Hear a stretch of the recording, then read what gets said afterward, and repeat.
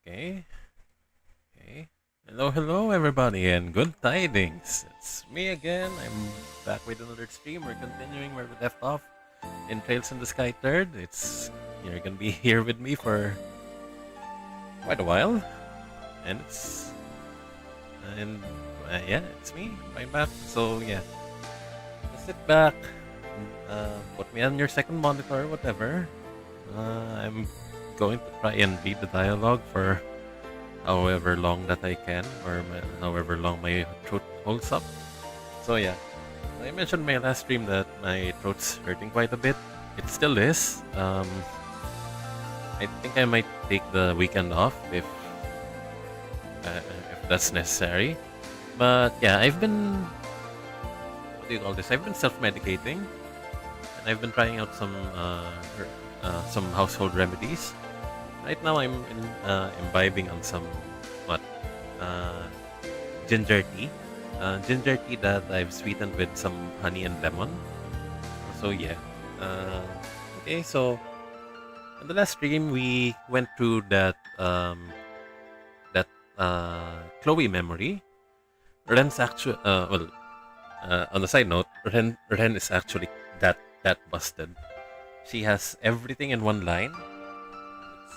It's pretty much perfect for her being a caster, and her stats allow for it too. So yeah, well, back on the memory. So we went through that door. We went with Chloe. She was required for that door. So I'm guessing that the next door we're going to be pushing through will require some other party member other than Chloe. So yeah, let's get on right to it.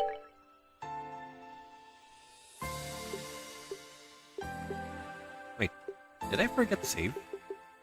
Oh, okay. So it looks like I forgot to save or something. Uh, Looks like I did forget to save. Wait. Let's try loading. I know I saved it last time, but looks like I didn't. Let's check the autosaves.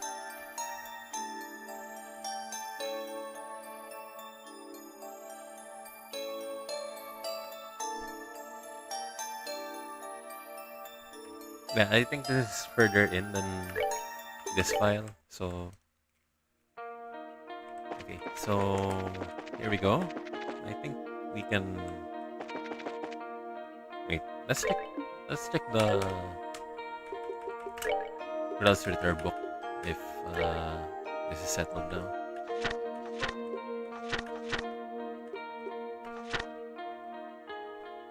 Okay, so yeah.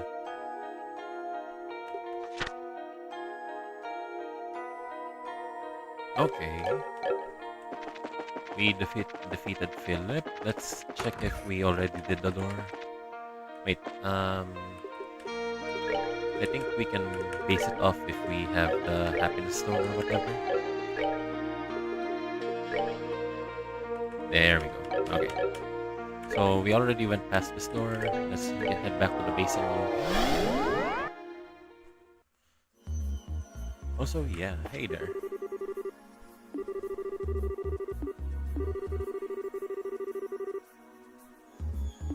So you're not much help in that regard, but hey, each their own. Let's see what else we can do.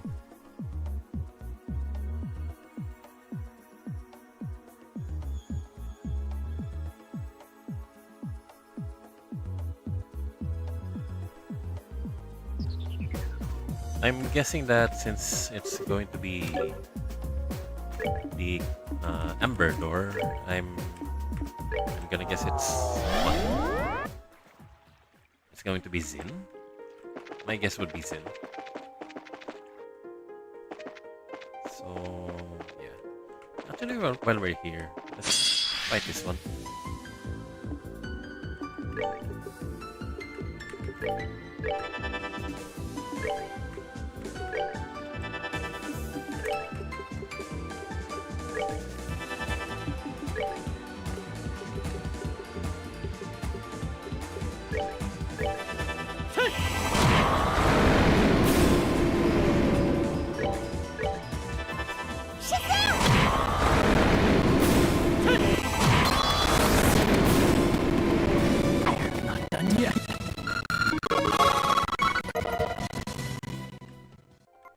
the reason why we do that is because that guy is particularly loaded with Black Sepet. And in this house, we like Black Sepet.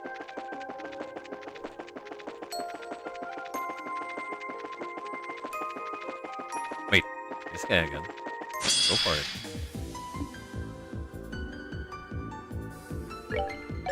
Oh, okay. There we go.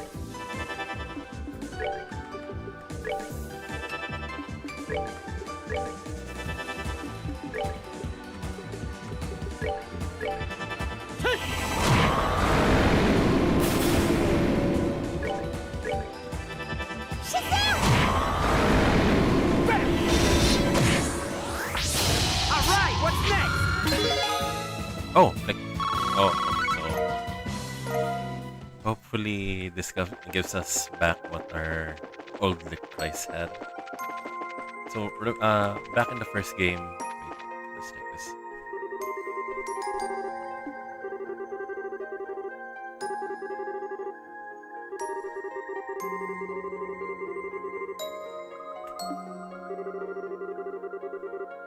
Sword wielding Dane.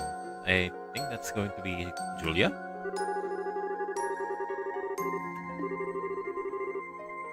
Or Annalise. Okay.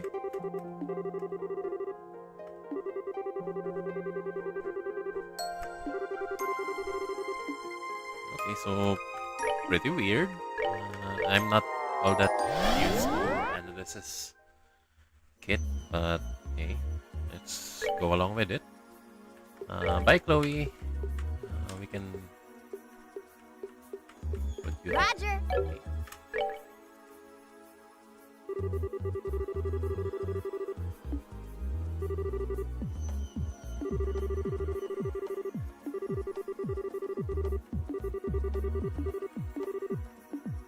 Okay, so Annalise's kit is kind of weird because what you want her to do is get loaded up on her attack stat,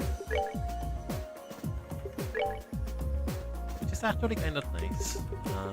She has excellent attack stat, excellent slots for a physical fighter. The problem here is we're gonna have to wait. Since we're getting a ton of Black Sepet, I think we can spare her some for an Onyx gem. Because this will seriously help her. Wait, so yeah. We're also gonna have to upgrade her slots. Not the smarts, let's upgrade the slots too.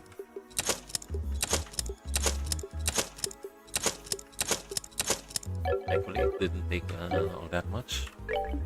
Wait, let's fix her setup while we're here. Attack 5. There we go. Exactly what we wanted. Action 5. Again, exactly what we wanted. Wait, is Ren there we go. It's Ren. Okay, there we go. Evade.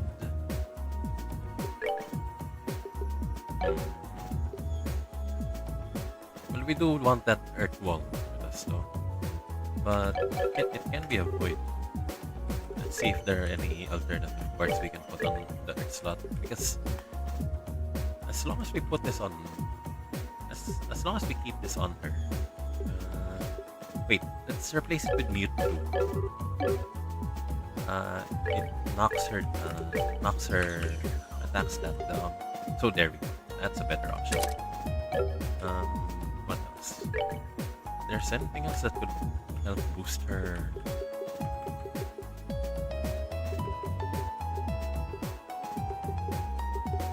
Okay, personally, I think water is fine. Because if she has lower defense, at least we can compensate with higher HP pool. And let's see. Let's also fix her equipment. I am a massive fan of the Fool's Emblem on her.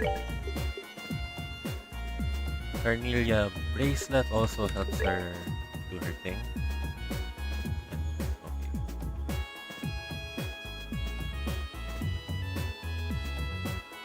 Okay. Okay. How about this? so you have to put her on battle circle. Now she's pretty much fixed for a frontline combatant. And let's see, we can at least recharge. 90.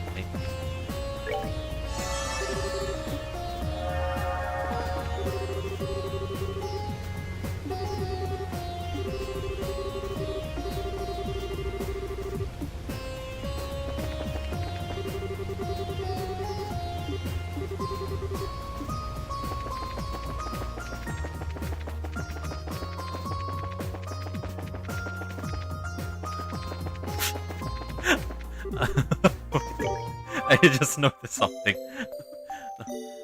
Does anybody find it oddly weird that the priest is following the child? No? None? Okay.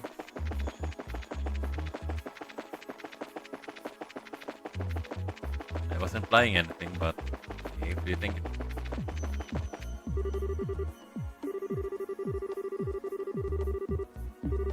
it's like that, sure, okay.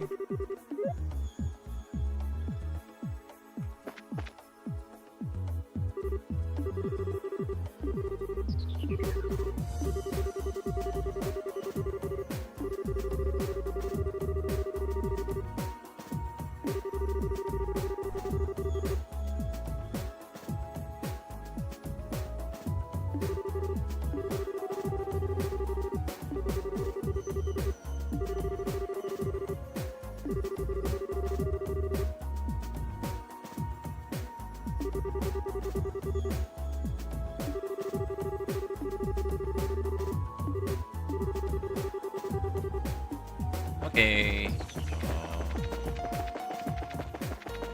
can check with the military guys now.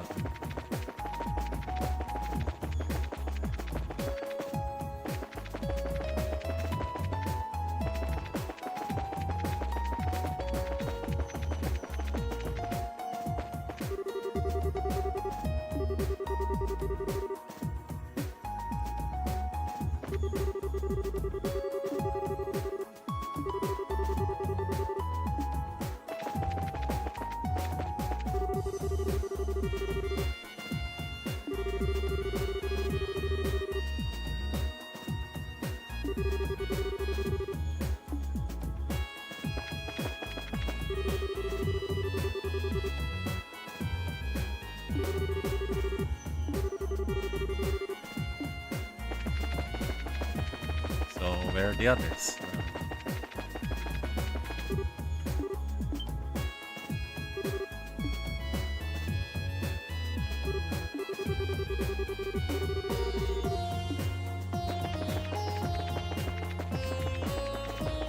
Why are you all alone here?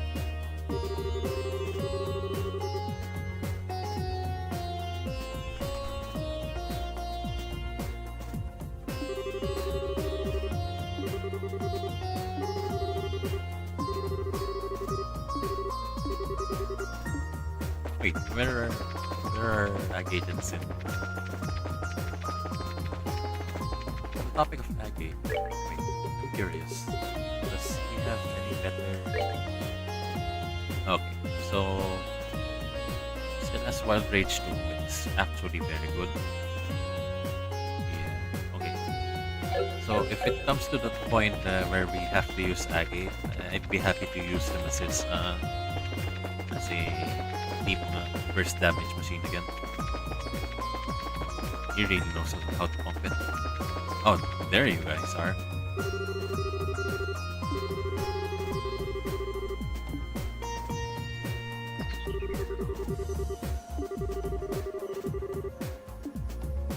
Okay. So now we head back to Physics Plane and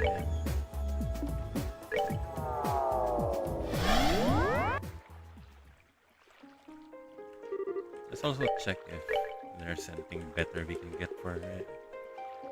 Yeah, that's a strict downgrade.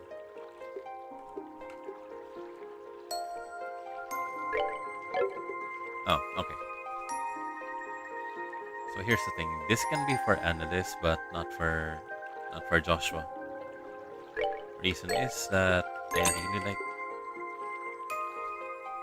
their speed stats to be as high as they could be.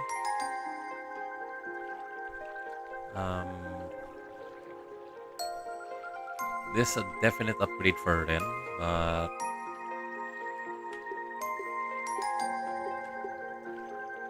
also let's buy one more for Kevin.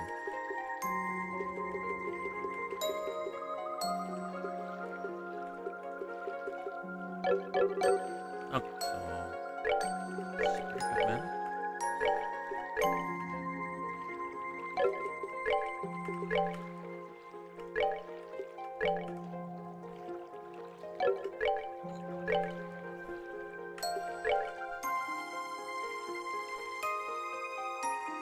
Huh? Did I? Okay. Let's leave it at that.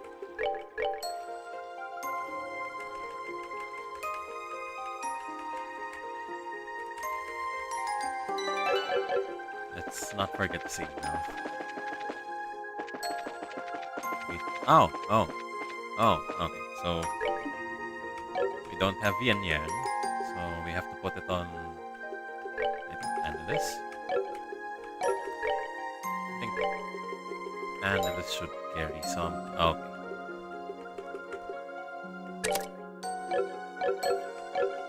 There we go. See how everyone looks.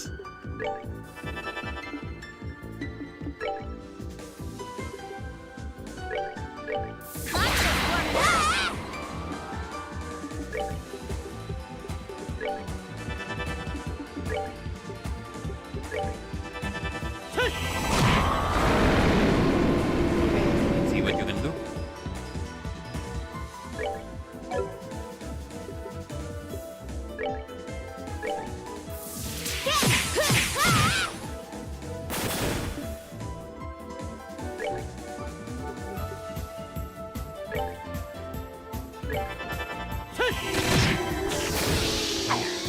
Not done yet.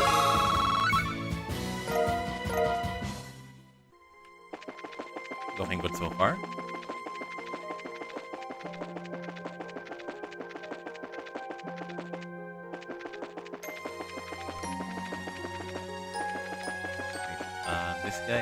These guys carry a lot of sentiment with them, right?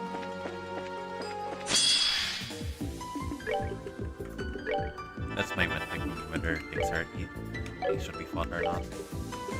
These guys carry sentiment on them, right?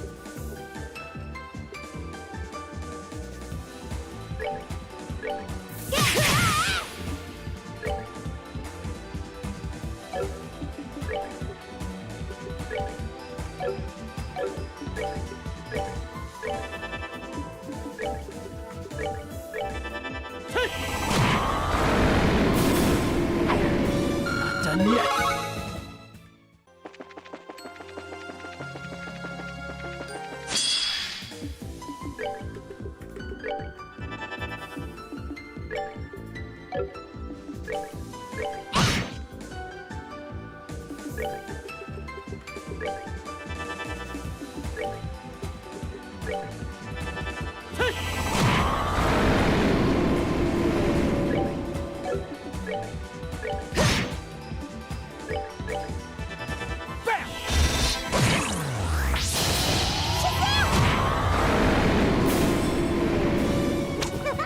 Later, corpse.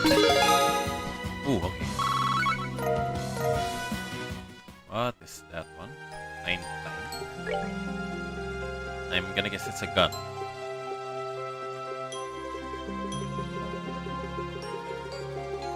Yeah, it's a gun.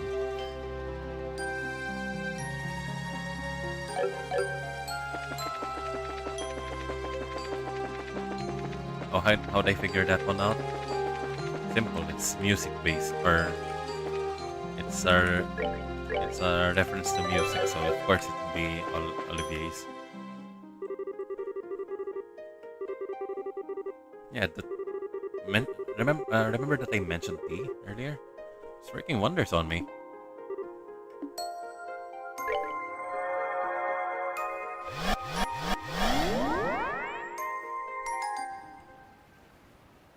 So where are we? Oh, Oh, shite. Right here?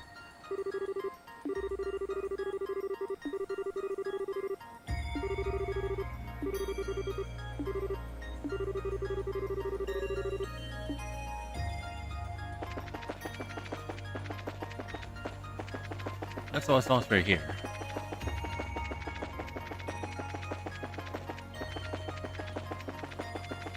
Oh, so no backdoors this time, huh?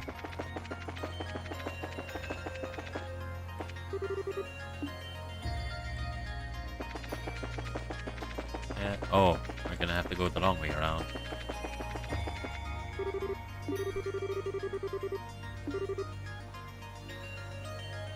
So everything's inverted.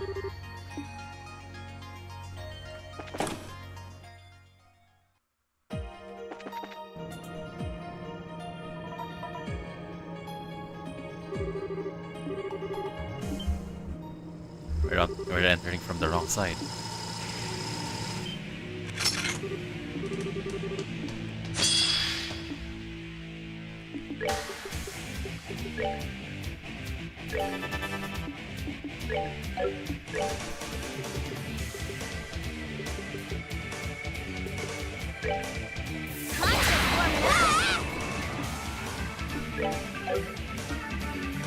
I think a good Ren cider would be really nice here. But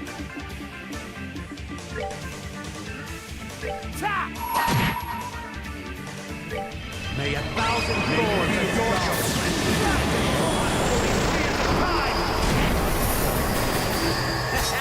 Not bad.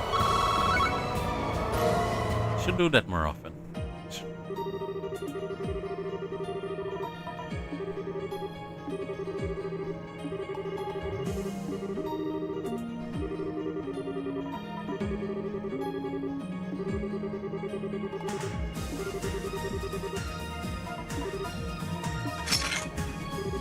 Don't be surprised, Analyst. You're with two child assassins here.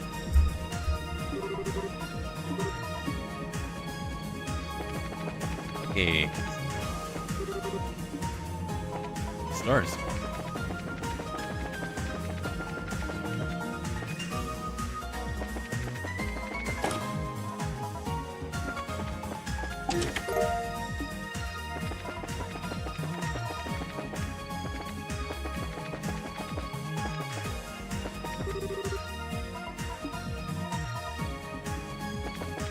We should at least check what these guys drop.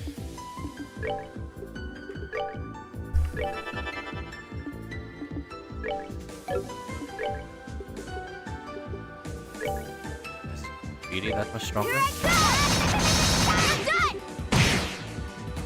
Not that much stronger.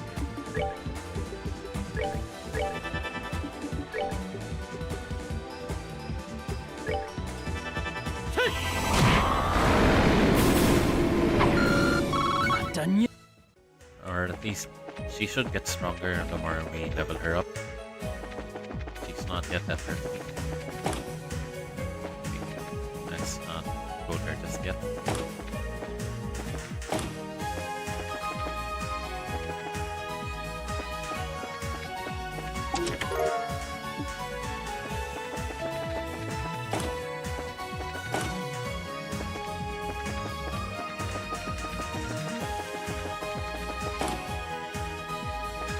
Okay, so this is a boss fight in between.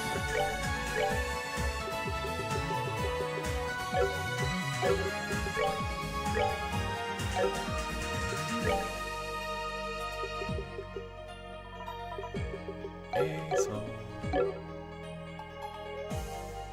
I think we're still pretty topped up. This shouldn't be too difficult. We're going to be fighting Grand, Analyst, and Kurtigan. This should be easy. I mean, I already know the kids.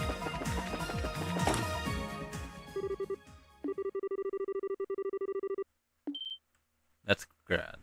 Yeah, pretty much.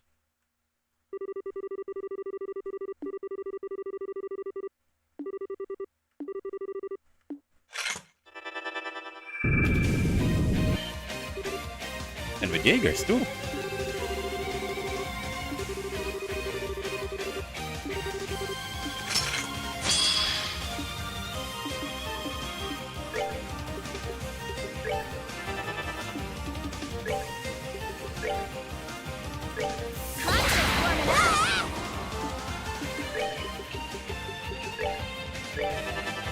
We can leave the healing to Evan. I think that's something he'll be happy to do.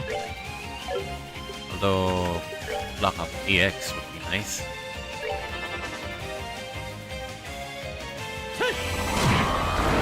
Okay, not bad.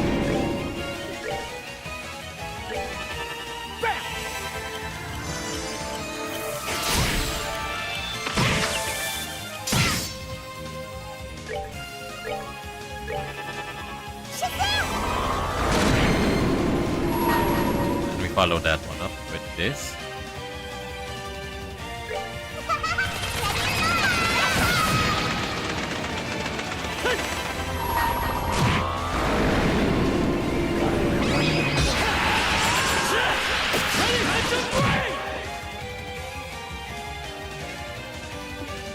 Not too confident with you this time.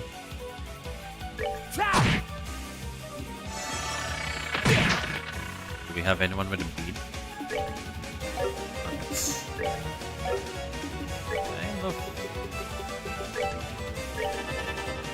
Kind of bad. Not gonna lie, it's kind of bad.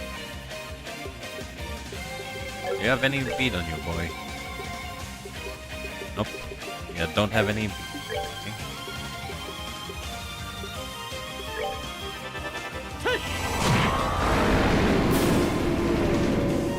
With you at least 80 delay.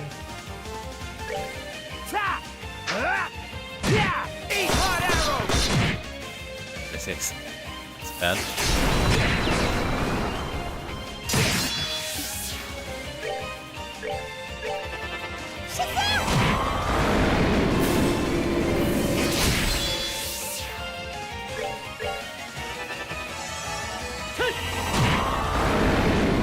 That's that. Let's move out. But it works out.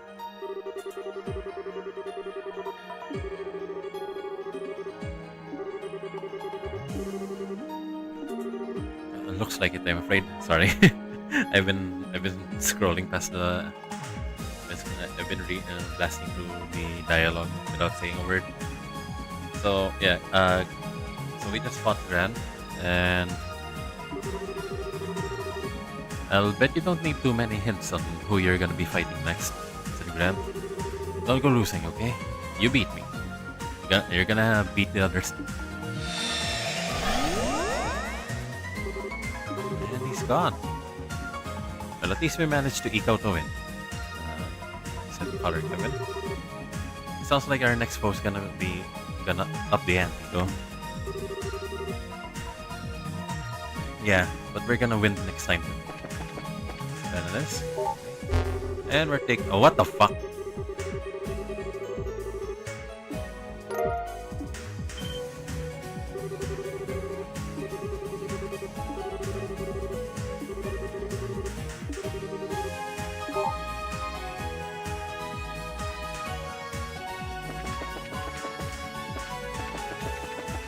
Okay, so let's get everyone healed up again.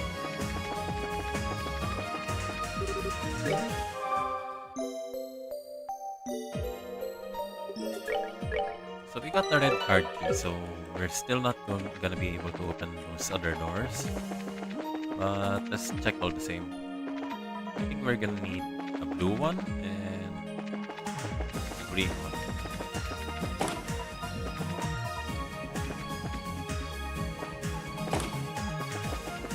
There we go. Here's the red one.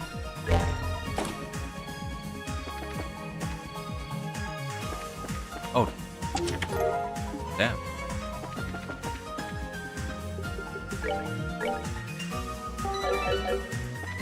Remember this one, Joshua?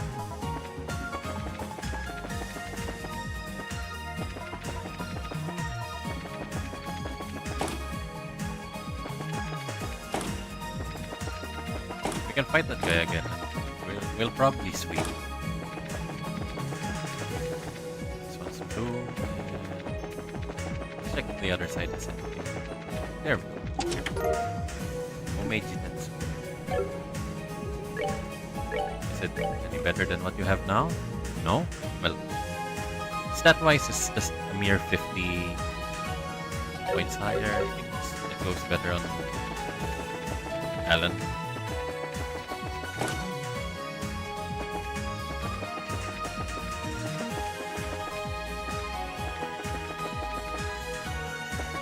Oh.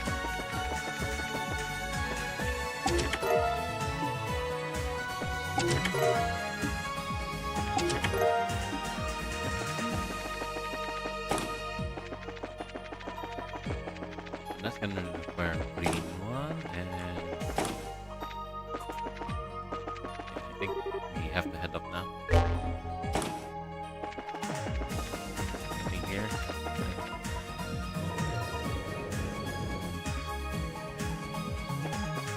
That needs the blue card key, so that one's gonna need the green one.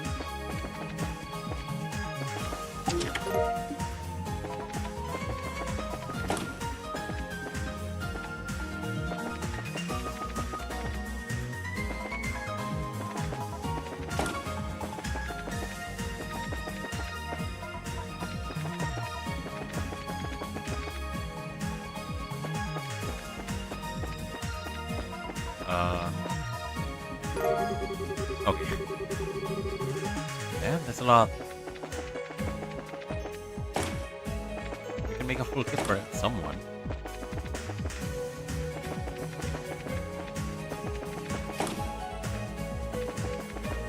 Oh.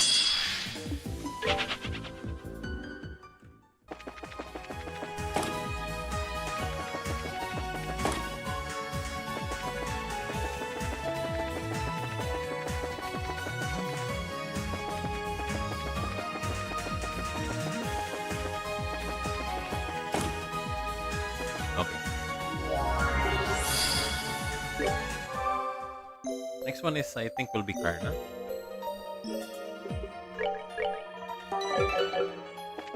Wait, let's fix the formation first. I want Analyst to be casting. I want Analyst to cast Earth Ball as soon as she could, because if she can do that, she's basically a faster Estelle, not a better Estelle, a faster Estelle. Karna. There we go. Ah, looks like you guys gotten yourselves caught up in something messy. Ordinarily, this is where I pitch in to help out, but I don't think that's an option this time, said Karna. And more Jaegers. You might have been able to win against him, but don't think breaking through my formation is going to be a cakewalk. Come at me like your life depends on it. I'll do just that. Thank you very much. Earthball.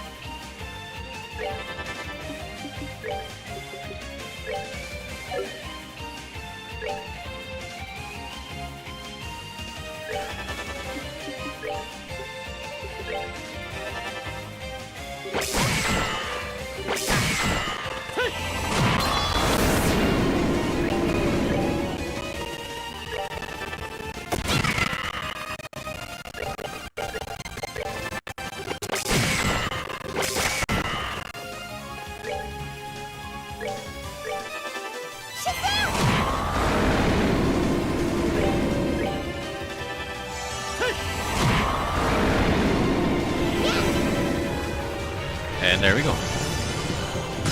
Now we're all set.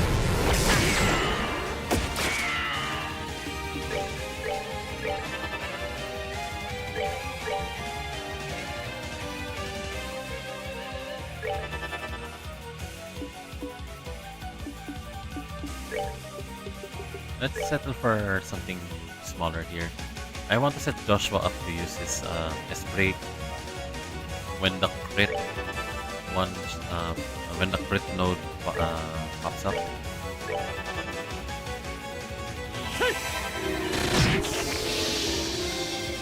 Okay, there we go. I will unleash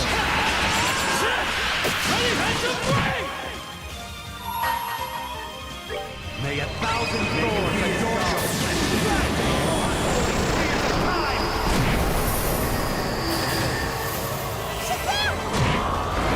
Very good. can.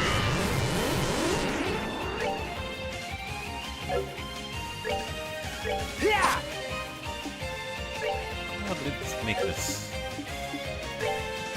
pretty. Here I go! You're done! There we go. I'm invincible! Or am I?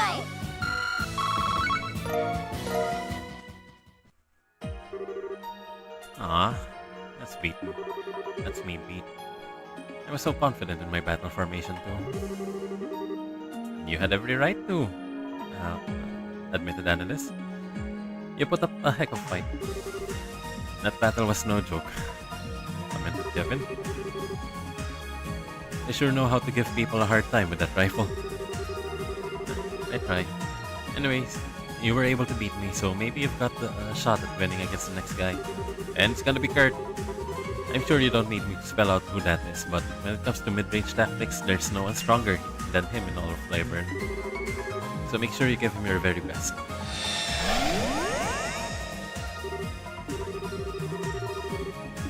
It's gonna be Kurt.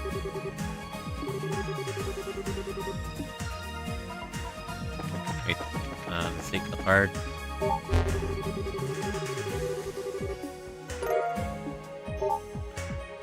It's green this time.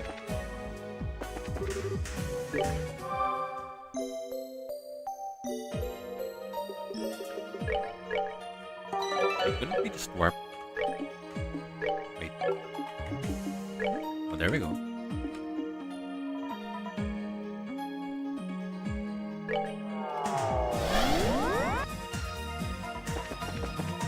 I guess for sure there are things we can unlock here with the green card.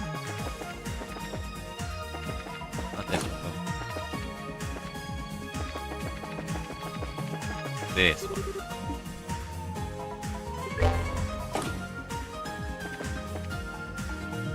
Almost nearly walked into that one. I think we already have these, right? Wait, no. Okay.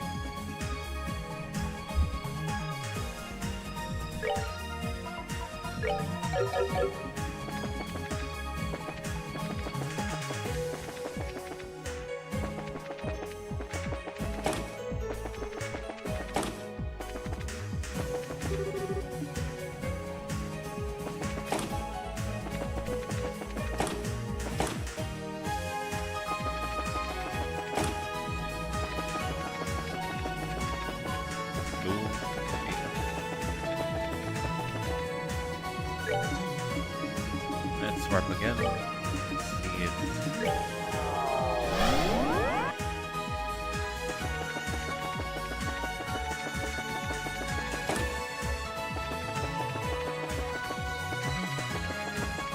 Also, yeah, before I forget, I think we should do that Olivier Vander event or door sometime soon.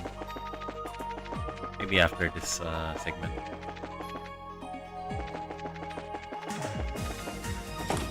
I'd hate to miss out on something good if just because I forgot about it.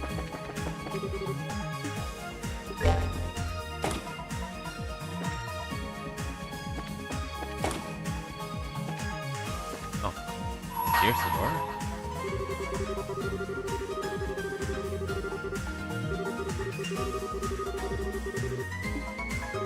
Not yet. Let's have you all prepped up, Red.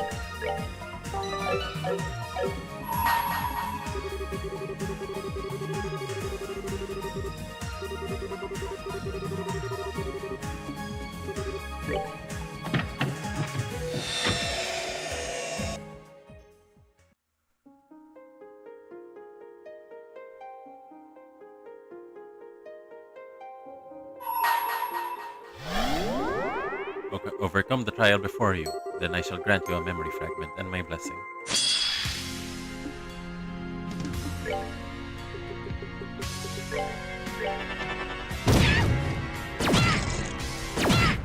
Again!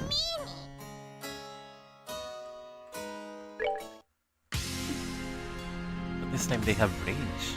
No.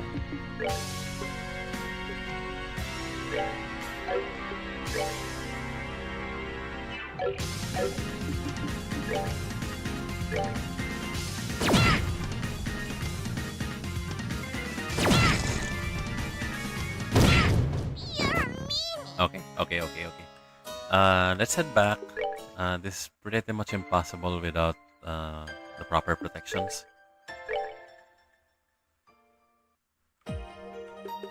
Proper countermeasures, I should say. Prevents, petrify, pet close.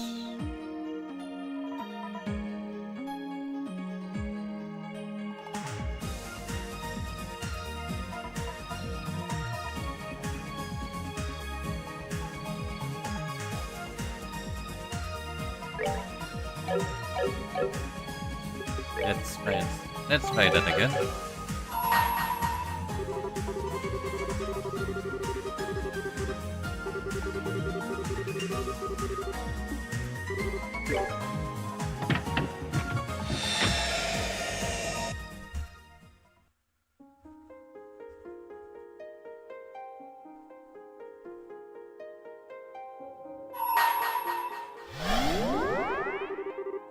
Overcome this trial before you land. Hopefully this should be enough.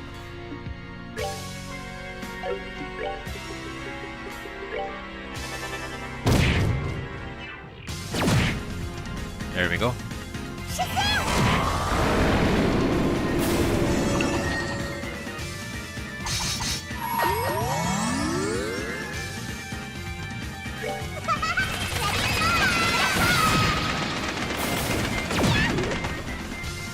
Okay, but at least we're not needing anything at the same time.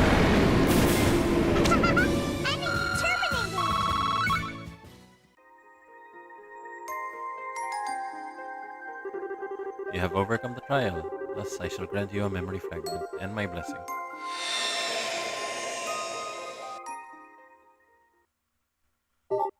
Loading. Complete. On the screen, the words Pater Mater appear. 13 factories. Gordia's Class Tactical Archaism Development Plan. Author. 13 factories. Codename. Pater Mater. Plan overview. We intend to develop a cutting-edge archaism that inherits the DNA of the rest of the Gordia series while containing a more advanced control system. It will retain the same tactical effectiveness that was the primary development goal in the previous models, while allowing for a more flexible and precise strategic usage as well. Effective radius. The archaism is intended to be accessible across the whole continent. Powerful main and sub-engines should allow it to operate for several years without resupplying. Autonomous combat ability. The use of the Mars Integrated Orbital Arithmetic Logic will allow for advanced autonomous combat and effective identifying of targets. In addition, the archaism's control system will make use of the operator's nervous system, allowing for reflexive, instinctive movements in combat.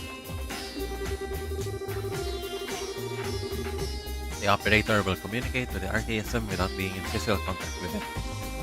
This will require a compatible candidate to be found and be chosen. Dimensions.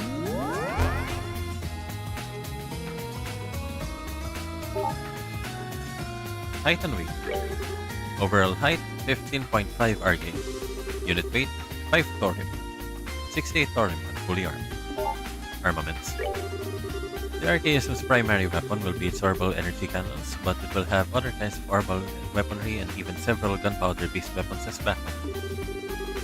It will also have a revival system, which will use an orbment to generate healing energy to heal or revive its operator in times of danger. Armor material. The armor plating will be made using Cordalagon alloy. Cordalagon is the most fitting material to use, given that it is the most capable we have access to in all regards. For data regarding strength, see files on Gospel Plan. Current progress. New engines. Development is proceeding smoothly in line with the plans drawn up by Professor Novartis. Tests have also confirmed that they are already capable of providing power to the actuators. However, the professor has raised concerns about the low responsiveness of the flight engine.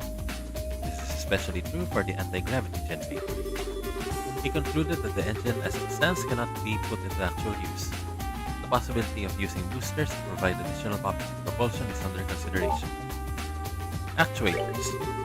Development of actuators is experiencing significant difficulty as it isn't possible to simply use the same ones as other RKSMs. The increased size of the main weaponry means that RKSM's weight during combat is significant, and as a result, problems have been occurring in durability tests, especially with the leg joints. It may be possible to make improvements in this area by using precise control so that the weight burden is spread evenly rather than one focus point. Main armament. The Orbital NG cannons that will serve as its primary armaments have been successfully tested. However, by the order of Professor Novartis, the possibility of them becoming twin mounts is being analyzed, so they have yet to be equipped. The new Orbital engines are expected to be able to provide enough energy to compensate for the necessary increase in output. Control system. Experiments regarding the control system are currently ongoing. For the results of the experiments that have been carried out so far, see a separate entry. Experiment results. Tests of the control system continue to be performed. However, none of the test subjects have been able to realize the expected level of precision where we are aiming for. The results of the main tests conducted by Professor Novartis and his team can be viewed above. Test results. Test subject. Subject AI. Abnormality during phase 2. Comatose. Test subject. Subject B3. A1, sorry. Subject B3. Abnormality during phase 3. Cardiac arrest. Test subject. Subject C1. Abnormality during phase 1. Insanity. Test subject. Subject D7. Abnormality during phase 2. Comatose. Test subject. Subject E3. Abnormality during phase 2. Cardiac arrest. Subject F2. Abnormality during phase 2. Comatose. Test subject. Subject D4. Abnormality during phase 3. Comatose. Test subject. Subject H1. Abnormality during phase 2. Comatose. Test subject. Subject I6. Abnormality during phase 4. Mental breakdown.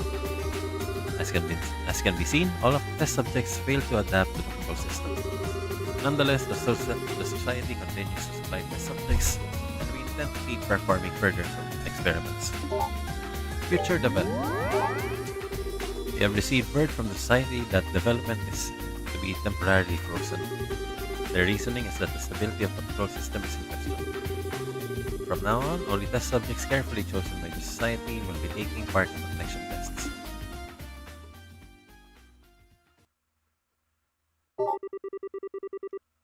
Test subject. Subject R3. Successfully completed all 4 testing phases. Note: the subject did experience a small degree of flashbacks. Subject R3. Succeeded in communicating with Pater Mater, ascertaining the society's intention in regard to resuming development. Subject R3 has succeeded in operating Pater Mater, ascertaining the society's intention in regards to resuming development.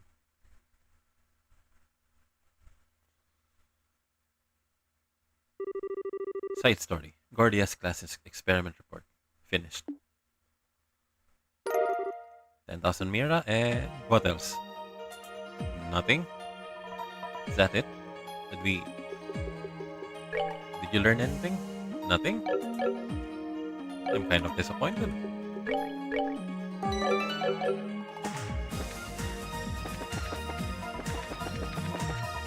Is that really it though?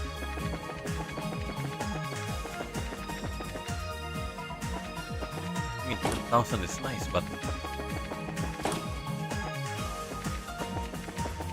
kind of small.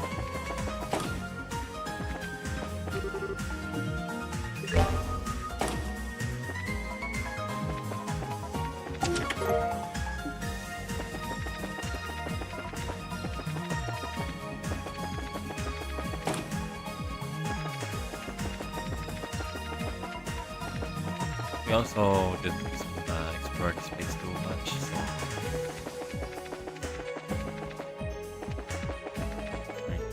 I think exploring the space now would be nice.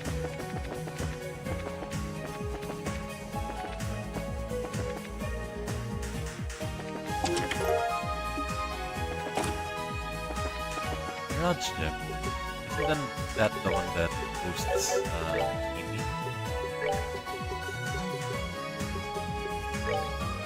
Oh wait, Silver Gem.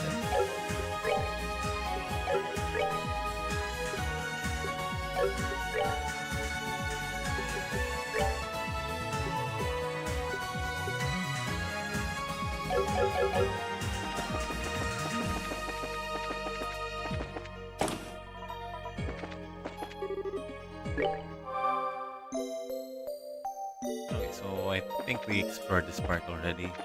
We're only missing now. The only key card we're missing now is the blue one. So let's get down there and go fight Kirk.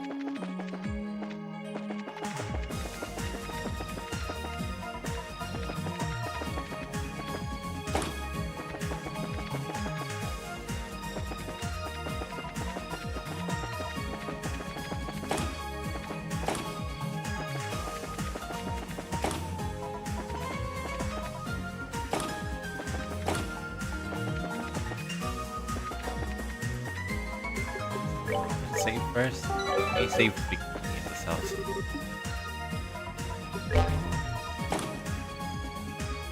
So I'm guessing Kurt's now. Kurt's next. I think they say that it's one of these. It's pretty much figured out now.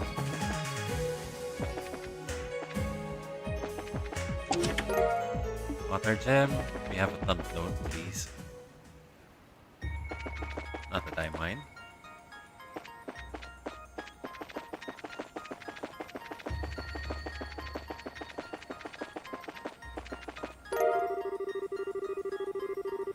Wait, so hold on to that thought. I think a piss break might be nice right around now. Might also grab some tea when I'm at it. So if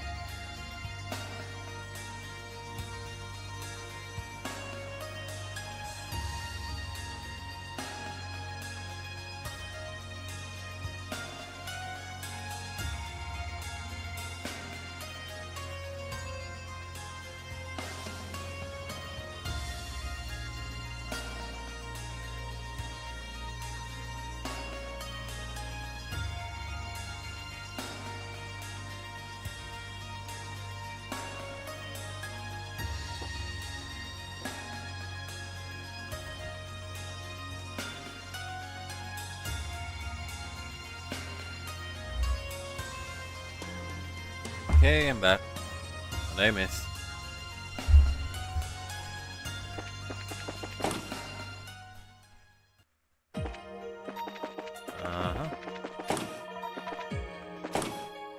Nothing much going on here.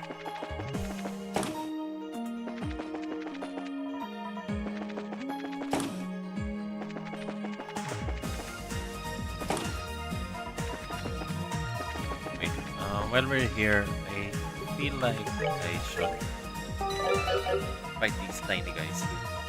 Just because I'm feeling that Annalise is kind of power crap. She can use some levels on her.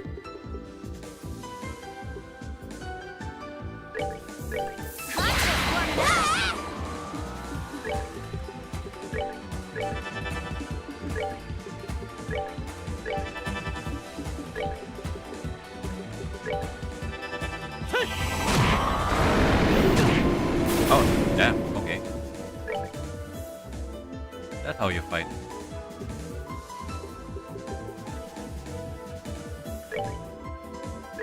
Here I go! You're done! I am invincible! Or am I?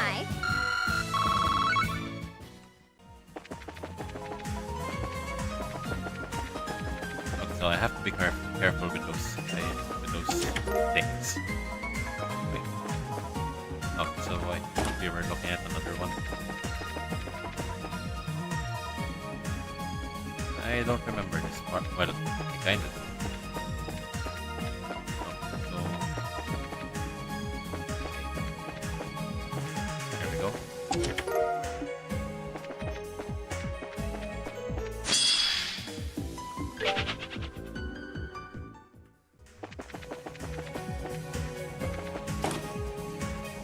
Okay, so this is pretty straightforward, seems.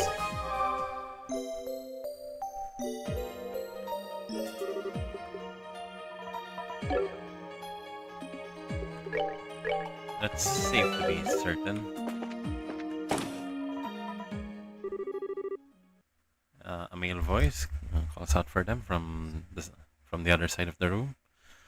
I'm glad you can make it, Annalise, he said. So it really is you.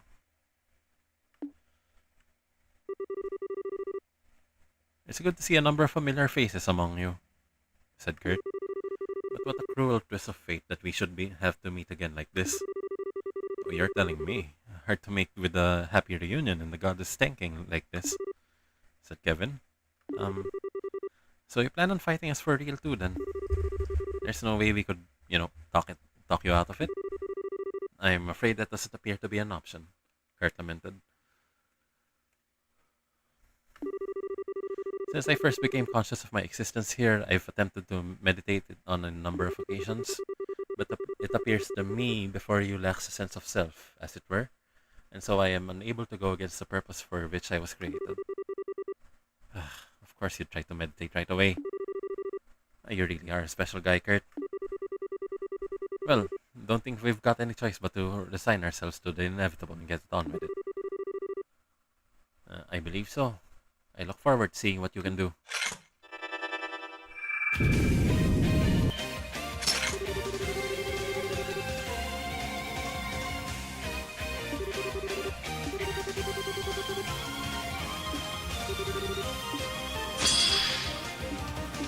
But you forgot. Hurtful.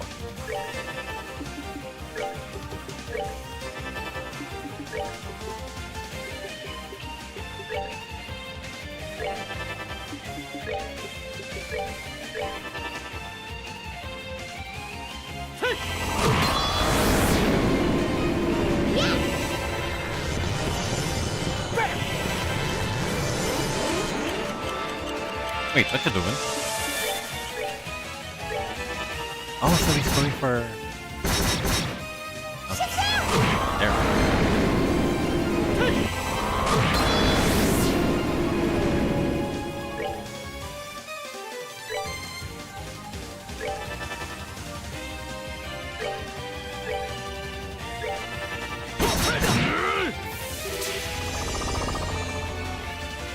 We just have to move in there and should be good enough.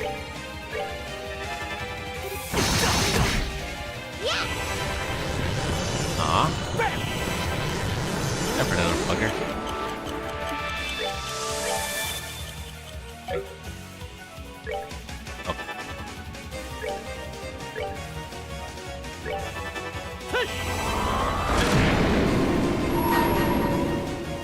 I will remember.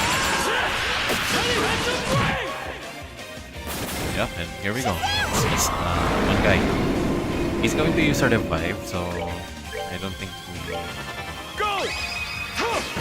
Rise, storm! Sky and sea!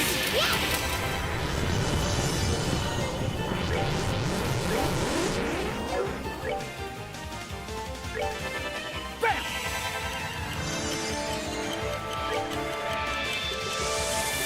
How about this?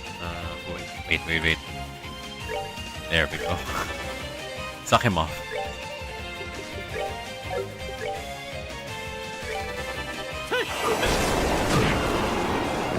We're not done yet.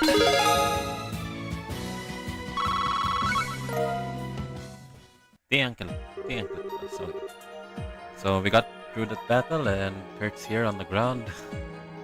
I still have much room for improvement. I can only hope the knowledge I have gained from this battle will find its way to my arena self as well.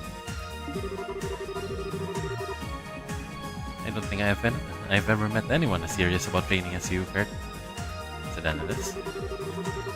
With promising young bracers like you are around, I can't very well afford to rest on my laurels. Still, with the skills you demonstrated here, perhaps you have a chance at defeating her. Her? Who else?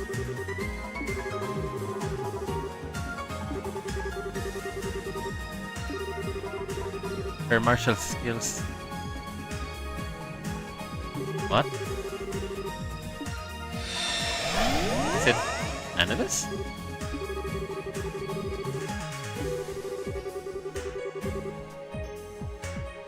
Kilika.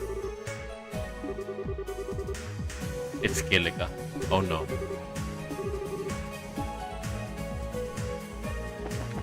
Oh no, oh no.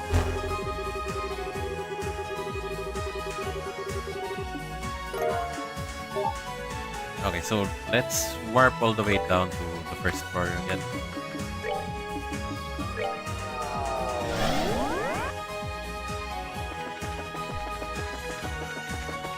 Wait, this is not the right way.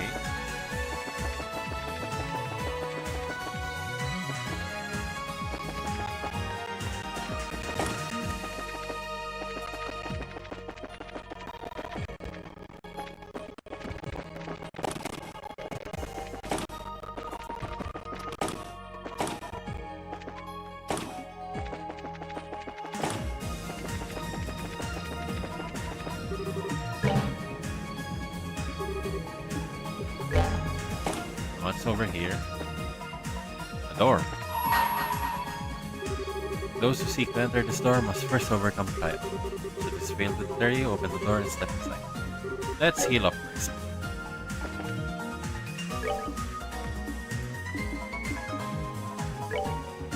I forgot to heal.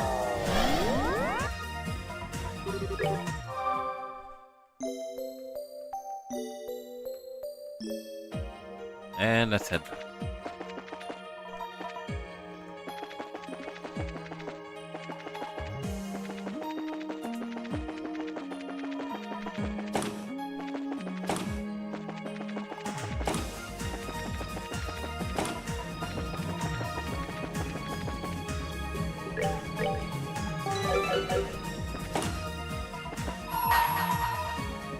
Personally, I would like the option if we could hot swap Kevin for Zin, because I want to see how Zin could fight Kilika.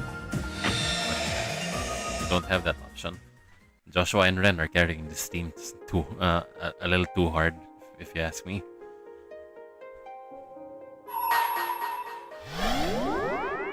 Child assassins, am I right?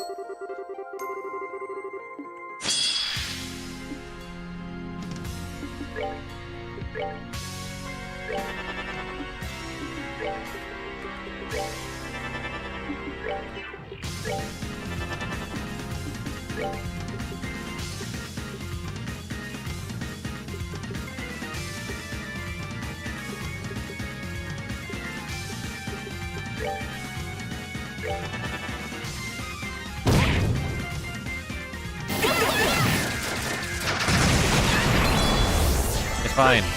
You're not using it. What? Oh. Shit. May 1,000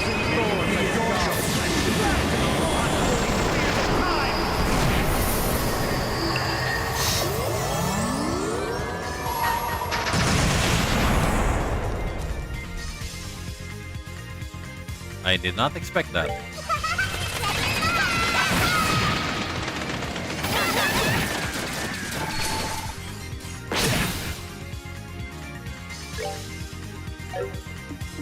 Nice and shine.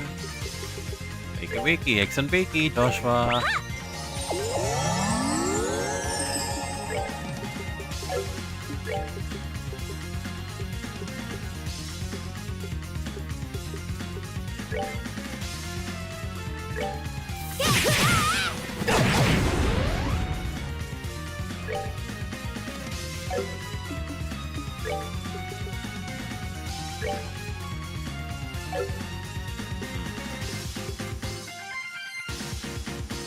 No. No.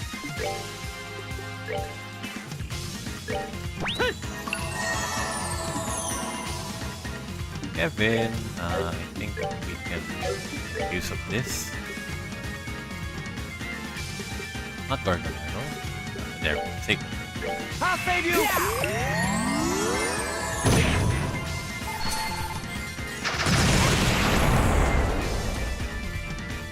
Then, not sure how. Excuse me, I think my cat has taken a liking for my desktop. Okay, you can sit there if you want. He likes this. Oh, it's when I'm streaming this guy. Sorry about that. How about this?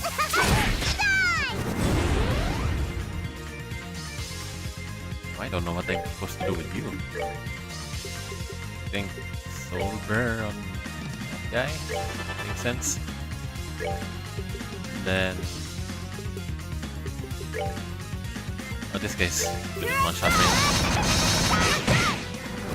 Good. Oh, he focused you down on the magic. Or we can go with healing. Healing would be nice. I'll save you!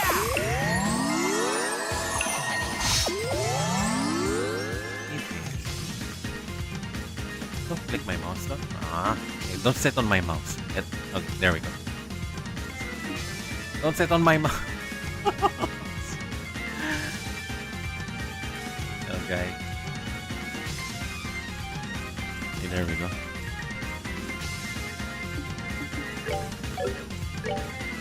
I focus when you're. Aww. How can I focus when you're being all cute like this?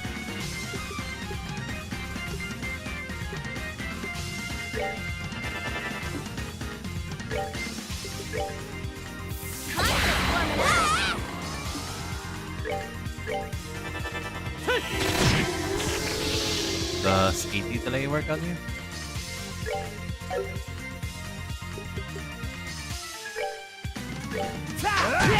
Arrows! 80 delay works on you. Do you think we can coordinate that?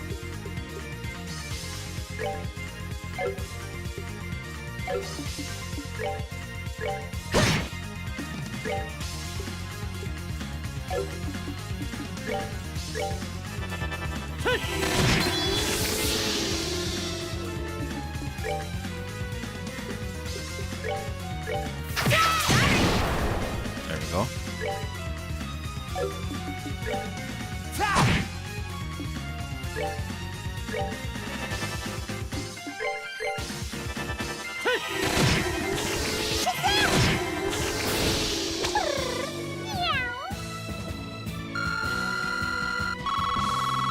Man, were you paying attention to me and my cat?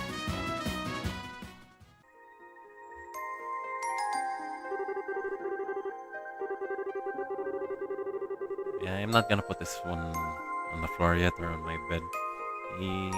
My cat's an older gentleman. Not the kind that's geriatric, but he's really up there in age now.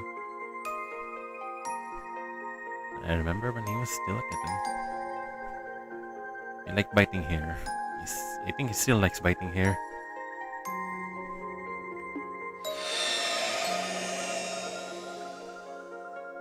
Or maybe He's a little jealous that I'm streaming and I'm paying attention to to the monitor and chat. Oh wait, is this Blue Blanc? An investigative report on Phantom Thief B. His crimes, his history, and his true identity. Wait, we know his true identity? Imperial Chronicle Investigative Team.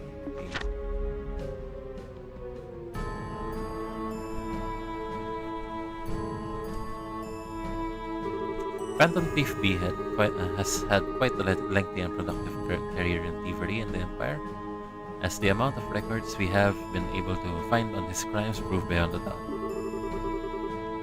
From numerous paintings held in the Imperial Art Gallery, to a septium crystal held in the Empire's customs warehouse, to even a cutting-edge tank held in an Imperial Army research facility. Nothing is truly safe when he desires to steal it. His conquests aren't limited to inanimate objects. He has been guilty of pretending to be a military officer and eloping with the wife of a marquis on one reported occasion. Yet, and this is perhaps the most baffling part, there is no concrete evidence to suggest he has profited from his exploits. Rather, the objects stolen usually end up in places so bizarre their owners are liable to faint upon hearing about it. In other cases, they are transformed into Mira, which is then rained down from the skies in areas largely inhabited by those less fortunate. Hearing this, one might be led to think him a vigilante thief who takes from the rich and giving to the poor. But make no mistake. Okay, so a bit of sentence construction parallelism issue there, I think.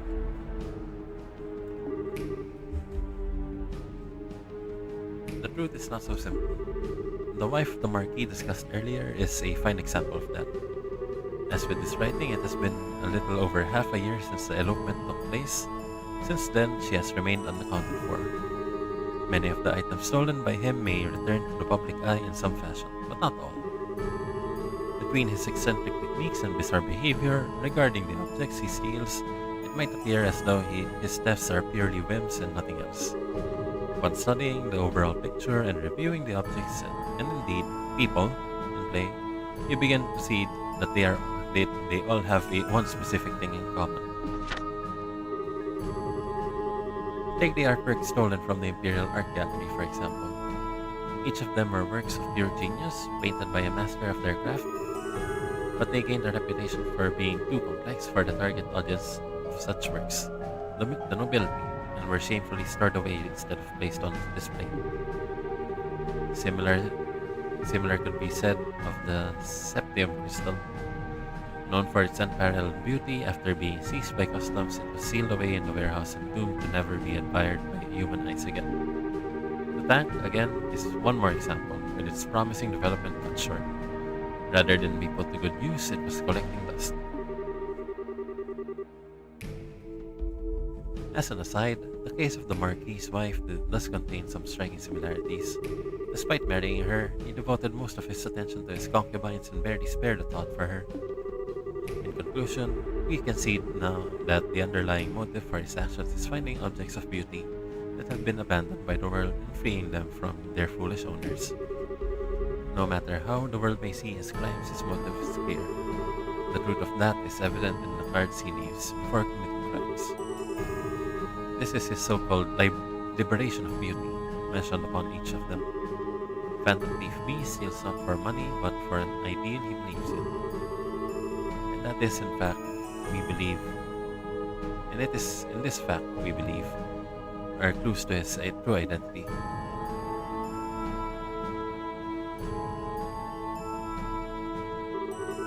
A number of valid theories come about on the face behind her famed thief. Unfortunately, they are all lacking conclusive proof, as they are numerous, and so it is impossible to say whether any of them are actually correct. To complicate matters further, we now even have deranged individuals coming forward pretending to be him and allowing themselves to be captured by law enforcement. That is not to say, however, that none of the theories circulating are not at all possible. Here we will introduce three such theories which have developed significant followings and may not turn out to be too far from the truth. Theory 1. Amorous con artist X. X's personal history. X is known for his exceptional skill as a con artist, having faked his own identity in order to engage in romantic relationships with many noble women.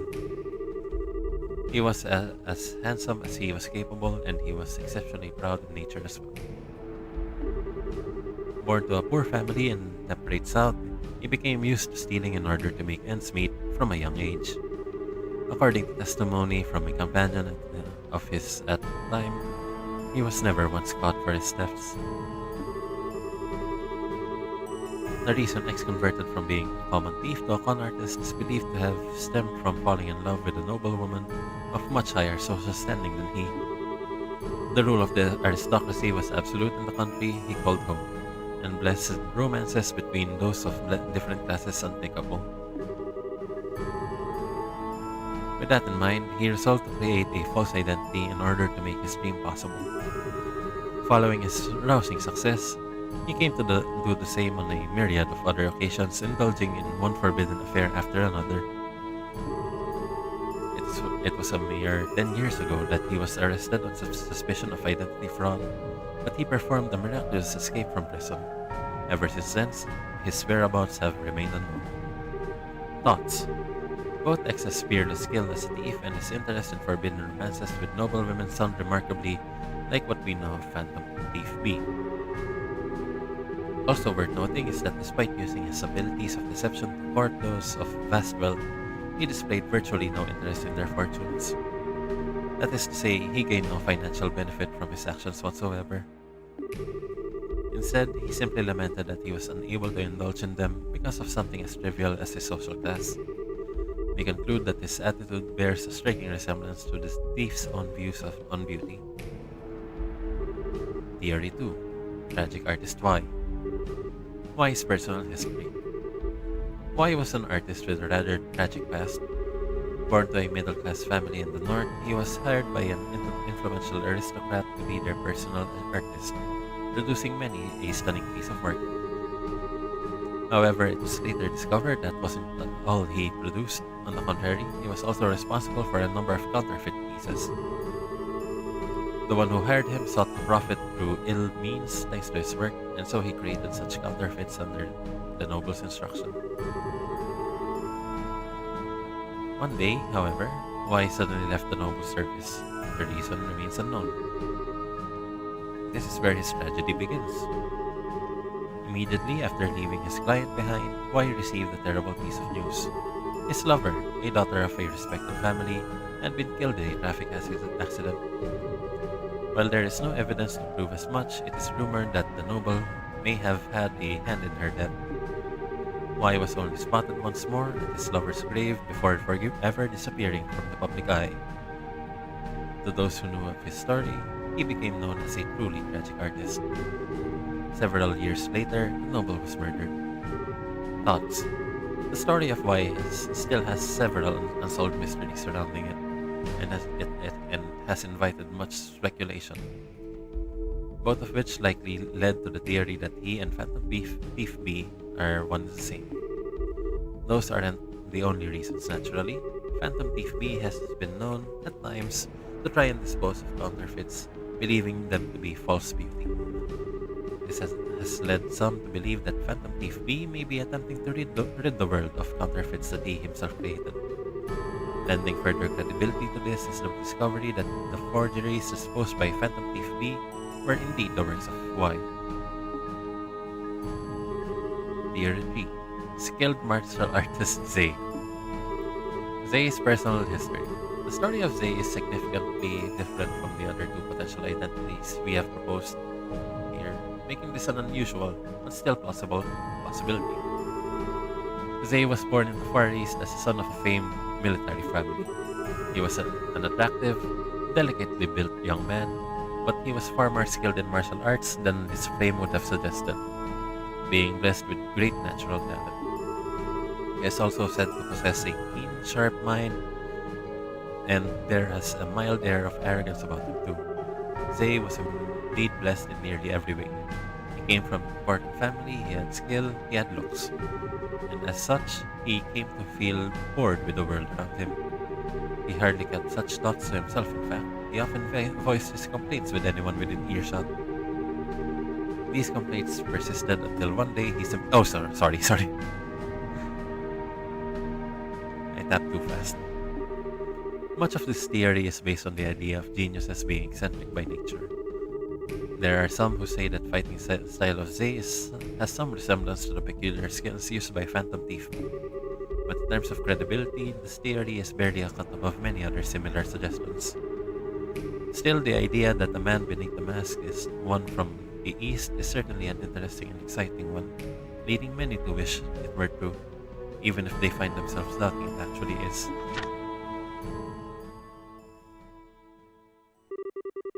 That brings us to the end of outlining three very different theories. Could X, Y, or Z be the true identity of our famed Phantom Thief? Or is the truth perhaps something else entirely? The only way we will know for sure is to hear the truth from the man himself. Of course, whether we can trust anything he says is a discussion for another time. Postscript. After this article was first published, we received a card believed to be from Phantom Thief B himself at our office. The contents of the card are as follows. The truth of my identity is already within grasp. My number reveals all. Judging by this,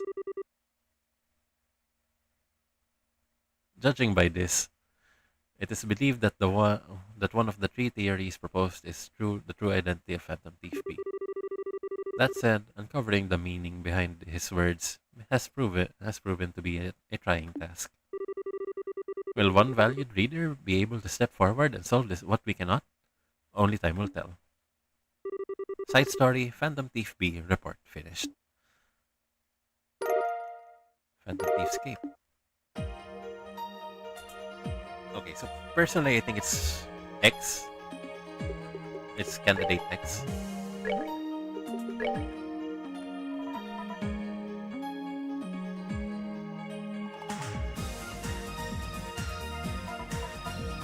Wait, let me... No, okay, so I cannot. My mouse is being obscured to me from... being obscured from me by my cat, or the family cat.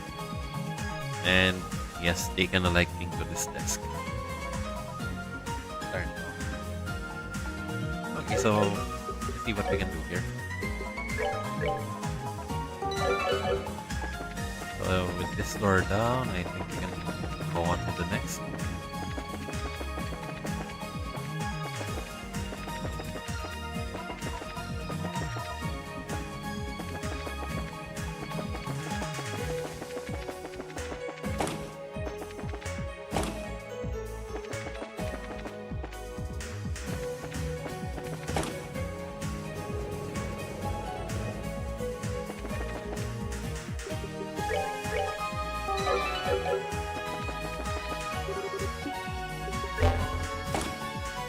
Let's not go there yet.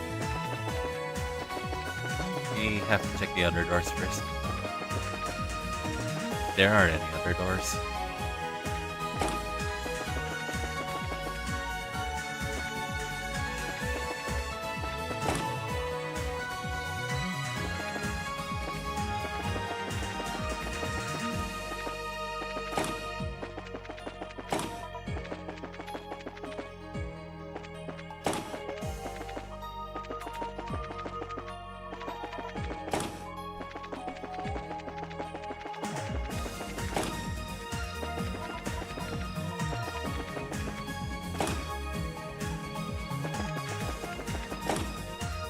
Okay, so this one has a door here that's locked behind the blue key card, so here we go.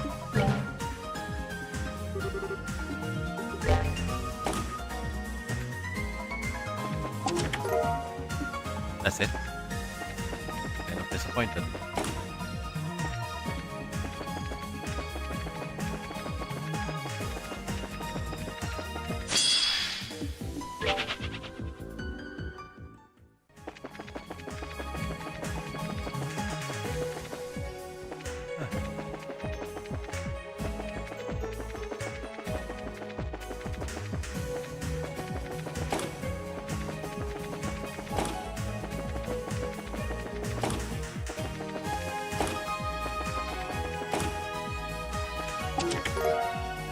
Good gem.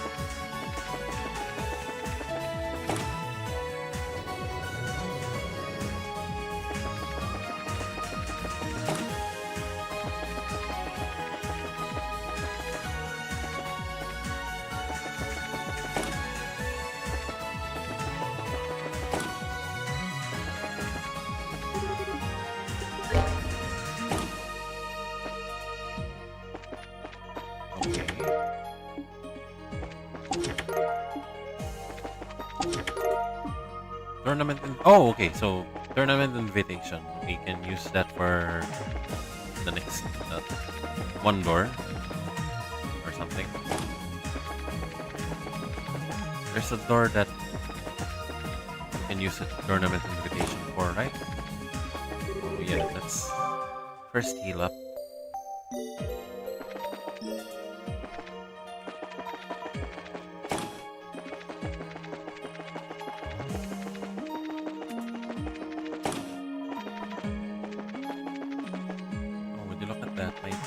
Really has taken a liking for my desk. Okay,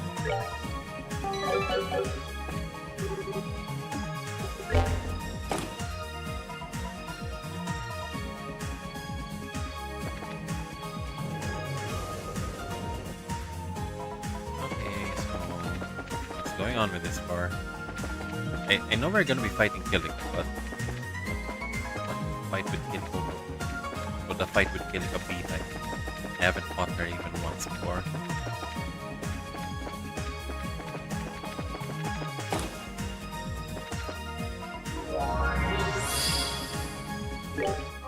Okay, so here's an idea. Maybe I can sneak off to the Hermit's Garden first.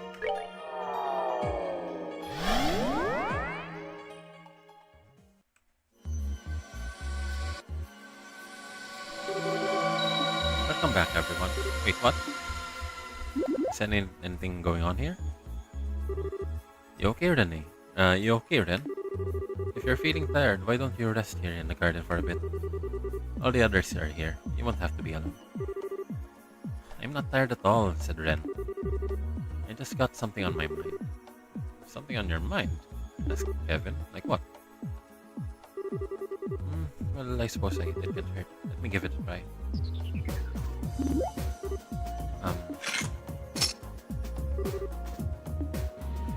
Oh, okay, so she called for Pater Mater. Oh, damn. I knew you'd come. Switch to standby mode. Right, that's set.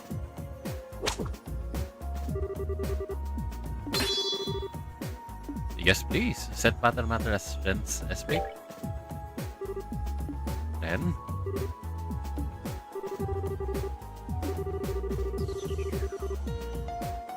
this world can be directly influenced by people's thoughts. We've established that much already. So why wouldn't Pater Mater come for me?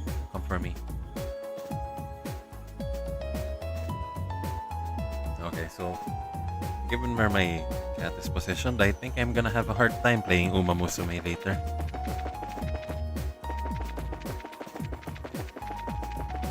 Wait, let's check what line. So it's a line. Not an area attack. It's a line attack. Maybe it's a big line. Tita, I think you'd like to see this one. Okay, so you're not interested. Toby child.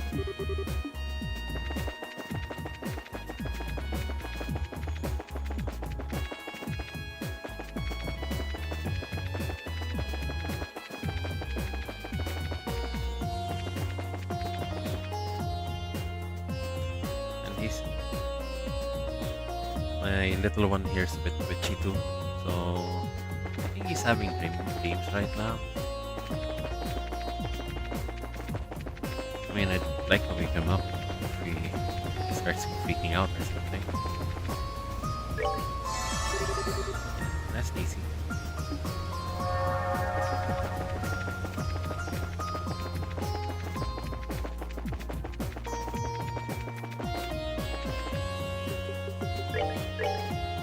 Okay, let's head off for that 6-play.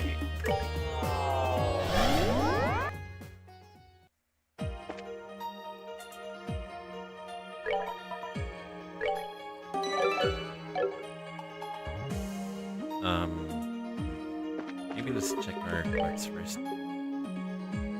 We are swimming in parts right now. Okay, so let's see what general upgrades we can make. I have a good feeling about this. So far, I think Joshua's all maxed out now. Kevin could use some work. Ren, I think I'd like to tamper with Ren's kit, but a little bit. Black 4 and EP Cut 4. We can replace that with a Ruby Gem and a Gold Gem. Okay. I've made up my mind. Ruby Gem and Gold Gem then. Ruby and Gold.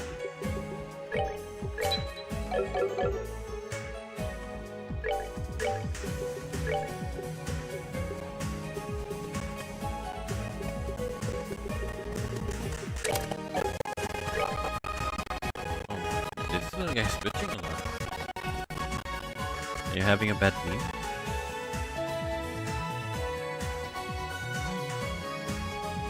Okay, little guy. You.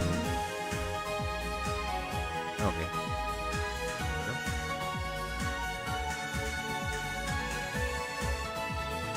No? Or yeah.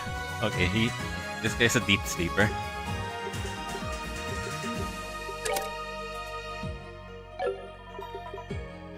EP3. Maybe we can replace that too. Quartz, silver. Go.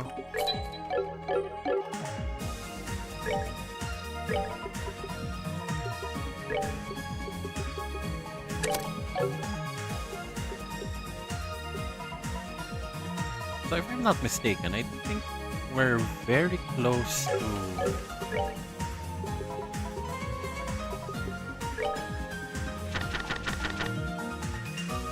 There we go. 8 win 8. I just need to replace something with 8 win. And I know just what to replace. Not this one. This one. There we go. This should... Okay. I think we can replace Dead with Casting 2. I don't think that will be... There we go. Shit. She is kinda busted. Okay, so when we're on the topic, I think we should take a look on what we can do with Kevin. So I'm not happy that he's kind of mediocre. I mean, sure, his kit suggests that we can build him as either a physical or attacker, but a physical or a magic attacker. But I don't know what to build on him. If I'm being honest, let's just go with the standard kit.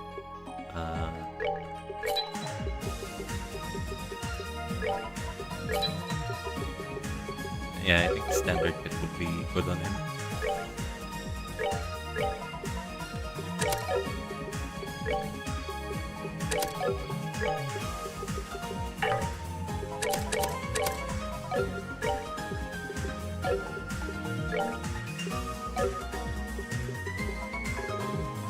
Okay, so we kept Silverthorn, but we also added to him Death Screen, which is good. It's going to be up to Analyst to keep everyone alive with Earthfall, and that will be that. Hopefully. This is Kilika we're talking about.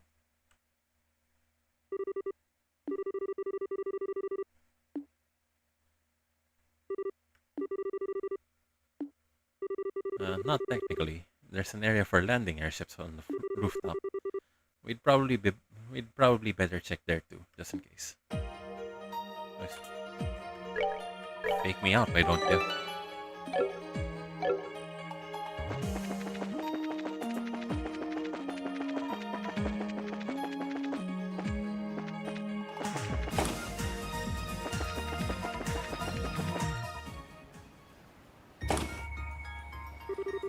Oh, you certainly took your time, said a female voice. Kilika. I knew it was you.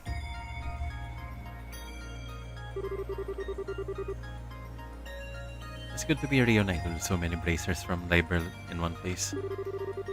I hope you've been doing well since I left for the Republic. It's good to see you again too. Now, right to business, Kevin. I take it you understand the situation without me needing to explain it. I think so. I assume you're the second guardian, Philip, being the first. We'll need to defeat you in order to advance to the next area. Correct. I can't say that I'm fond of having to fight in an old Ouroboros space of all things, but oh well. I suppose it will have to do this time. Oh, those chakrams.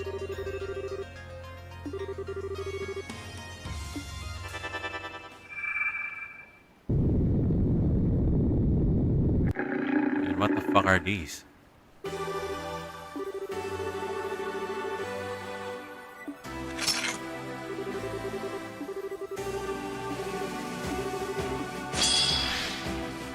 Okay. For you, we start with this.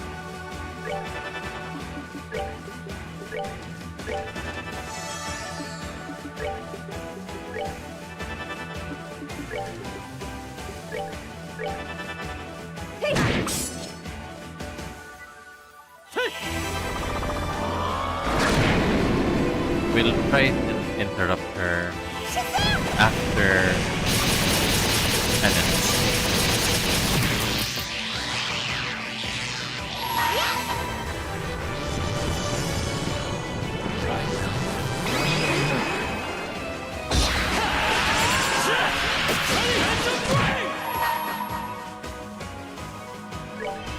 May 1,000 thorns adorn your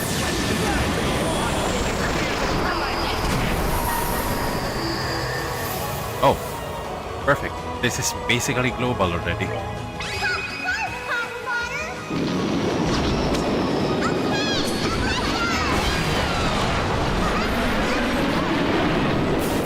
Let's begin. But we have Urtola.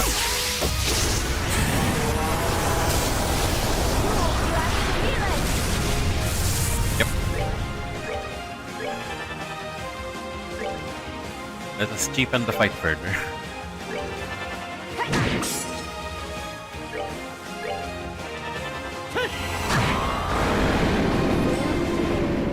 not done yet. The lake saved us. The lake carried this.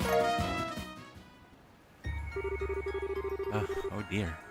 I see taking a break on my training has finally caught up with me, said Kilika in defeat. I thought I was sure to win if I didn't hold back, but I overestimated my own abilities. Oh, I wouldn't be so sure of that. You really gave us one crazy fight. If this is what you'd like after a break, I dread to think what kind of master you were at your peak. You fought spectacularly, Kilika. I see there are more formidable warriors out there than I thought that I didn't know about than I thought. Well, the time to say our goodbyes has come. With my defeat, you're now halfway through the trials of this explained. Just be sure not to let your guards down. I'm sure the greatest challenges are very much still to come. Farewell. Let us meet again one day.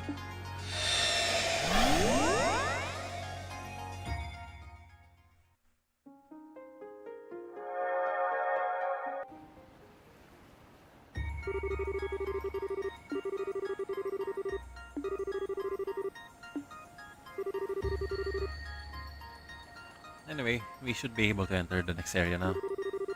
I don't know about you guys, but I'm exhausted. How about we go? Let's say we go back to the garden before we keep going. But first, let's check the area.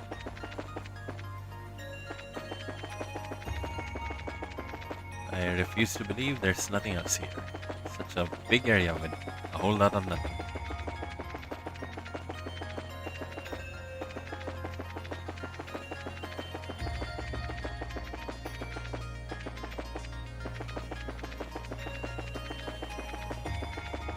That's it? I'm kind of disappointed.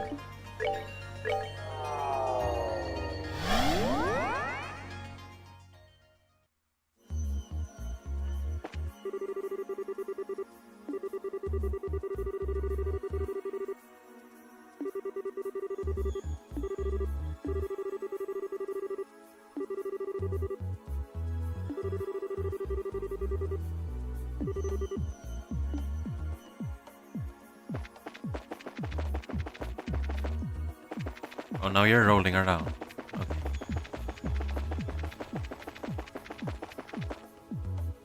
What are you doing here, Colonel?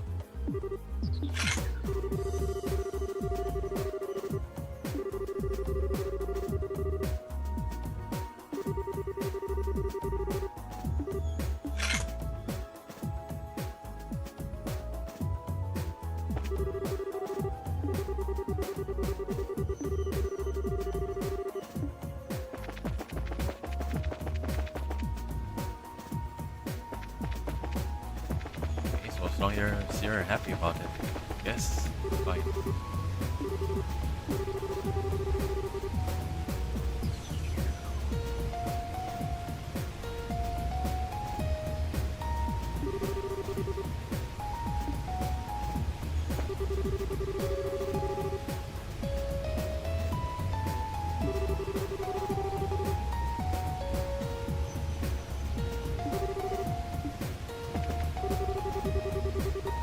Where you're going? Okay. So I can't face the other way.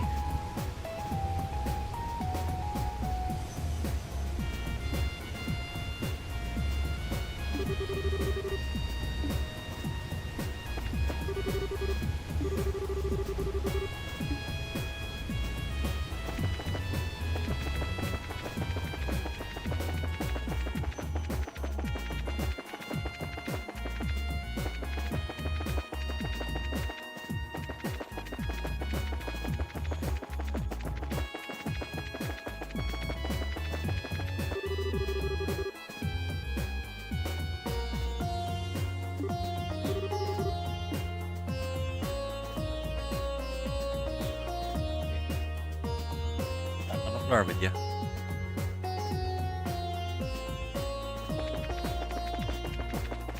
I didn't have to move him.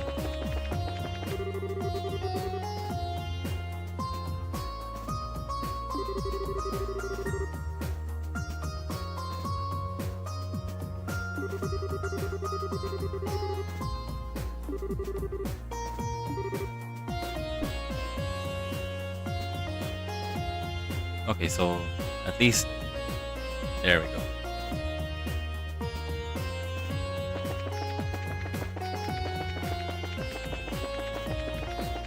Yeah,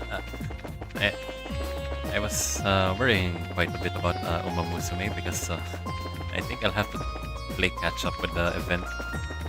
I haven't been grinding your A finale so that much lately.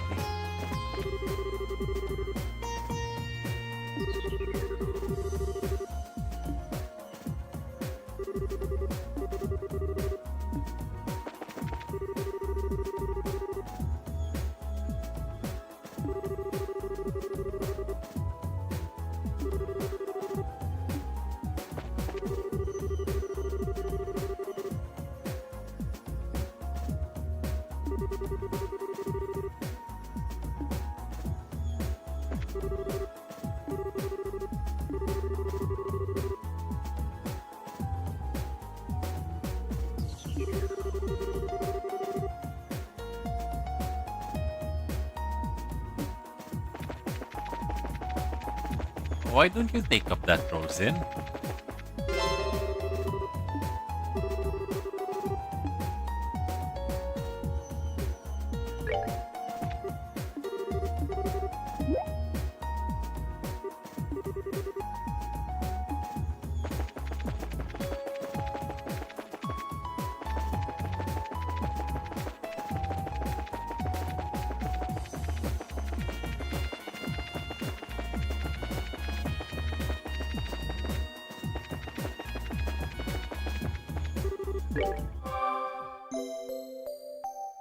Because honestly, if Zin takes Kilika, it would be the best NTR revenge plot of all time. Because remember, Walter is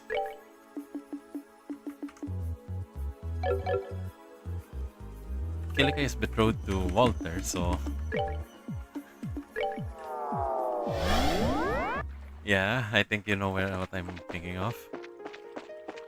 Or if I have to say it out loud, yeah, it'll be. Wait. Did I swap out my party members? Or rather, let's check out on the next area who the next party member should be. Not this one yet.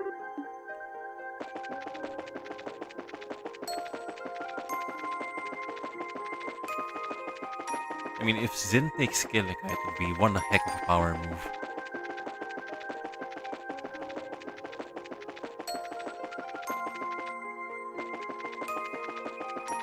I mean, one thing's for sure, he would never leave her unsatisfied. Have you seen the size of the man?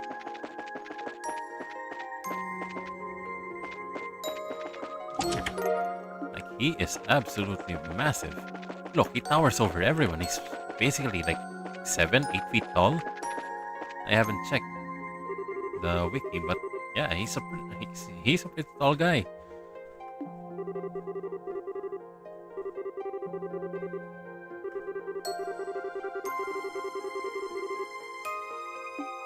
Oh, so it's going to be Alan?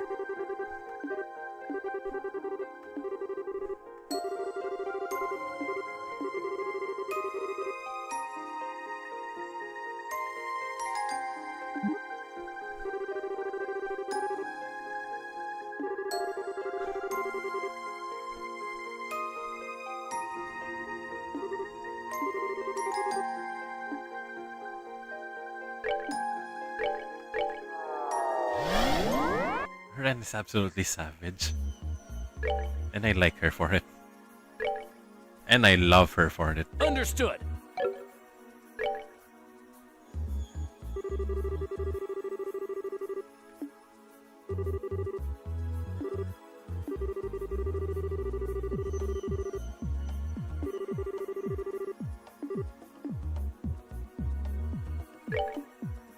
And now we have another problem na on our hands.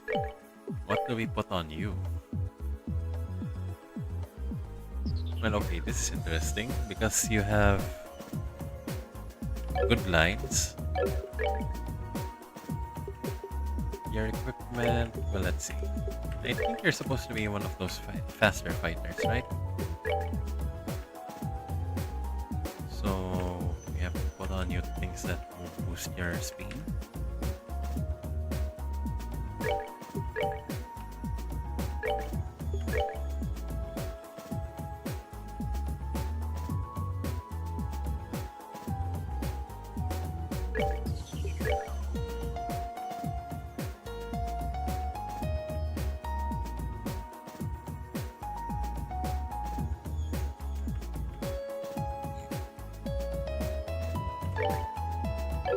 Oh.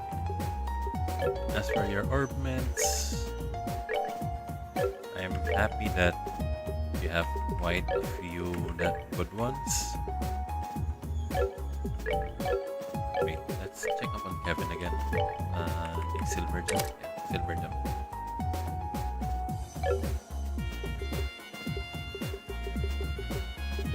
There we go.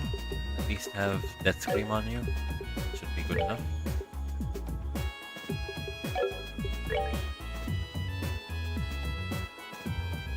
For you, I think this is all pretty good. Don't have. Oh no, we don't have anyone to cast. We don't have anyone to cast Earthball for us. That's also pretty fast. So you're gonna be on that duty.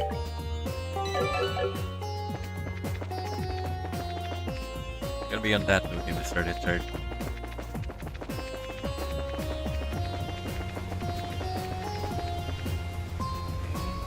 Next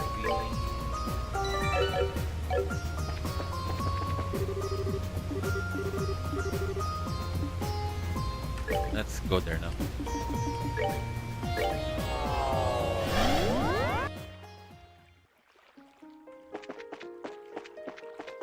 Wait, let's check if there are any better weapons for you.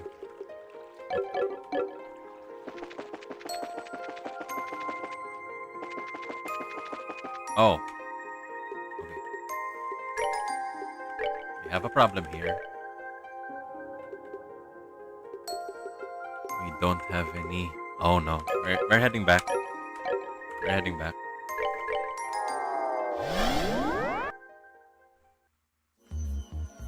We are taking this from you, little miss.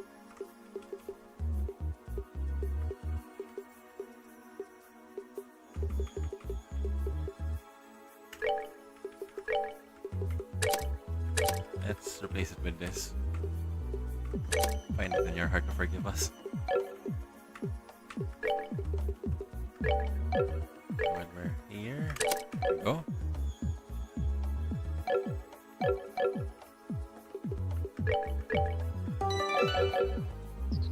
Let's get back out there again.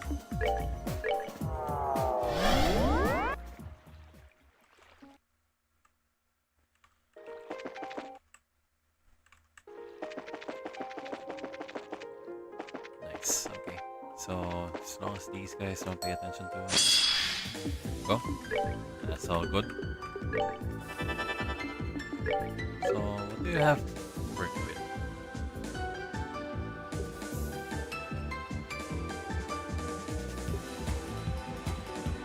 This will be okay.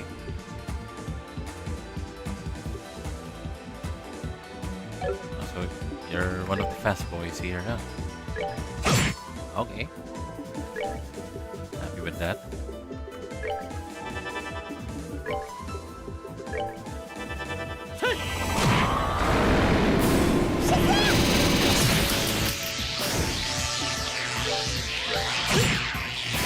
Mama, that was easy.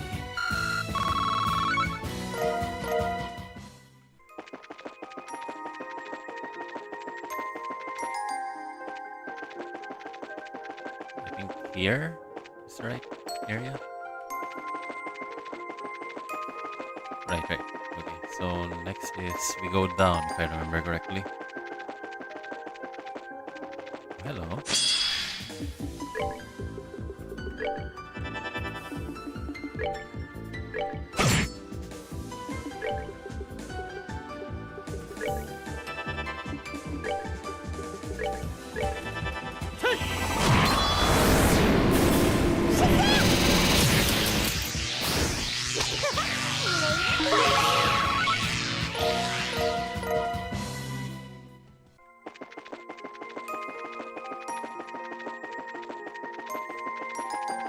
There we go.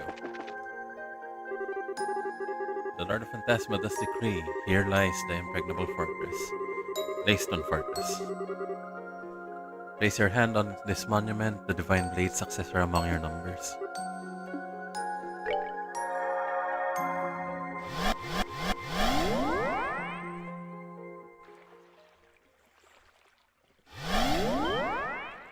And here we are at Leiston.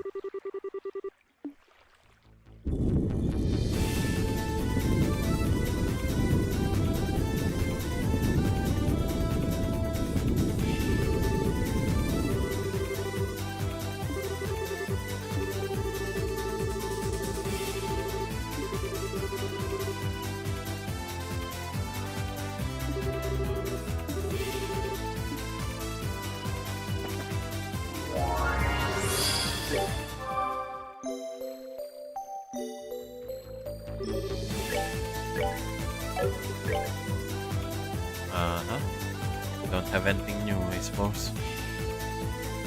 Yep, none. I see nothing new. Okay, so I hope they make an improved cast, or they make an improved cast quartz sometime soon. Because Ren's really, and Ren has a really good kit on her. Are these dog horses? Horses. That's very nice.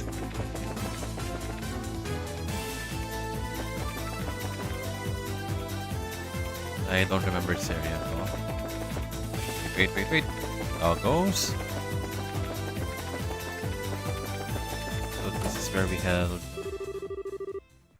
I suppose this is where I should welcome you all. Oh, then Colonel Sid. So you're our first opponent. It seems like you've been through quite a lot since we last met, Father Graham, said the imitation Colonel Sid. I certainly hadn't expected that this was what was going to happen back when we met in Grancel. All of this still feels like a bad dream to me, to be honest, admitted Father Kevin. You remember all that happened under Grancel Cathedral then? I do. I can't be sure exactly when the me that stands before you was created here. But I can say it must have been after that if my memories are anything to go by. It's good to see you again too, Richard. This was hardly how I envisioned our reunion going, but it's good to be able to have one all the same. I could say the same to you, said Colonel Richard. That being said, I wasn't expecting a soldier as formidable as you to be our first opponent. This bodes poorly for us. Don't count yourselves out just yet. Even if I have no intention of being defeated. Oh, this is quite a lot. I don't like our odds with this one.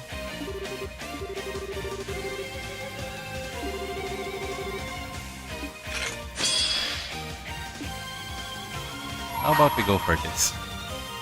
Wait, no. Might as well.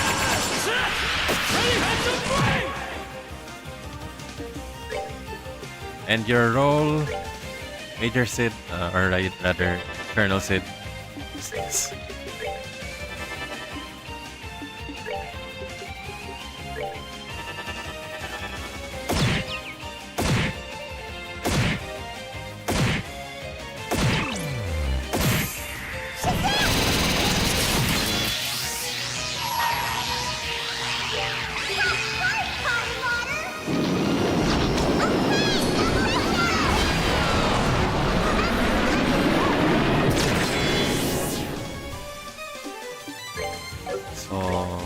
Let's not go with that just yet. We have to cure our elements first. There we go. And you continue what we were discussing.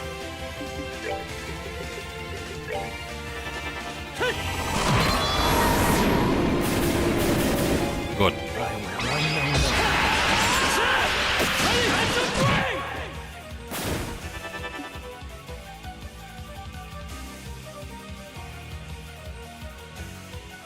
You don't have an impede, so let's not be too ambitious here.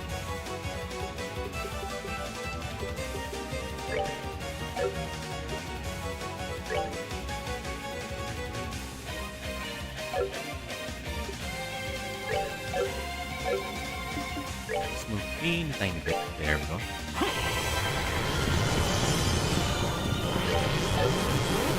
Are you susceptible to 80 today?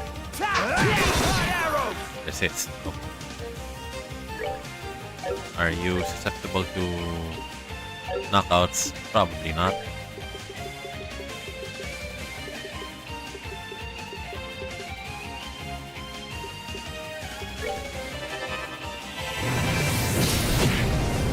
That's not working on us.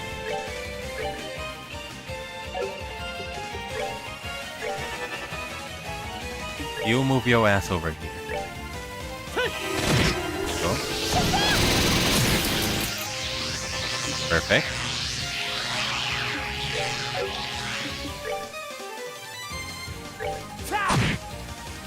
All right, what's Good next?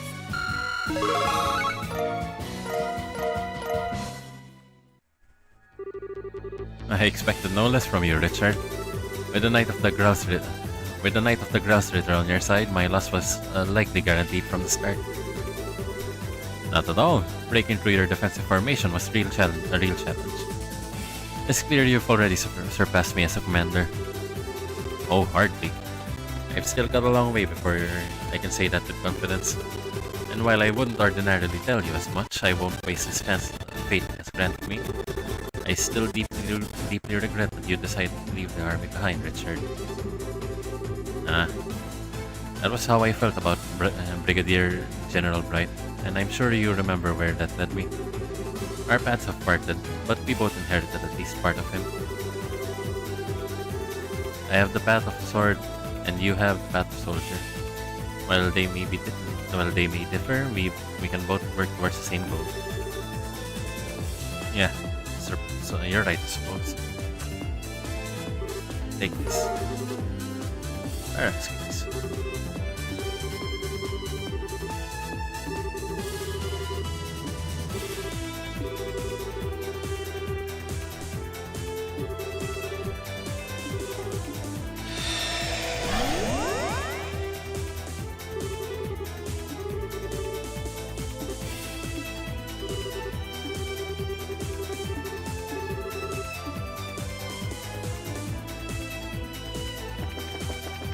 So, do we have any monuments here? I'd really like to heal now.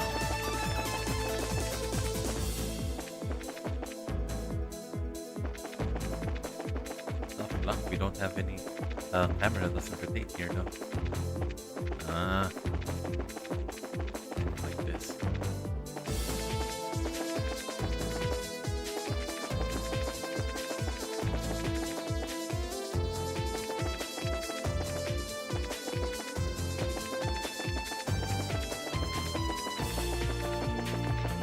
Remember what part of the fortress was what.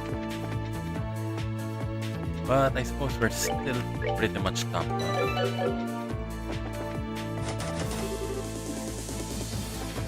So I won't mind getting to a fight anytime soon. To be honest. There we go.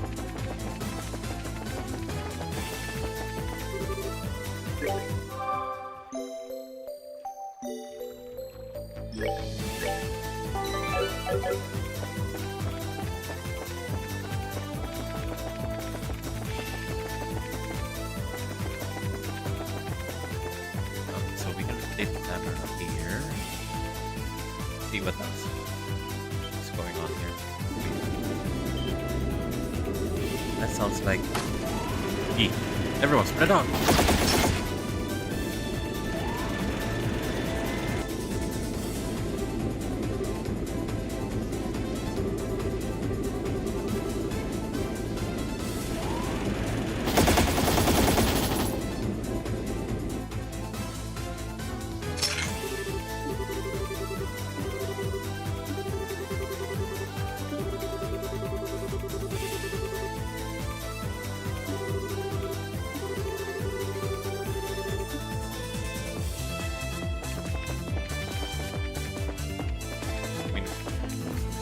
Barracks? No? I suppose not.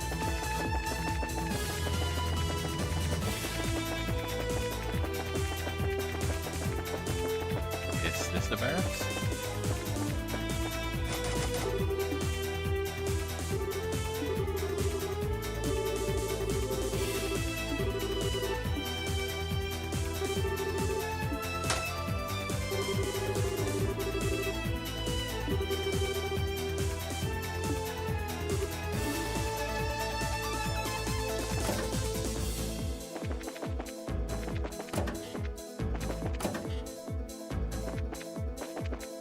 On that note, I've been to a military facility now before, but actually several military facilities.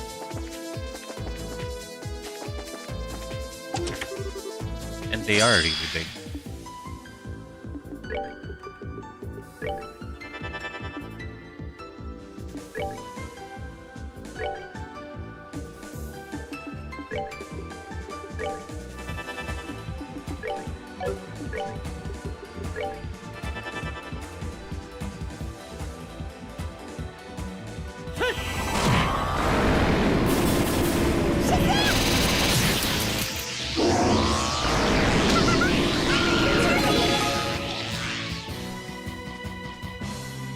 Sure, fine, I guess.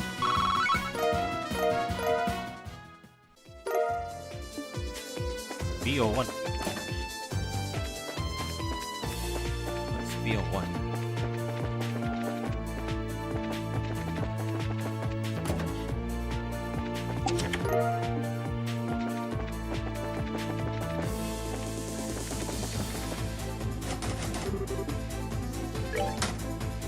Okay, VO1. What are you doing there, soldier?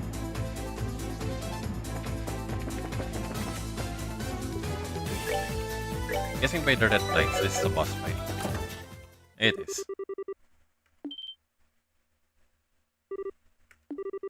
So our next opponent is Siokanon. What tragedy it is that we should be forced to meet under these circumstances. What did I ever do to deserve turning my blade against a man I've always duly deserved and duly served?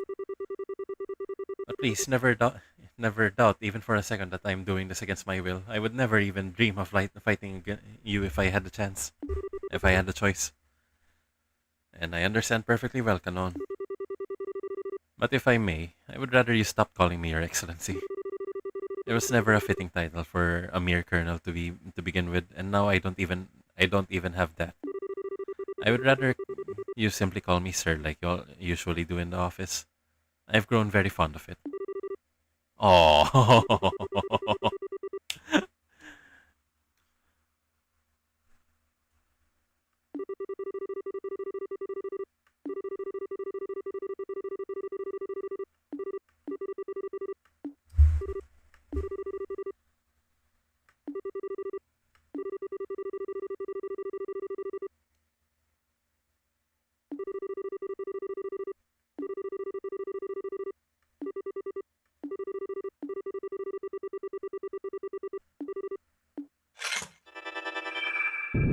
Oh, this is a lot.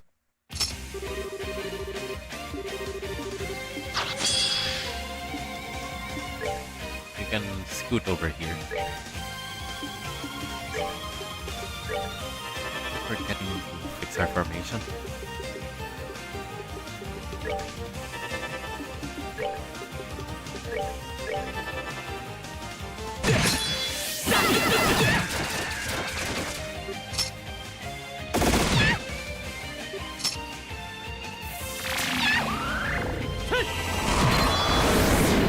Oh no.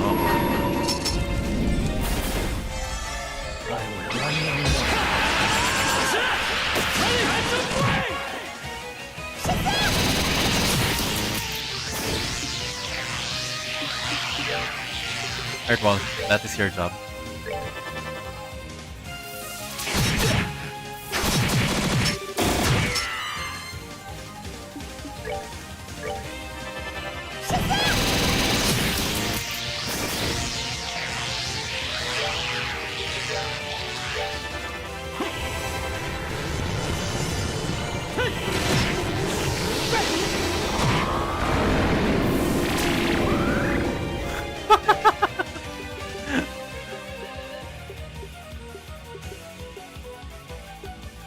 We have venting. Yeah, there we go.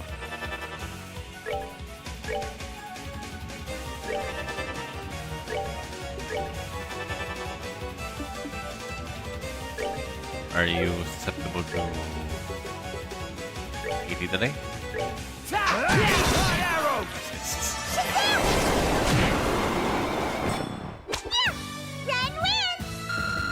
Good job, Ken.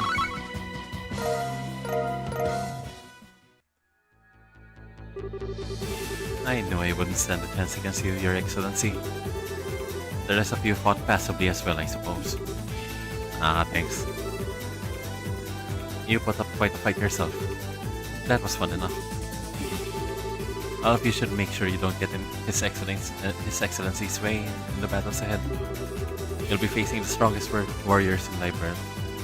He doesn't need you stopping him from fighting at his best. Oh, way ahead of you. It seems there's still something important left for me to do after this. However, I do believe that by clearing the trials ahead, I will finally be able to do it. It's thanks to you that I feel ready enough to face those trials head on. So thank you. You don't have to thank me. You know what this reminds me of? This reminds me of like Jin and Tsubaki's relationship in Blaze Blue. This almost one for one of it.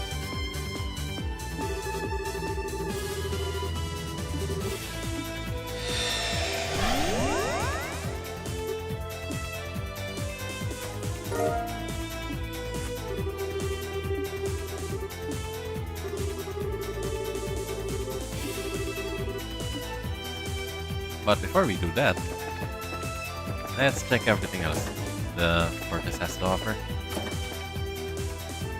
A jump scare. Is that it? Kind of disappointed.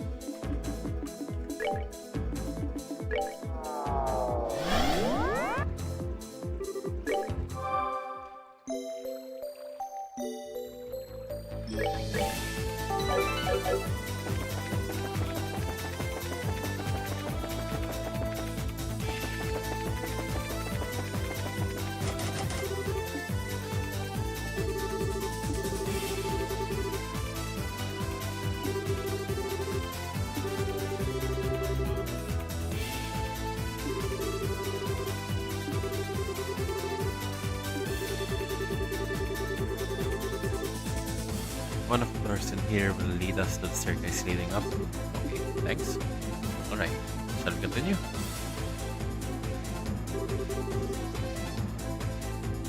Richard unlocked the door using its key, and everyone, these trials will be like none that we've ever faced before.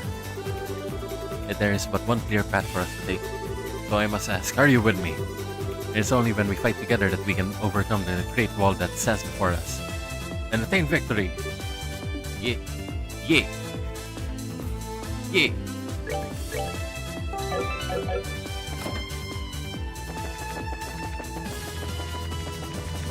Personally, I prefer going downstairs first.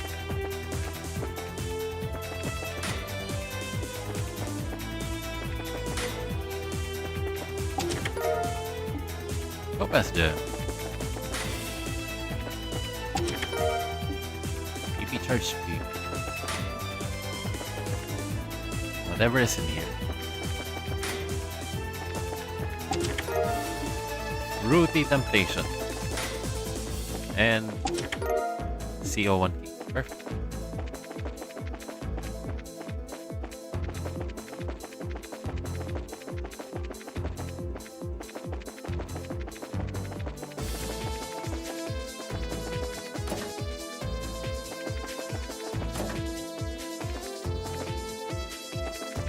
Check everything first.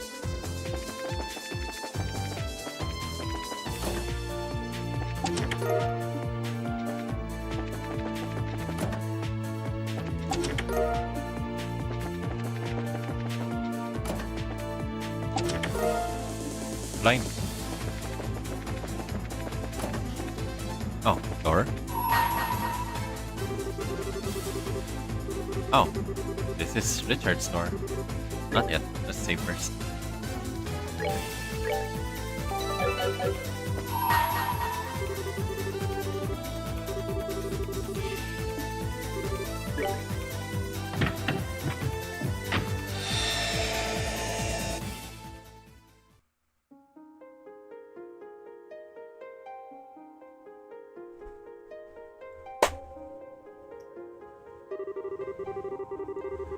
I shall grant you a memory fragment and my blessing.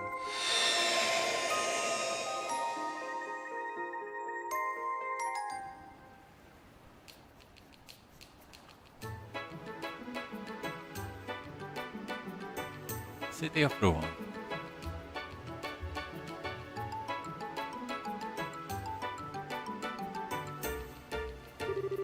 RNA Research Ruan Office.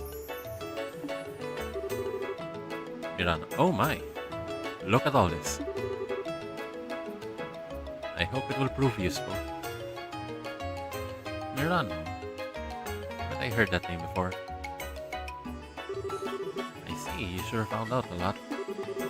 With this many potential sales routes, I've got nothing to fear. I'll be able to make my move into the Erebonian capital as soon as I'm ready with this kind of information. You asked us to investigate the current situation with regards to urban sales in Erebonia, so so I centered my investigation around stores in the region itself. And you did a fantastic job too. Still, the problem of transport remains.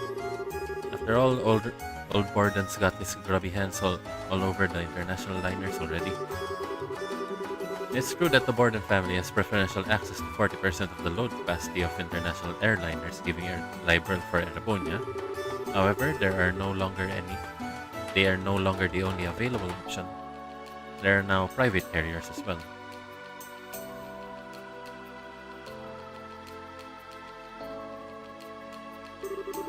Here are some, and Canon delivers, a book, pamphlet, or something. Here are some supplementary materials regarding that issue. Oh my, he certainly come prepared. Well, this request ended up taking a little longer than originally anticipated. Consider this a little extra on us in exchange. I like those who think 2 steps ahead. You sure you don't want to come and work for me? I'd pay you handsomely. I'm certainly flattered you think highly enough of my skills to offer. I'm not sure I have what it takes to be successful in the cutthroat world of business, though. I'm a rather timid man, you see. Oh, come now, you can't fool me. Oh well, do keep my offer in mind, if you would. Please allow us to escort you out, said Canon.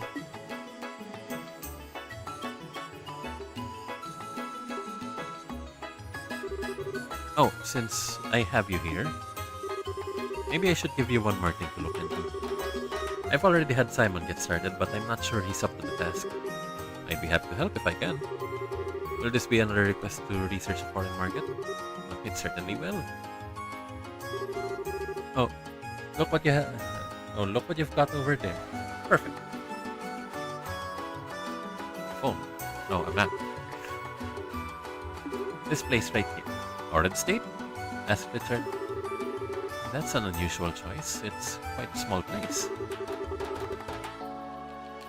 That just makes it easier to seize a majority in the market. Small as it is, it's not like it isn't accessible by airliner, and what market there may be is all but free for the taking right now. Oh, so you want us to research the potential size of the market there, in other words. Shall I focus entirely on the urban, or shall I focus entirely on the urban market, or broaden the scope of our investigation and look into the market in general? The market in general. Do you think you can do it? With these. I'll get in touch with one of our staff members stationed near the state right away and begin our weighing options. And that's what I wanted to hear. I'll be back here next week anyway. We can discuss the details then. Ta-ta! Until then, take care.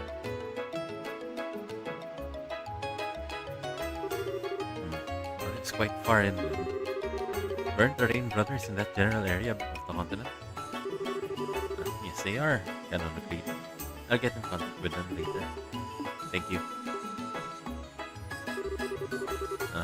She's not a merchant for most, for nothing, is she? She's always coming here with such interesting, ambitious requests. She's not half as ambitious as you are. I think you may be overestimating me a little there. Well, can you show our next visitor in? Certainly.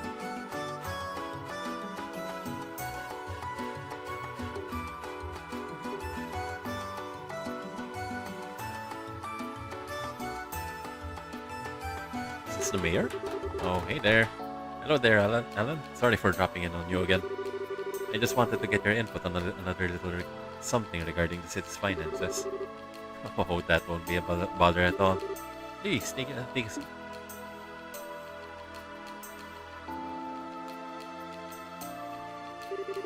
So what exactly can I help you with today?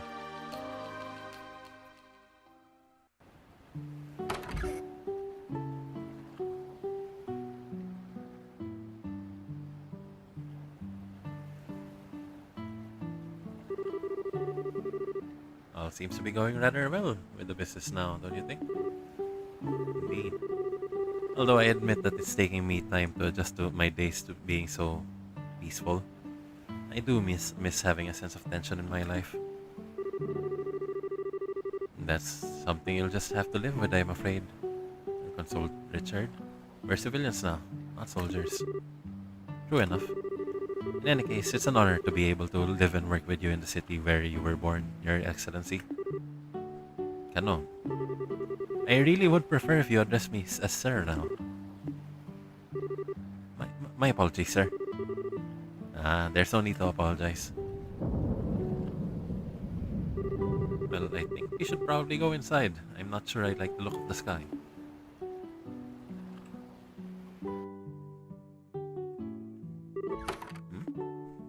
The ornaments aren't working. Oh, okay. Couldn't be.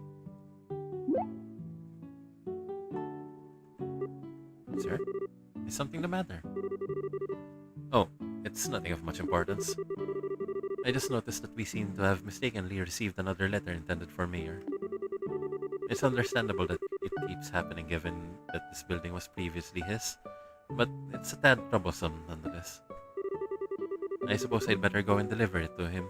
It could be something important. Now, sir? Couldn't it wait? It seems like it's going to start raining in a minute. It's not too far. Even if it does start raining, I won't be exposed to it for long. Can I ask you to handle the regular reports in the meantime? Yes, of course.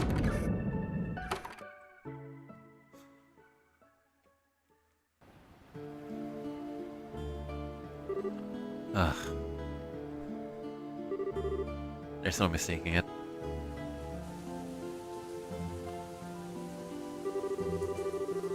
The letter was sealed in a special way we used in the intelligence division.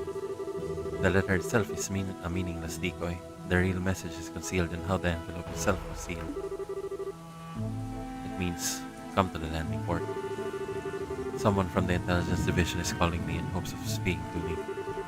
Most likely because they bear a deep-seated resentment towards me and what I did to them. And I have a duty to go and see them. After all, I was their commander.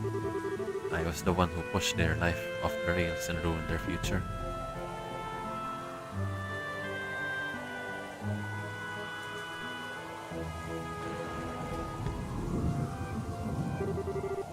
I've been waiting for you.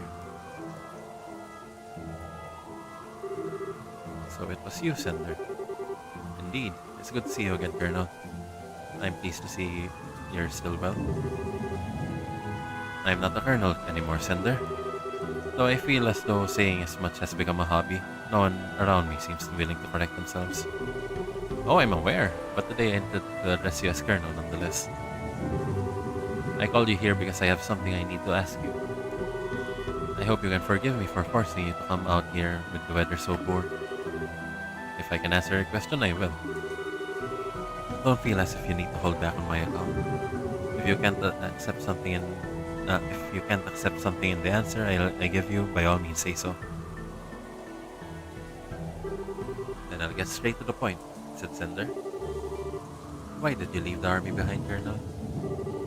What happened to your love for your country? Flash, lightning. I see. I see you at least return to the military. I was relieved to see that in truth. You were always an exceptionally capable soldier, even back in the military academy. If you hadn't had the misfortune of meeting me, if you hadn't had the misfortune of being caught up in my foolishness, you would probably be a field officer by now. I'm truly sorry about what I did to you. Oh, please don't get me wrong, Colonel. I don't in any way blame you or harbor resentment for what you did. You thought about what was best for this country more than anyone else I know. Your patriotism was genuine and heartfelt. I don't regret following you at all. I'm honored that I could. It's certainly true that doing so has become a significant obstacle in my chances of promotion, but I couldn't care less about that. As long as I can continue to serve in the military, to serve the country I love with all my heart, I am happy. Know that I harbor no ill feelings towards you regarding the past. But, what are you doing now? You used to worry for this country's future more than any of us. I cared for it more than any other. Yet instead yet instead of picking yourself up and trying to work for your nation again, you left the army behind. And now you're running some sort of company that deals with the rich? Just what happened to your patriotism? Oh, sorry. I beg of you, return to the military. You're a capable man. Those skills of yours would be a valuable asset to the force. And it's where you should be using them. I'm sorry, Sender. I cannot ever return to the army again. Why? Why, Colonel? You've repented more than enough for your actions. Both General Morgan and Brigadier General Bright actively desire your return. And I and all the other soldiers in my position would be overjoyed to have you in our ranks again. So why? Why do you look at me with a sad expression and tell me that it's not possible? Why would you apologize to me? Make no mistake, Senator. I haven't abandoned my love for my country. It burns as brightly in my heart as it ever did. But what I did was truly terrible. I organized a coup d'etat, destabilizing this nation and disrupting the lives of countless people. Thanks to the help of all those around me, I was able to realize what foolish mistake I made. And yet in my heart, I feel exactly the same way I always did. I'm not sure what you mean. In spite of all that happened, my love for my country hasn't changed. I still feel the blind desire to do anything I can do to aid neighbor, no matter how reckless or dangerous it might seem. I'm the same man as I was when I plotted that coup d'etat. Nothing has changed. That thought, Sender, terrifies me. Hold on, so, a minute. I'm dealing with something right now.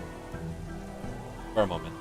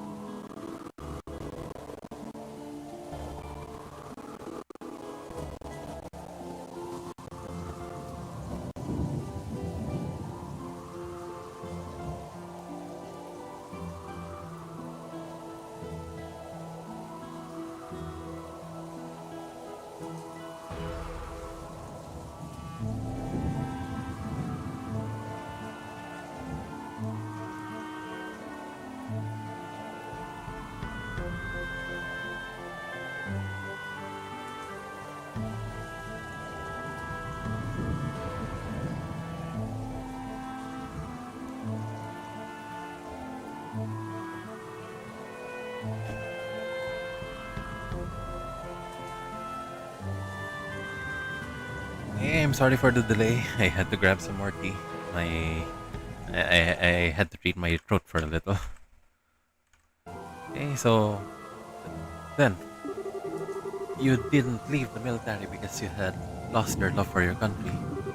You're saying you left it because you love your country. Forgive me. I have no right of making excuses to you and trying to justify myself. Not after I dragged all of you down with me and ruined your lives forever. I truly am sorry for what I did to you and all of the other members of the division. You. No, you. Please don't misunderstand. I didn't leave the army in an attempt to run from my own weakness. Nor did I leave it because I was ashamed of the treatment I received for my actions. After what happened, I thought long and hard about what I should have done instead of what I did. Trying to work out where I'd gone wrong. As I did that, I noticed something vitally important that I had failed to realize up until that point. After setting up the intelligence division, I began gathering information and using it to protect Library. Yet thinking about it now, I didn't know the first thing about the nature of information at the time. Information isn't something that exists alone. It only exists when people use it and see it as something of worth. Furthermore, the value of that information can change radically depending on the position and perspective of those who look at it. I can't help but wonder if overlooking this simple fact was what caused my patriotism to become more of a force for harm than good.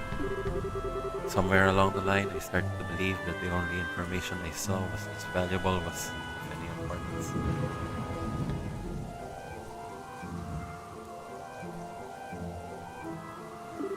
And as a result, I ended up wanting power in order to compensate for the weakness of my own heart. Thinking back, I think what I really needed was a different perspective through which to view information, one separate from the military, one that doesn't see a country or people's way of life as a system or as numbers and absolutes. I needed to be collecting information that was disadvantageous to Liberl too, rather than cast it all aside. I needed to view us and the surrounding nations in a variety of lights, while collecting a wide variety of information from a freer perspective.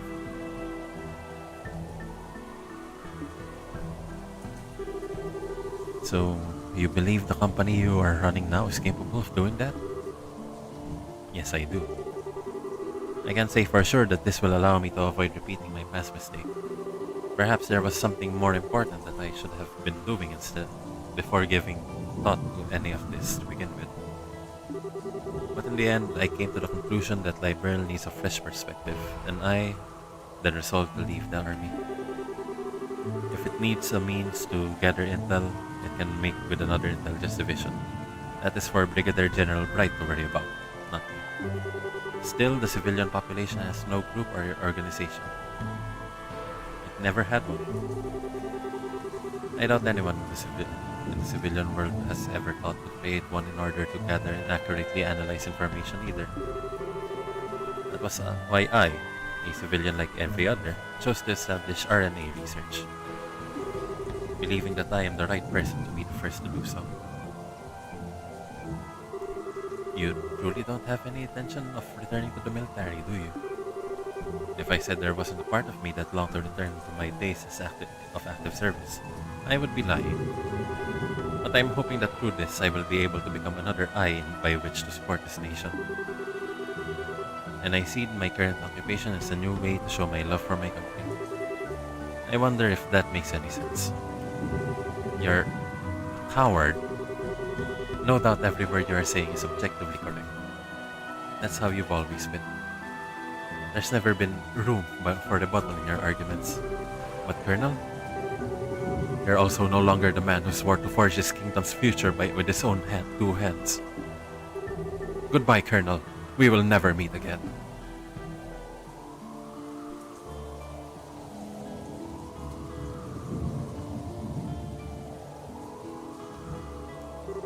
That's not true. That's not true at all, Sender.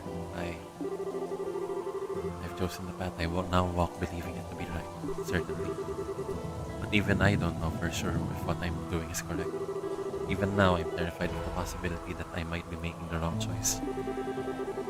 I worry that the road I walk might be the makings of yet another grave mistake. I just don't have the same powers that Brigadier General Bright does. I really am hopeless. Sir? You didn't have to come out here in the rain.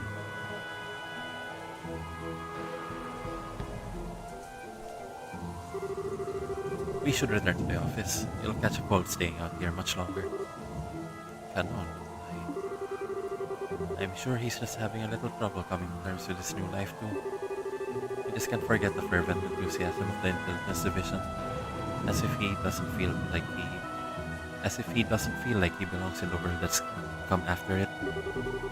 The day will eventually come when he will not be able to understand what you said. That's exactly what happened to me, you know. True enough, I suppose. You're right. Shall we be going then, Canon? Yes, sir.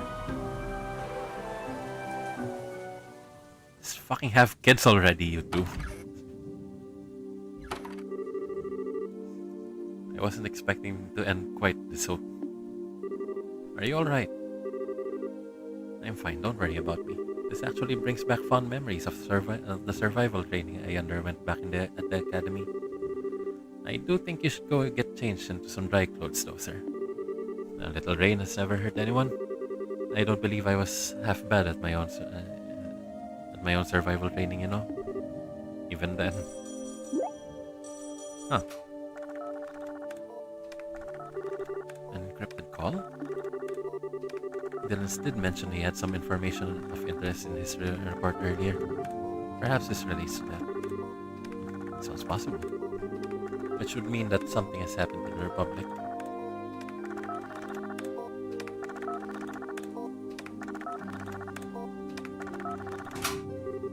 Yes, it's me. Can you please stop calling me that? Yes, that's right. Yes. In the Eastern Quarter? We don't have anyone there yet thinking about it. Alright, I'll look into it as best I can. Right, you be careful too. Has something happened? Another Jaeger Corps has entered the Eastern Quarter. A sizable one too, the Red Constellation. Really? These seem to be rather a lot of activity on the Jaeger front of late. Their arrival makes it very likely that the power struggle there will begin to worsen too. I doubt the old Intelligence Division network is going to be sufficient to fully stay on top of the situation. I think I may have to head there personally.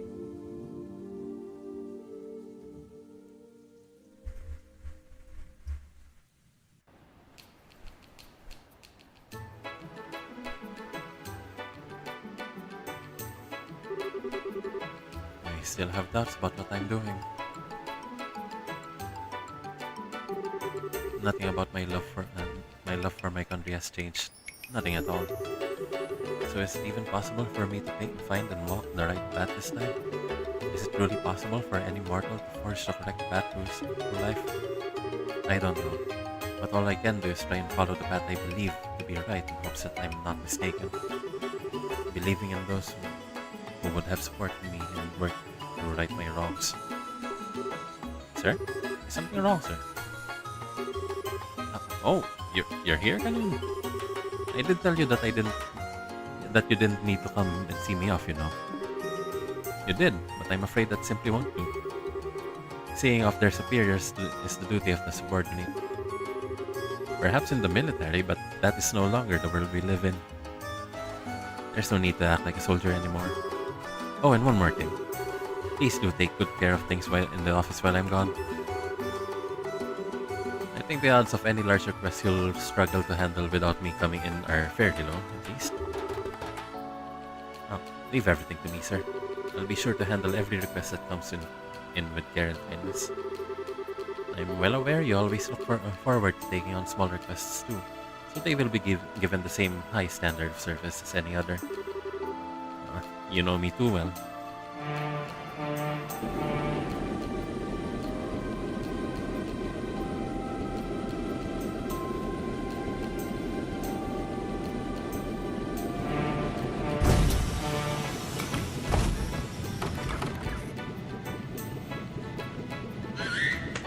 Oh, Sig?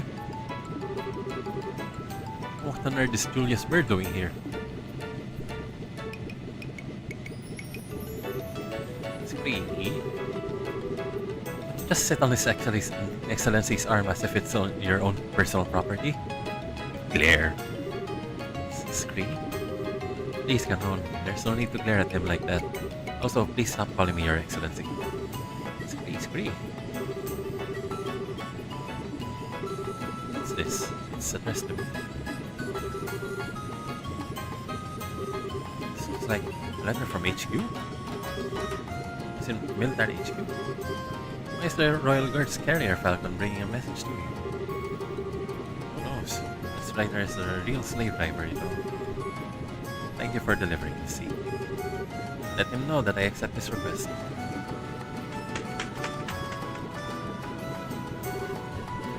Sir? What was that? See for yourself. Best of luck with your little. We'd like to know what the Red Constellation is up to too. So we'd appreciate you looking into it for us on the side. Honestly. I hope you don't think this information is going to come cheap, Brigadier General.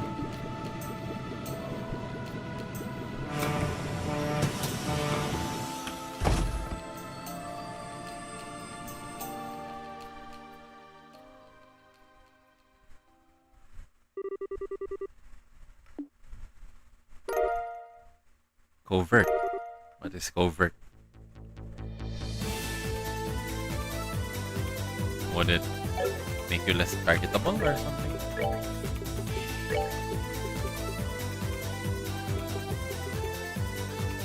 Oh. Oh, this is really nice. Okay, so side tangent. That's maybe if it's available. Let's maybe we'll take a look at this.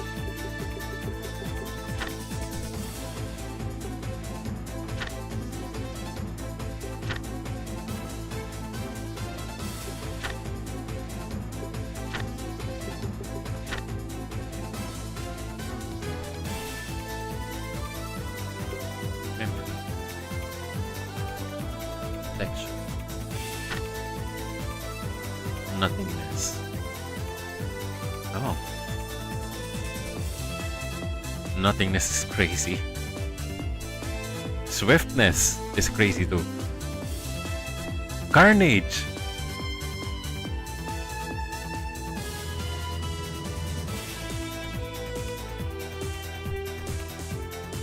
Okay, so I'm looking forward to those.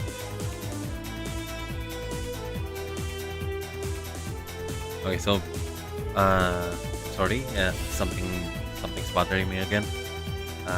I'll get back soon. Wait, let me deal with it once and for all. So stay right there. Yeah. Thank you.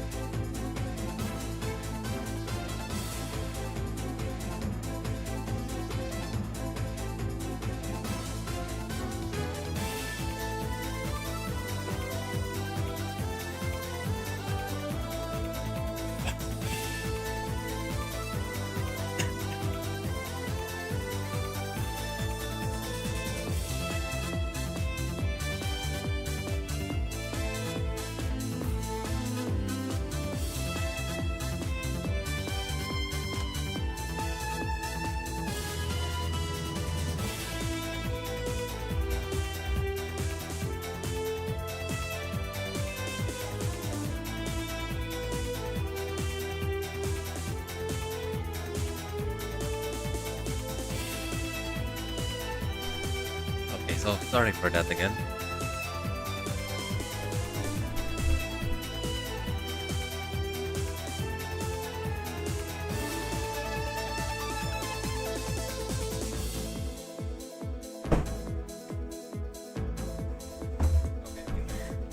Now I'm back for reals. Okay, so I'm looking forward to getting this nothingness eventually. Because this will be something crazy on a global scale.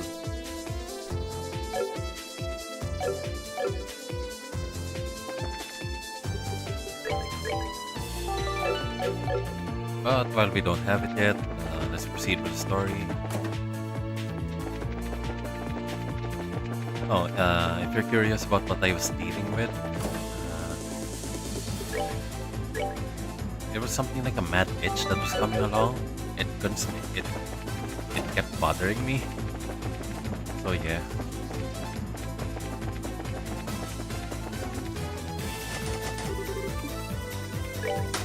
Oh, where was it itchy? On my arms. Both arms actually, so I don't know what happened. It's just that I was getting really sweaty with my arms and it was getting rather sticky and oily, so I had to use soap for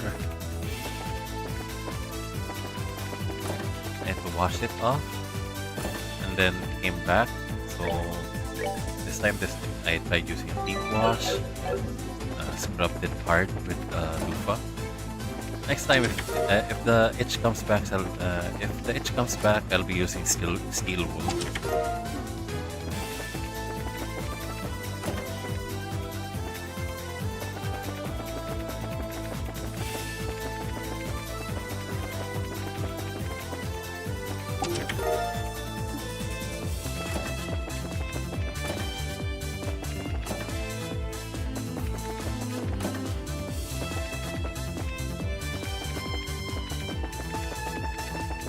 Such a massive place.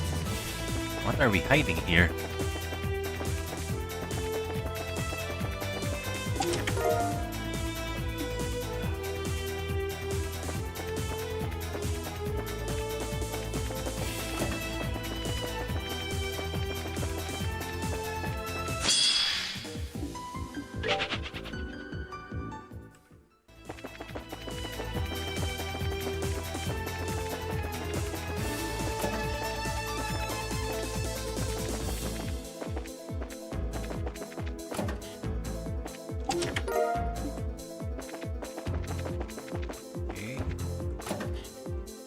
Ah. We weren't careful, we in for another fight.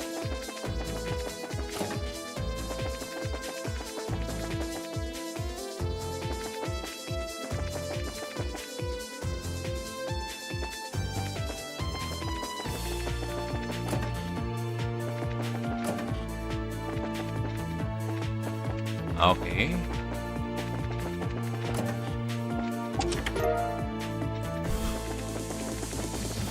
How do I keep finding these keys without me intending to? I'm just looking for treasure.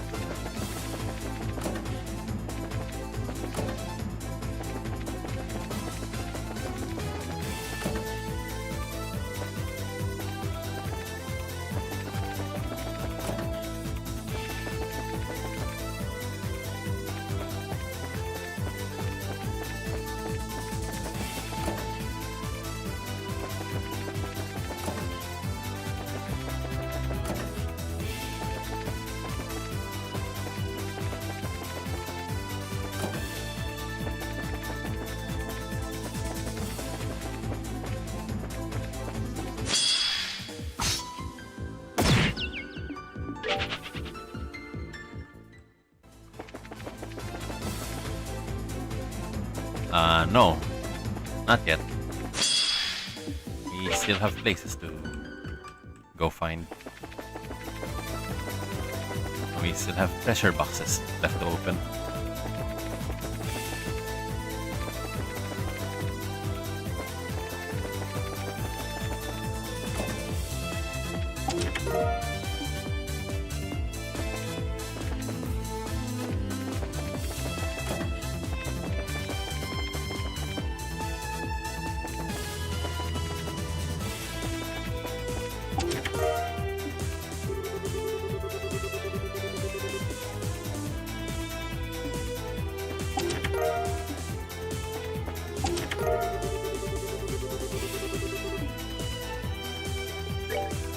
is rest chant.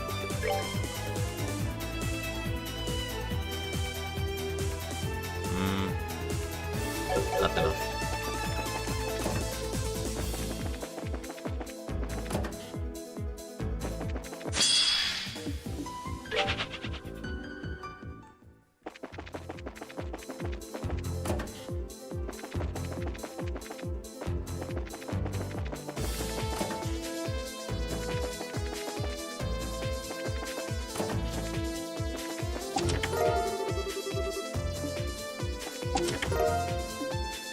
And that's it. Okay, so we pretty much explored everything now.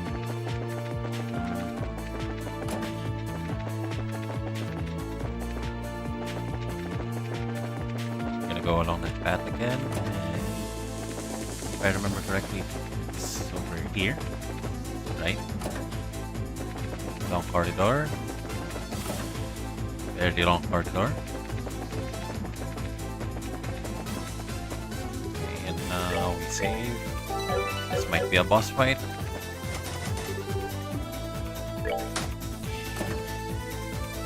Yep, most definitely a boss fight.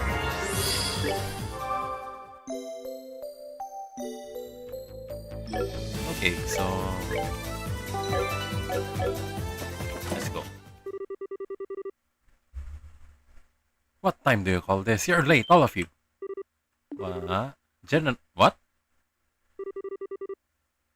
What is the meaning of all of this? I get dragged here by some bizarre masked hoodlum, stripped down of my free will, and now I'm being used like some sort of puppet? This is humiliating. I've never been so damn infuriated in all my years. General. Looks like he hasn't changed a bit. Wow, this old man sure has impressive vocal cords. Well, I suppose getting angry won't do me any good. You all have my sympathies for the situation you've been forced into. So, Joshua Bright, how have you been faring on your journey? Are you still doing well? Yes, thank you. I am glad to see you're still in good health too. Bah, I'm past my prime. The sooner I can pass my duties over to your father and retire, the better. I'm sure you've more than earned it. Richard, I have plenty I want to say to you, and a lot I could say to you. But I'm sure I'm the best person to do so. I'm not sure I'm the best person to do so. So I'll let you off for now. Thank you, General. Regardless, I've wasted enough time talking. There's no avoiding a battle between us. We may as well get started. A battle axe? A halberd?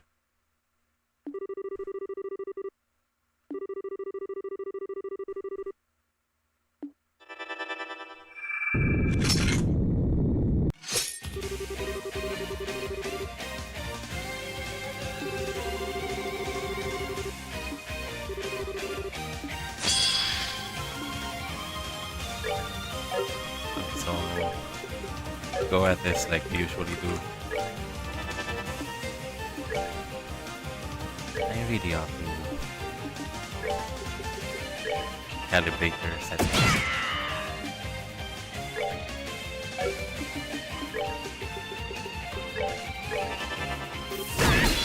Ooh.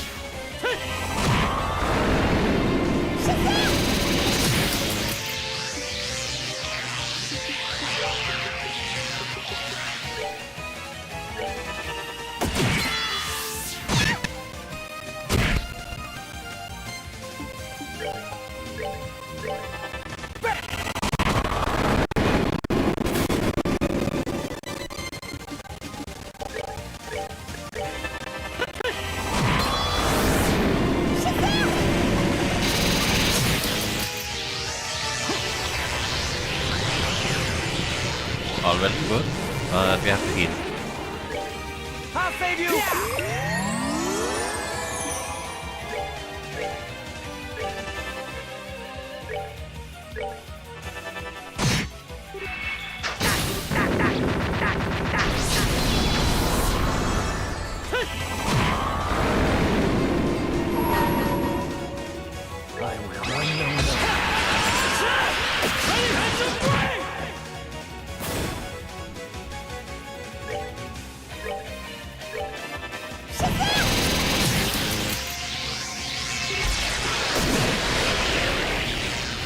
Damn, he is no joke.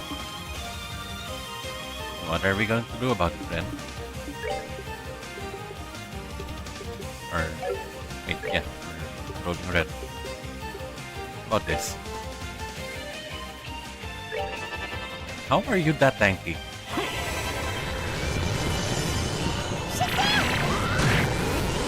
Suck him off.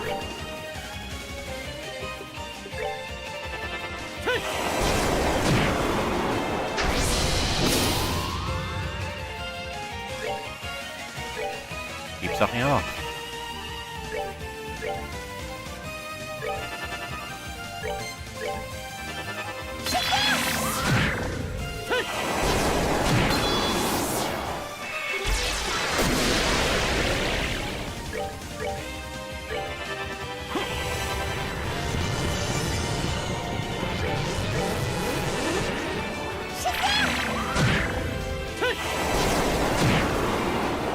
That's that then.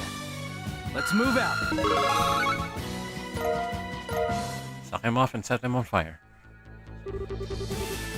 Ah, well, that's something of a relief. Perhaps you might be able to pull off a miracle with that strength. Then our final foe is who I fear it is. Indeed it is. No matter how strong he may be, he is a human like the rest of us. No man is invincible. Pour everything you have into the battle, and you may yet be able to defeat them. Understood. Still, I'm a little disappointed. The thought that he may actually be defeated in battle and I won't be there to see it happen is a frustrating one. Should we ever meet again, I'd like to know how the battle went.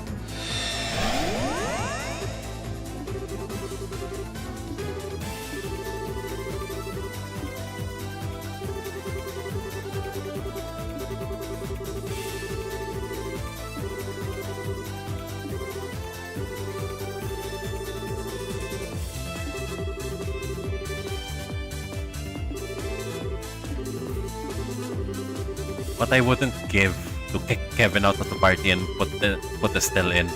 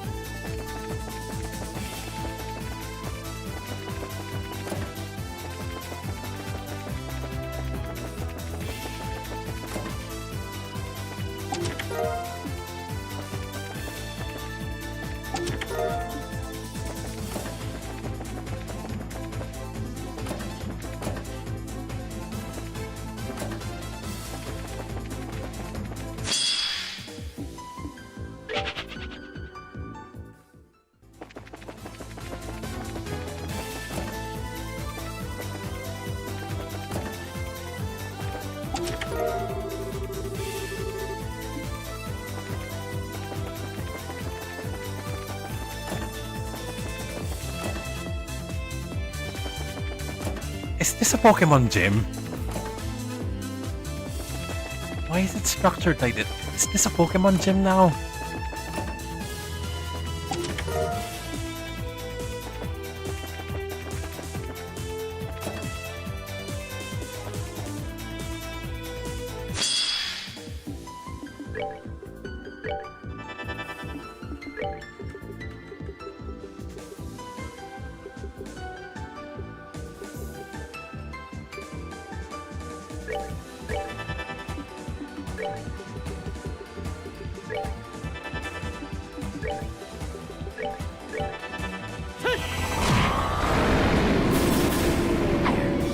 Not done yet.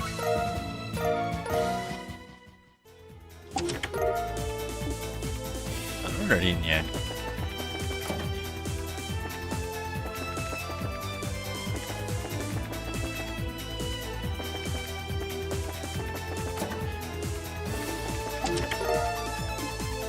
Okay. How do I keep finding these keys so easy? I'm just looking for treasure.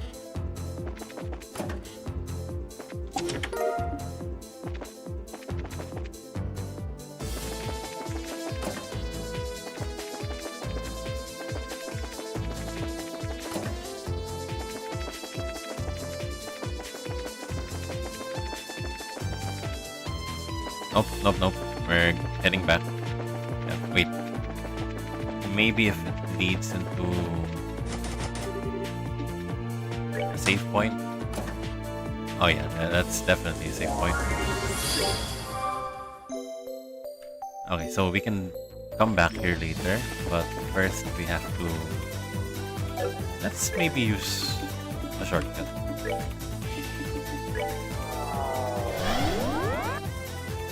Wait, that wasn't what I meant. Okay, fine, whatever.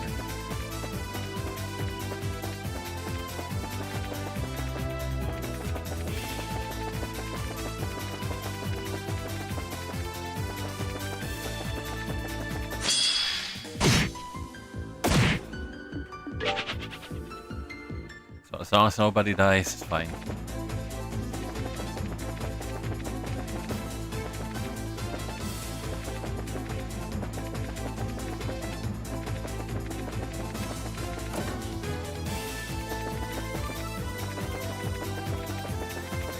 Still, my question stands. Why is this military base designed like a Pokemon gym?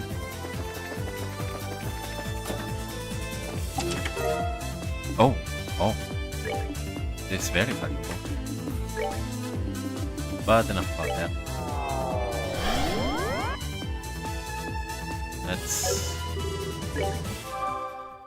get everybody healed up. And I think we're going to be fighting General Bright now. Wait. Can we kick? I want to put Ren in. She's fun. Wait. Of course. There we go.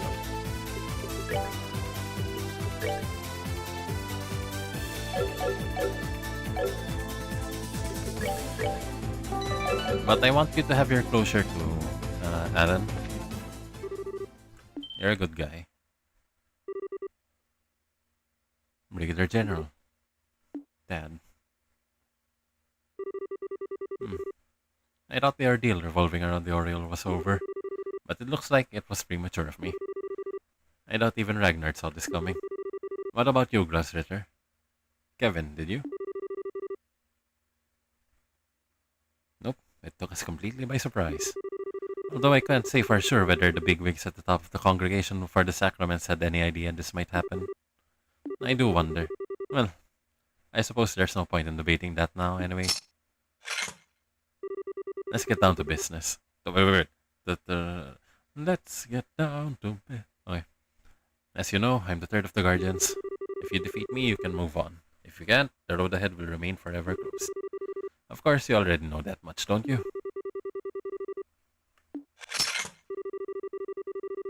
If defeating you will allow me to finally cut down my hesitations and move forward, and for that reason, I will hold nothing back. And that's what I wanted to hear. Still, I wasn't expecting the two of you can get dragged into this with you out of the country. I've been reading all of the letters you send me. How are the two of you doing? Good? We're doing fine, thanks. I'm glad I'm glad to see you look well too. I'm not planning on letting age get the better of me yet. Either way, this will be a good chance to show you how much This will be a good chance to show me how you've improved since you left on your trip. I'm looking forward to it. Of course. What's with the funny stare, young lady? You're a real monster, aren't you? I should be able to sense how strong you are. Why can't I? I manipulate both the Void and the Helix as my form. You might be a genius, but even you won't be able to get a handle of my capability so easily. And while I've got the chance, you should drop by our house with Estelle and Joshua sometime. We'd welcome you with open arms. And why would I ever do that? Well, I think that's enough talking. It's time we get started. As I'm sure you understand already, I couldn't hold back even if I wanted to. So, Richard, I have only one thing to say to you. Yes, sir.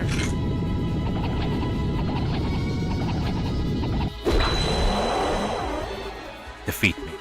That's all. I shall.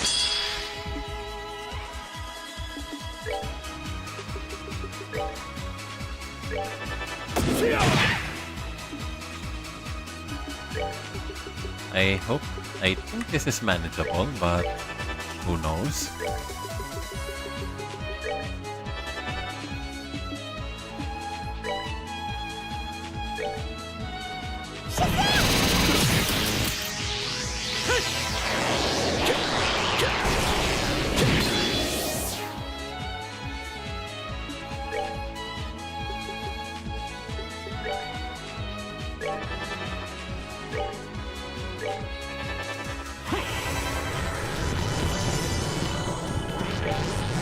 So, Olympus Blast doesn't work on you.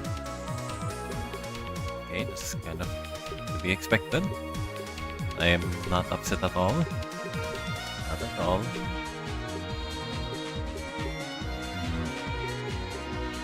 So by my estimate, you should be immune to all stat debuffs.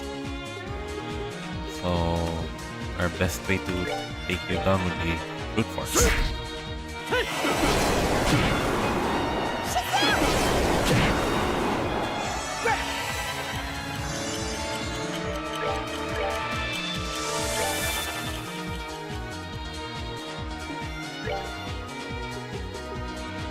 I'm going to assume this wouldn't work. All right.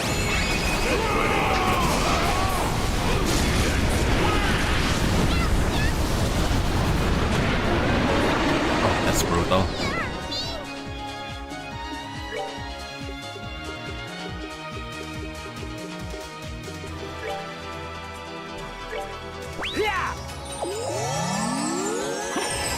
Keep the Earth Wall up, buddy.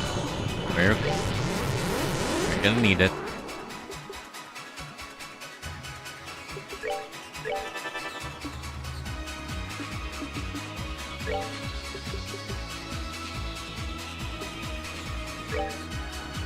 I'll save you!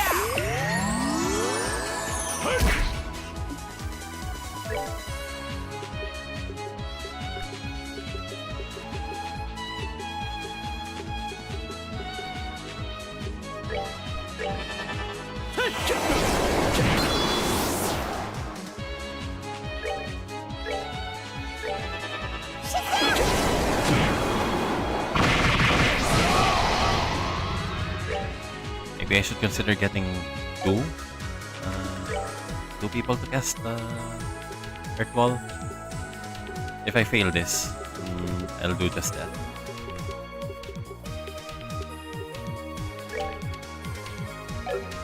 That won't work.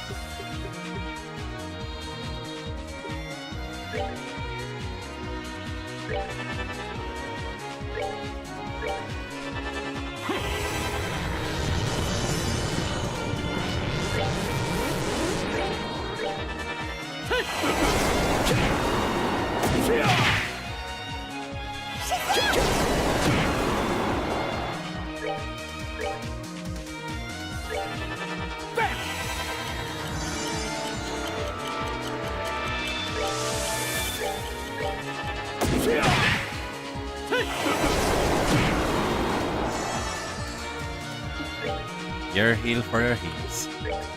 I'll save you! Here for your heals.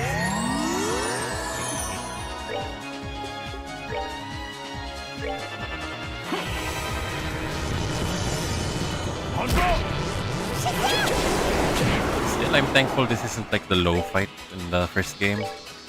That was absolutely brutal.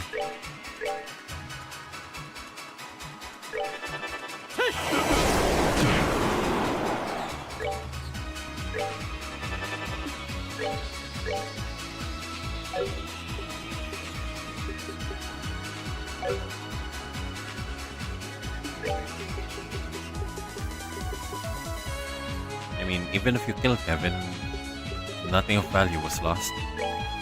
So I think this is acceptable.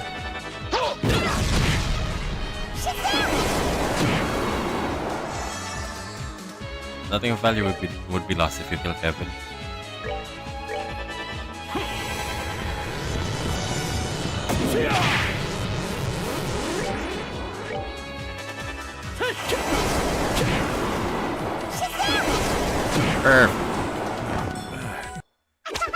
Enemy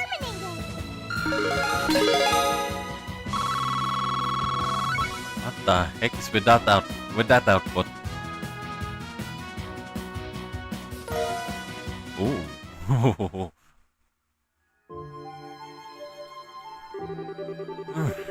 I think all those rumors about his strength were underselling him. We did it. Congratulations, that was a well-earned victory.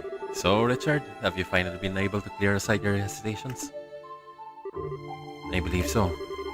No matter where life may end up taking me, the swordsmanship I learned from you will always have a place in use. As such, I intend to keep following the path I have chosen for myself, pride in my heart. Well said. Although I can pretend not to be a tad disappointed. If you'd returned to the army, I could have piled all my work onto you instead. Looks like I'm not going to be able to retire anytime soon. I'm afraid not. But know this, as my final duty as a member of the military, I will resolve this crisis and return everyone to their real world. I have no doubt of that. I'll be counting on you. And don't worry about us either, Dad. We'll be fine, said Joshua. I'll be sure Estelle gets out of here safely, I promise. Oh, I'm sure. I'm sure the two of you will be just fine, said Brigadier General Bright. When you get out of here, you'll have to try and find the time to pop back in Liberl from time to time too. I'll be happy to see you. We will. Regardless, my time here is short, so I'll make this brief, Kevin. By now, you must have a fairly good idea who the Lord Phantasma is, correct? Yeah, I just need one last push to be completely certain. I'll probably get that push in the next area too. I see. It's not really my place to say anything more to you, so I would ask only that you not forget this. No man is an island. No matter how much they wish to isolate themselves from others, no one can live their life truly alone.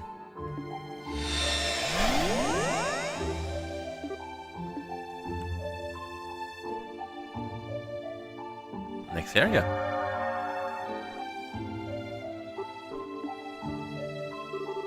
Well, we have but one area remaining now. After what we accomplished here, I'm not sure we have anything to fear.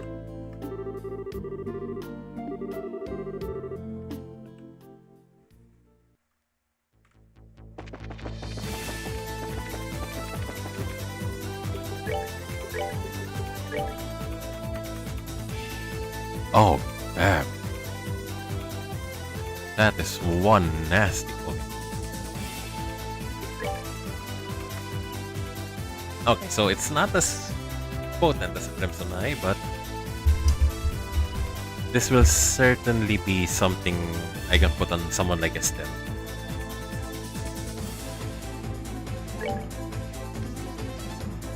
Yeah, Crimson Eye is too potent.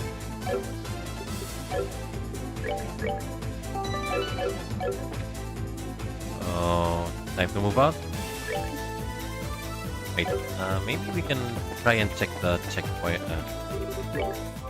Try and check the stone first before we go to the garden. I think that's one way of doing it.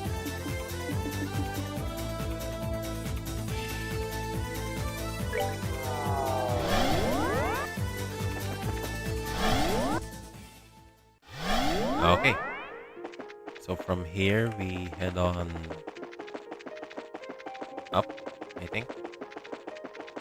Up and east? I'm not too sure myself.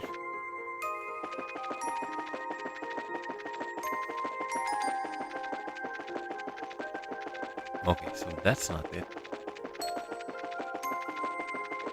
I do remember that it being in a little cubby here. Or a little shelf here. This is the Yellowstone, so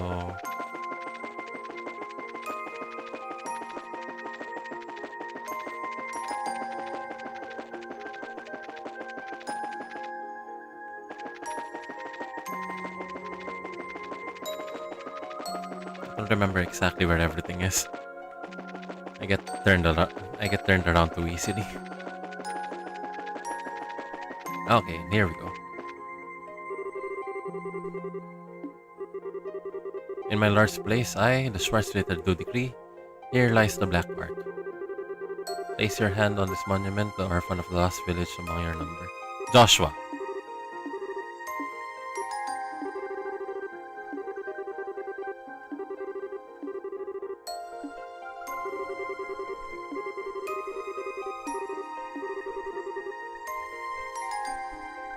It's gonna be low, isn't it?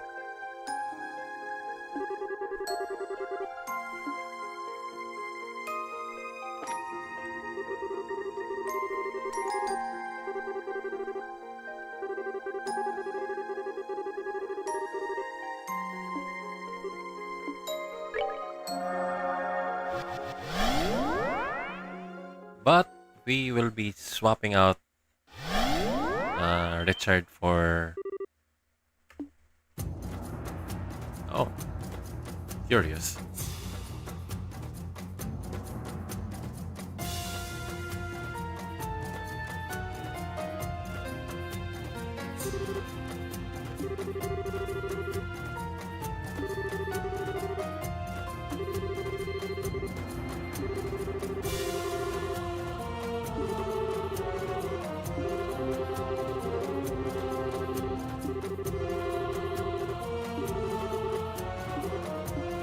Okay, so we'll be swapping out the Colonel for Estelle.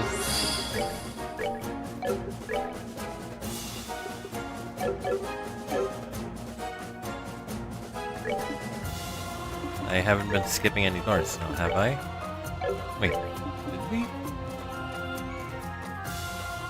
Oh no, I think we skipped on something. Also, we have the invitation too, so...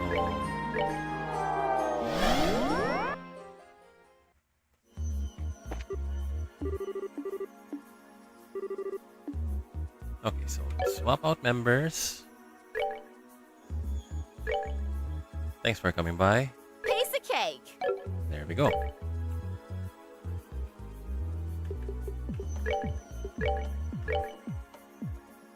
First flag, absolutely.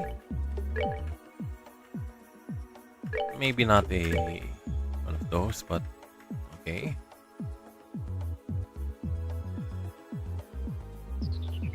I have doubts about this, but sure.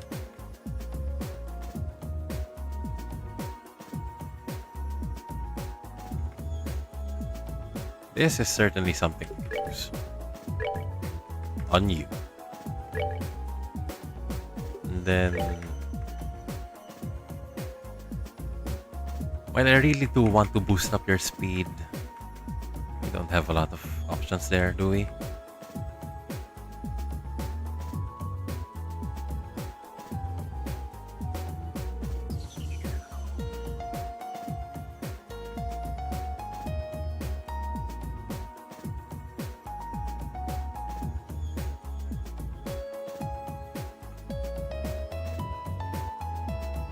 Okay, as the absolute all-rounder, I think you deserve that. Next is your ornaments. We should fix this quickly. Topaz gem. Okay. We need to fix that.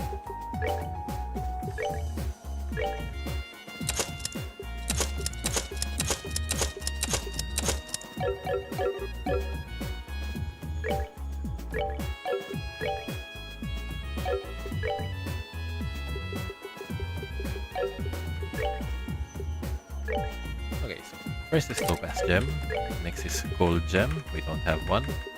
Settle for this first. Shield. Emerald Gem, yes. HP. Honor Gem. Ruby. Okay, and... what else do we need to make you a monster? So we already have Earth Ball. Onyx Gem, of course. Why didn't I think of that?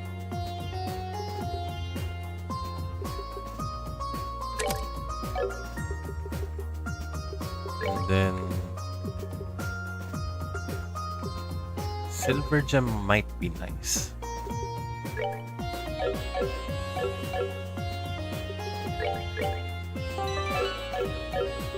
First, let's make gold. Yeah, there, absolutely. Economy is in our favor. The economy is supporting us. Absolutely. There we go. And whatever we have to put in here. I think silver would be nice. And it looks absolutely... Okay, there we go. Titanic Roar. That's all we care about. Titanic Roar and Earth Wall. There we go. That's the only two spells you'll be casting. Ah. Okay. Don't have this yet.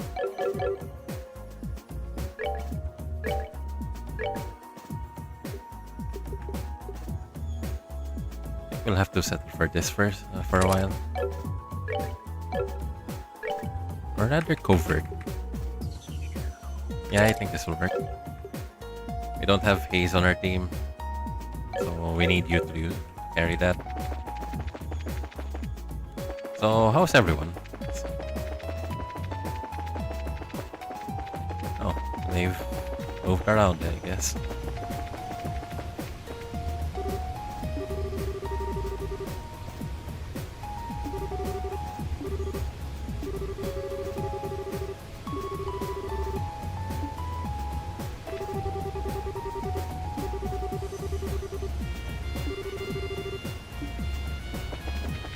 Sorry for not bringing you along, buddy.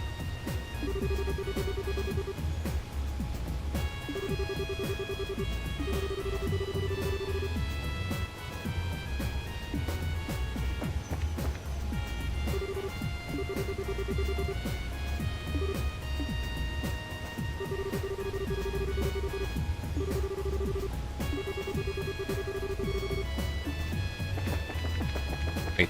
Aha! Okay.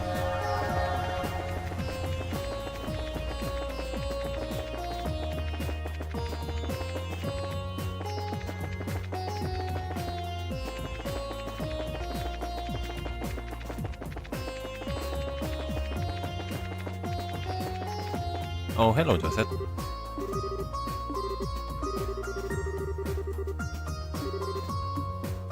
So you're homesick.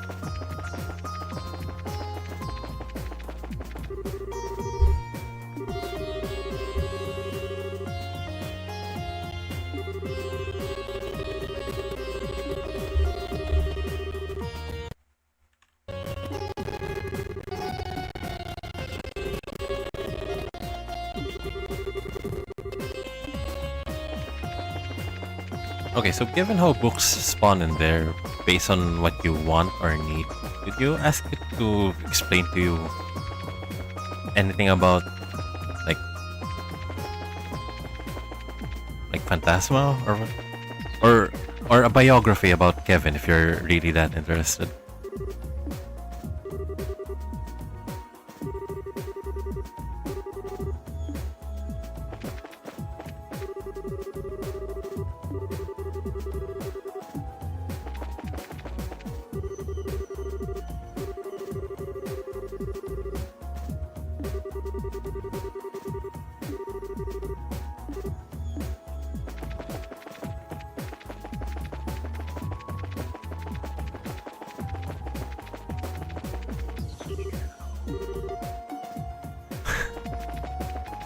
Oh, on that matter, where's Reese?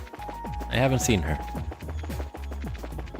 I haven't seen her all day. Wait, where is Reese?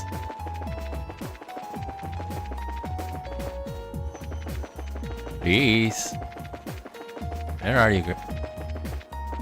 Where is she?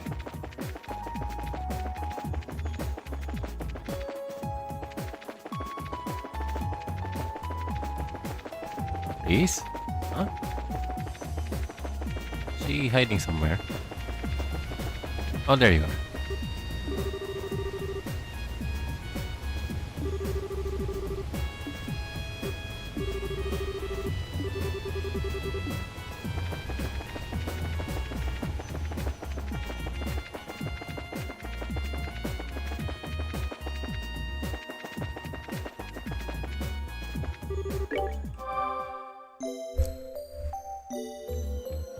Okay, so let's be prepared for what's to come. Well, wait. I'm curious though. Where did we miss out on door 4? I might have to start playing offline for a bit, find where that is. But I'll stream it once I find it, okay? So yeah.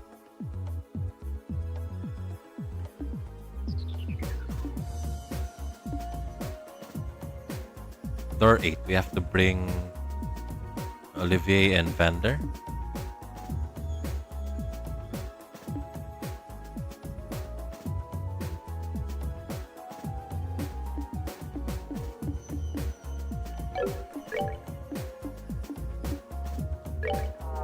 We have the invitation letter, so we can try for the harder battle.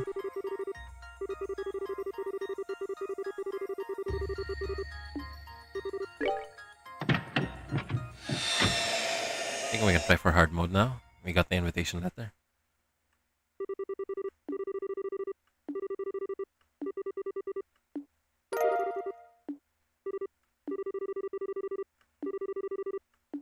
Yes, please. Harder.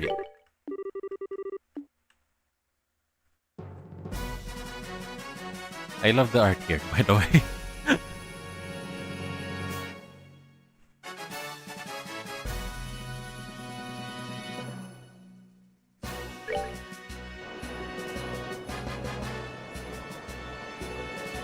Oh, damn.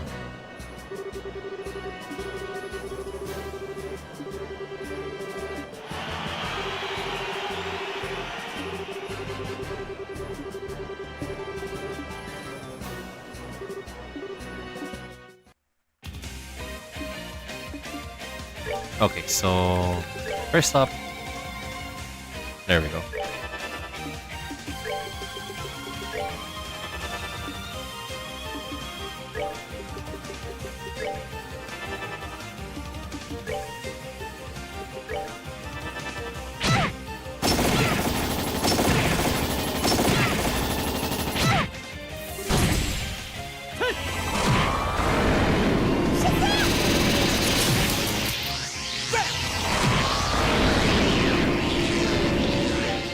I mean, it would be really nice if we had Sin on our team, but I think we need Estelle here right now because we need to level her up.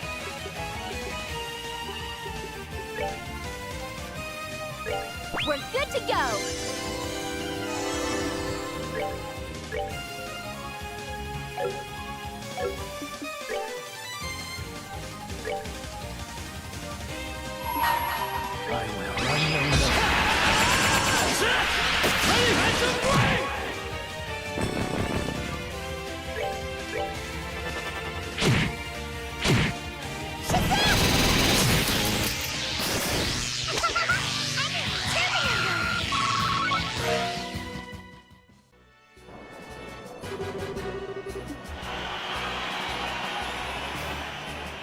I mean, it'd be awesome if we could pick Kevin out and get Shera and share our glory.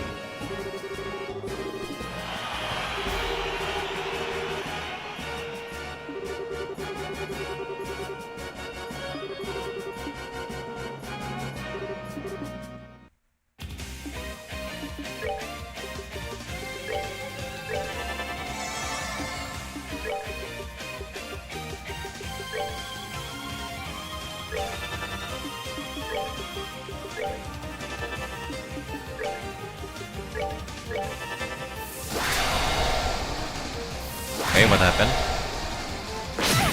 What keeps happening? What's okay? Hopefully that should be enough.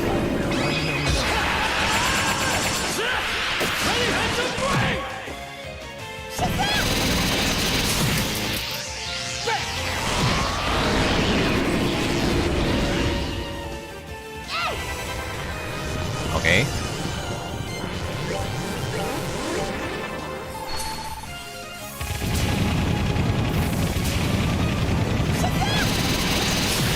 Good. Perfect.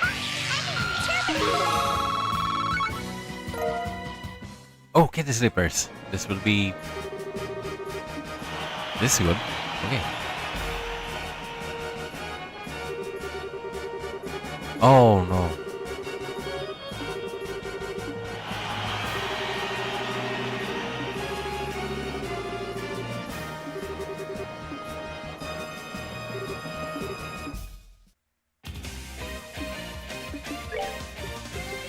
I don't want to hurt these guys.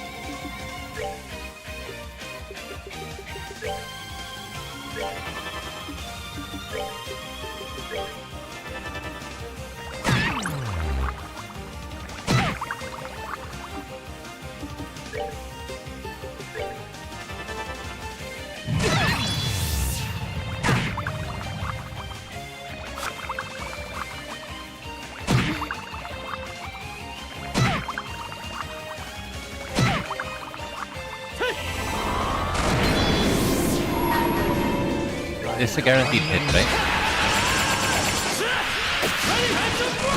Okay, good.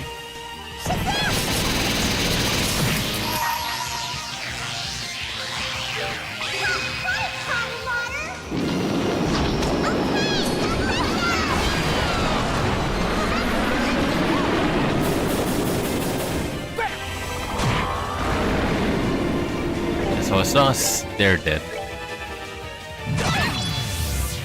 that should be enough, shouldn't it? Like, does Flicker work on you? It doesn't. Wait, no. Let's heal up. I'll save you!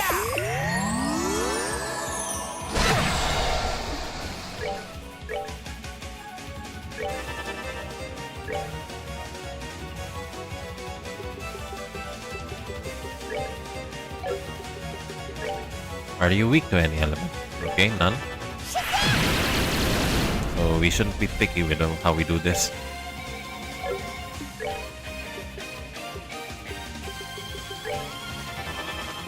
Also, continue healing.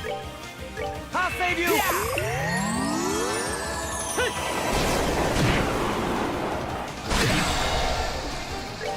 It's fine.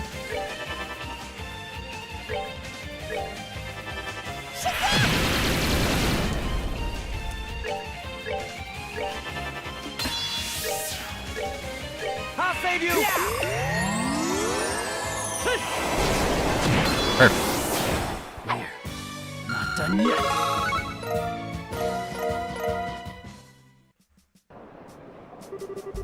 Oh, I feel bad about doing that to the dragon.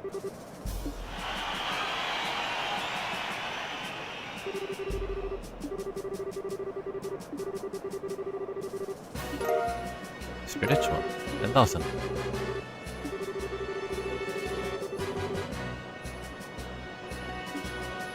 Okay. I'm gonna have to look for that then.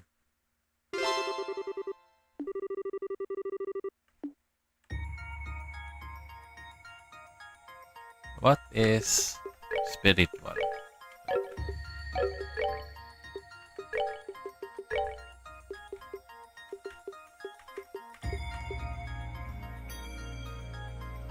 Oh.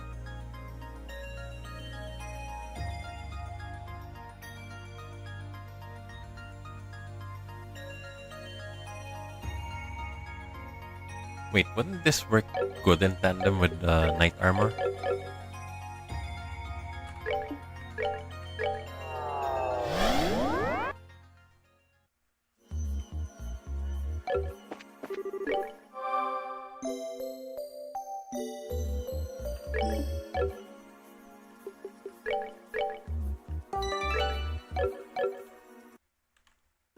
Oh, well, look at time. Okay, so we're coming around the 4-hour mark. I'm not sure if I should check the Olivier door. Maybe if it's just some light reading. But yeah, I don't think it will take us 20 minutes. Let's swap you out for this guy. That guy. Do it. So, might as well, since you're here.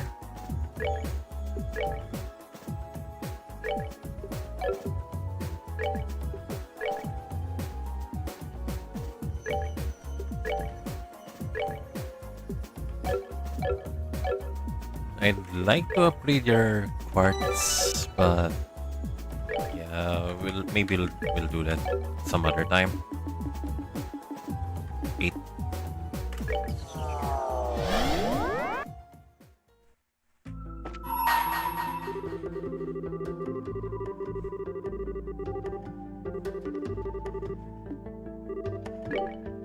There we go. At least there are no fights here. I hope.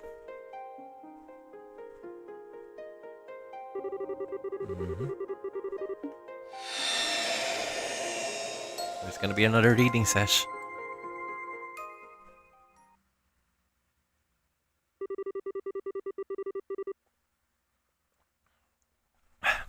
The tea has been working wonders for my throat.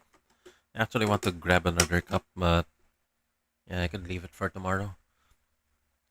1 month after the collapse of the Liber Arc, the banquet to celebrate the crisis's successful resolution was over, with Estelle and her friends having largely left the capital to go elsewhere.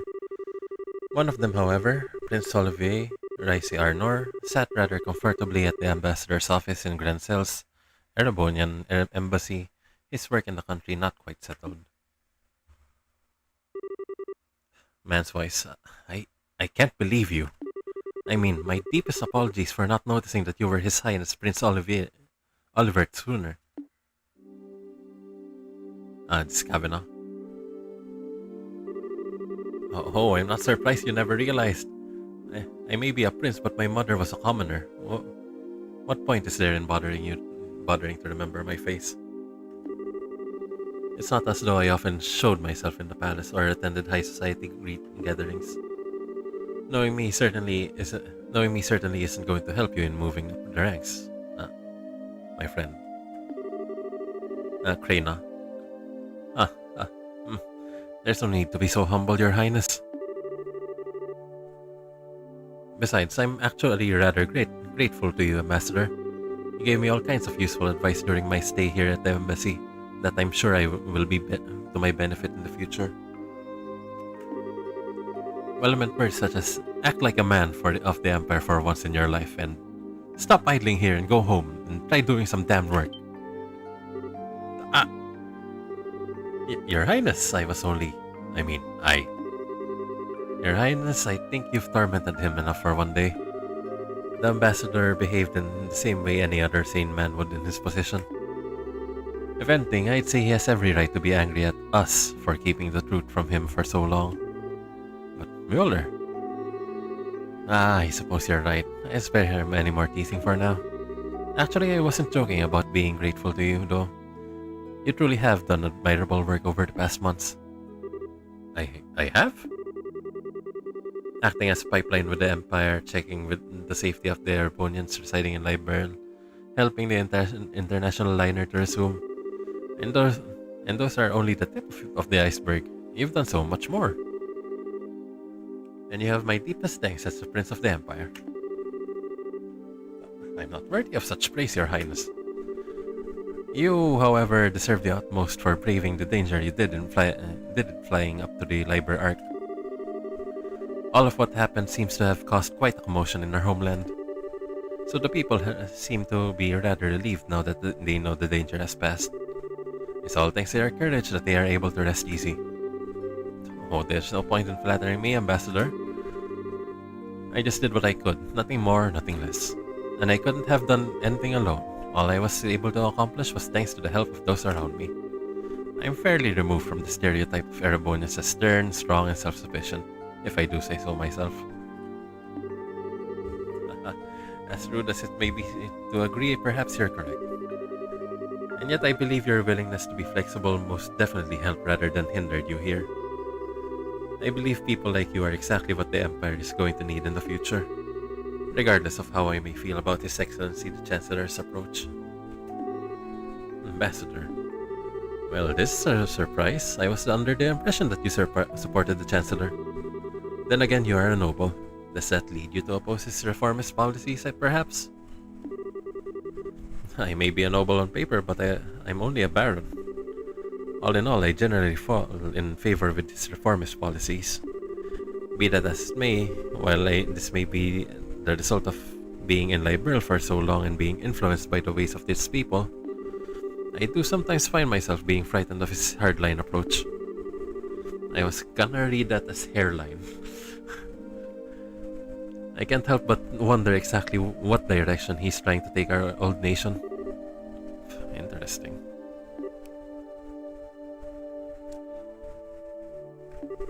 Your Highness? Oh, I was just thinking, I'm quite glad to have taken the chance to engage in such fruitful talk with you just before departing the country. I pray you will continue doing all you can to ensure the peace of Liberl and its surrounding nations while I'm gone. Preferably in cooperation with Ambassador Cochrane. Yes, let's not forget her, I suppose. Still, it's true that since the non-aggression pact was signed, there's been some progress with regards to the crossbill problem. And given that it was Liberl who proposed said pact, that makes my role in future negotiations very important indeed. I presume that is what you're trying to say? Aha, you're a sharp one, my good man. Excellent. Now I can return to the capital with my mind at ease. I'll leave everything here to me, Your Highness. I will be looking forward to hearing what you achieve back in our homeland.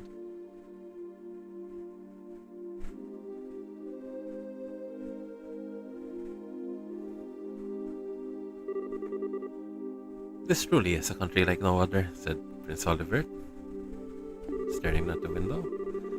I never thought that the day would come when I would hear things like that from noble of the Empire. Indeed, agreed Major Vander. He's apparently somewhat less of an obstinate man than I thought he was. Perhaps his nation's very air has the power to genuinely change people. It seems to have had an effect on you too. I feel like I'm seeing a lot more smiles from you these days than I'm used to. I'm loath to admit it, but that may well be true. I still find myself wishing you would learn from Liberlian's dignity and sense of restraint, however. Two quantities you don't particularly possess in any measure. In fact, you have far too much of their opposites. You say that, but these qualities are the only weapon I have. I don't have much that will allow me to compete against the Chancellor. I need to use what little happens to be tucked in my corner as best I can. Have there been any changes to our plans? None. We should be able to proceed as arranged. 3 days ago, the Chancellor left the capital on a tour of Eastern Erebonia. Tomorrow you will be returning there aboard the RC where he's got... Oh, the RC, okay. You will be returning there aboard the RC while he's still out in the east. All those who need to be made aware of our return have been given proper notice. Your arrival in Erebonia will make a real impact. Of that I am certain. What potential obstructions to the plan are there at present? Nothing major. There have been some movements in the Intelligence Division's 4th subdivision, but not much. There's a chance that everyone is being cautious because of the RCA is involved, but I'd put greater odds on the idea that everyone is just treating this as a pompous performance by you and not taking it seriously. Well, they may be right too. I have no choice but to start here, even if it means I have to use Liberl. And if I'm going to put a show, why not put on the finest one in the skies I've ever seen? I suppose I can't argue with that.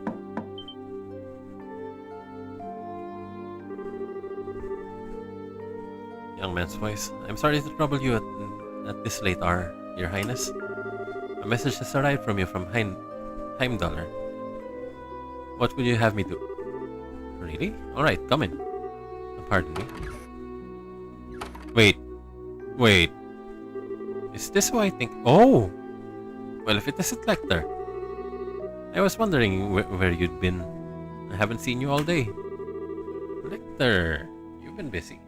Secretary Lecter, I've been exceptionally busy with work since this morning, I'm afraid. I'd hoped to be able to come and see you earlier since you will be leaving tomorrow. I'm terribly sorry for not being able to. Oh, never mind that. If that work of yours is done now, we three could enjoy some sensual quality time together for the remainder of the night. No. Stop. They acknowledge receipt of His Highness's message. However, they didn't anticipate that you may be able to arrive all the way from Grancel in less than half a day. As such, they're currently in a major panic trying to ensure everything's ready for the ceremony tomorrow. But that doesn't come as a surprise. There's nothing like the RSA when it comes to speed at home. How cruel you both are for deftly ignoring my proposal. Although it sounds as though the stage will be set in time. Now I need to decide on an outfit that will leave everyone's jaw on the floor to sweeten my arrival. Perhaps a glistening coat of white loincloth. No, stop!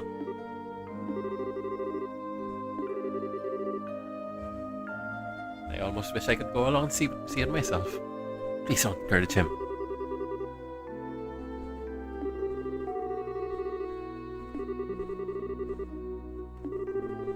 Your offer is certainly tempting, but I'm afraid I have another job to take care of soon. The thought is appreciated, though.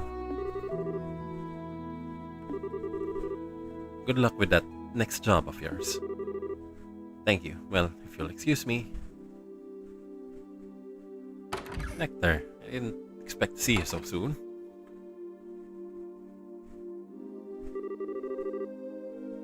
So that is Second Secretary Lecter Arundel. Is it safe to assume he's not one of the chancellors? Almost definitely, yes. He came through Hacken Gate on foot and took up his new position at the embassy a month ago. And right around the same time we headed to Library Arc aboard the RSA at that. There's no way that could possibly be a coincidence. No, it couldn't. The most likely possibility seems to be that he's part of the intelligence division. Are you sure he's not doing anything regarding... Are you sure not doing anything regarding him all this time was a good idea? Absolutely.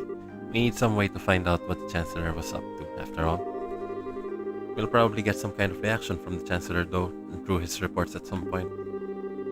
Probably in about 2 weeks when the Chancellor's tour has finished. You planned that far ahead all along, had you? Asked Major Vander. Well, in any case, I'll be sure that we're ready. I'll be counting on you. Oh. Something the matter? Not really. It's just that the moon has come out. And what a beautiful full moon it... Don't do that.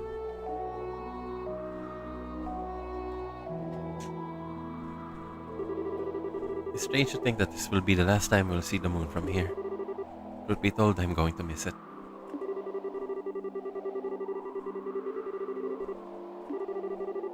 But in all seriousness, we'll have to do all we can to be able to come back here and see it once again one day. While we're both still alive. Indeed.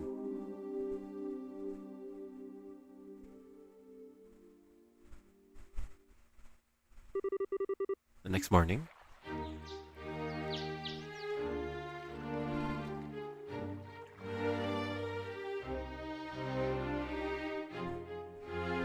And everyone's pretty much here, huh? Pretty much everyone's here. Your Majesty, Your Highness, I humbly thank you both for your generous hospitality during my stay in your fine kingdom. You were even gracious enough to humor my brazen request of escorting me back to Heimdall aboard the RSA. This debt I owe you will be repaid many times over in the future. Rest assured of that. You needn't think of this as anything we went out of our way for, said Queen Alicia. Escorting an honored state guest back home is a matter of course. Particularly a guest to whom we owe a great debt of gratitude. And Princess Claudia, adding, if you ever have the opportunity, please do come back to Liberl again in the future. I imagine Estelle and Joshua will be back by then too. So we'll be able to give you a nice warm welcome. I'm already excited for my next visit, admitted Prince Oliver. Have they left the country yet, by the way? They're busy getting ready to leave over in Rolent at the moment, I believe, said Cassius. I'm planning to see them off when the time comes. I see. Incidentally, while the ruins of Hamel are currently sealed off, I'll do what I can on my end to ensure they are allowed inside. Would I trouble you to pass that along to them? Certainly. Thank you very much, Your Highness. Oh, think nothing of it. It's the least I could do after all they've done for me. I owe you a great deal too, Cassius. If not for your assistance, stopping that armor division from crossing into Liberl wouldn't be as simple as it was. I could say the same to you. Still, I'm sure you're aware that that outcome would have been well within the realm of possibility for the Chancellor. I doubt he was even surprised by the incident. Really? Most likely not. Erebonia had nothing to gain from using that situation to occupy Liberl. Certainly not to the extent that it would be worth going out of their way to develop inefficient steam tanks. The only reason I can see for him doing what he did was a show of power to surrounding nations. A statement that even without Orbal energy, Erebonia's army could still act. I indeed suspect that was his true aim all along. Goodness. So you did notice. The Orbal shutdown phenomenon was a complete unknown to the rest of the continent. Perhaps it might never occur again, but there's always a chance it might, whether it's here or somewhere else entirely. I hear the Empire has only built a relatively small number of those tanks in all, too. Certainly not enough to launch a full-scale invasion.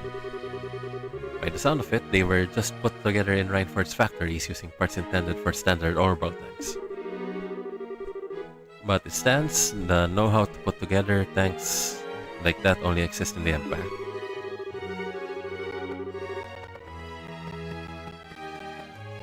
And in these unpredictable times, no other nation has the time or resources to try and develop extremely inefficient steam-powered weaponry. In a sense, because of what just happened, the Imperial Army's effect as a deterrent is even greater than ever. He's using war as a diplomatic tool, and very effectively at that. None of this had ever even occurred to me, admitted Princess Claudia. I have a long way before I'm fit to be the ruler of this country. Don't beat yourself too much about it, Prince Oliver assured. He's no ordinary foe to even beat the most hardened veterans. The Chancellor is always... See, I'm getting tired now. The Chancellor always seems to be thinking several steps ahead of the rest of the world. It's impressive, no matter what we may think of his actual ideas. I'm quite the reckless fool to be trying to challenge him if I do say so myself. Oh, don't be silly, Your Highness. How can you say that with a smile on your face is utterly... How you can say that with a smile on your face is utterly beyond me. I do hope you'll be careful. No matter what may occur, be sure not to lose sight of exactly where you stand. Of course, Your Majesty. If I were to go bring in shame upon myself now, I'd be wasting all the effort involved in escorting me back home. I'll be sure to take what you have said to heart. A woman's voice. Excuse me, Her Majesty. Julia? No? Oh, Hilda. My apologies, Your Majesty. It's just that a guest for you arrived all of a sudden at the castle. Ordinarily, I would not have rushed in while you were meeting with others, but the visitor is so irregular that I thought you should know at once. Irregular? How so? Actually? Oh. Who's this? Chancellor? Well, yeah. Figured as much.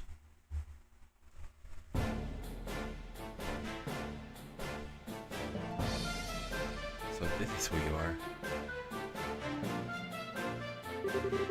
Ah, it's an honor to be granted a personal audience. I am Gilead Osborne, a representative of the Imperial Government. My apologies for the abrupt intrusion. So you are Chancellor Osborne. And it's a pleasure to see you again, Your Highness. It's been a year since we last met, has it not? I hope these passing months have seen you well. Yes, a year sounds about right. Still, while I hope you'll forgive me for asking, just what did you just what did prompt someone of your stature to appear at the castle without warning? I'd very much like to hear your side of the story. My apologies, Your Highness. You see, these past few days I've been touring around Eastern Erebonia on just routine inspections. It's been going very smoothly, more so than I had initially anticipated. I had enough free time in my schedule to pay a cordial visit. Oh my, is that so? Naturally, I would have preferred to come here while the crisis was still unfolding like you yourself did, Your Highness. Unfortunately, the confusion in Southern Erebonia was simply too pressing a matter, and I had no choice but to deal with that first. This was the first chance that presented itself to come here and meet directly with Her Majesty, so I acted with utmost expediency. I hope you'll forgive my lack of proper decorum in failing to give advance notice of my arrival. That does make sense, at least. Regardless, please don't concern yourself with me. No doubt you wish to offer your greetings to Her Majesty. My thanks, Your Highness.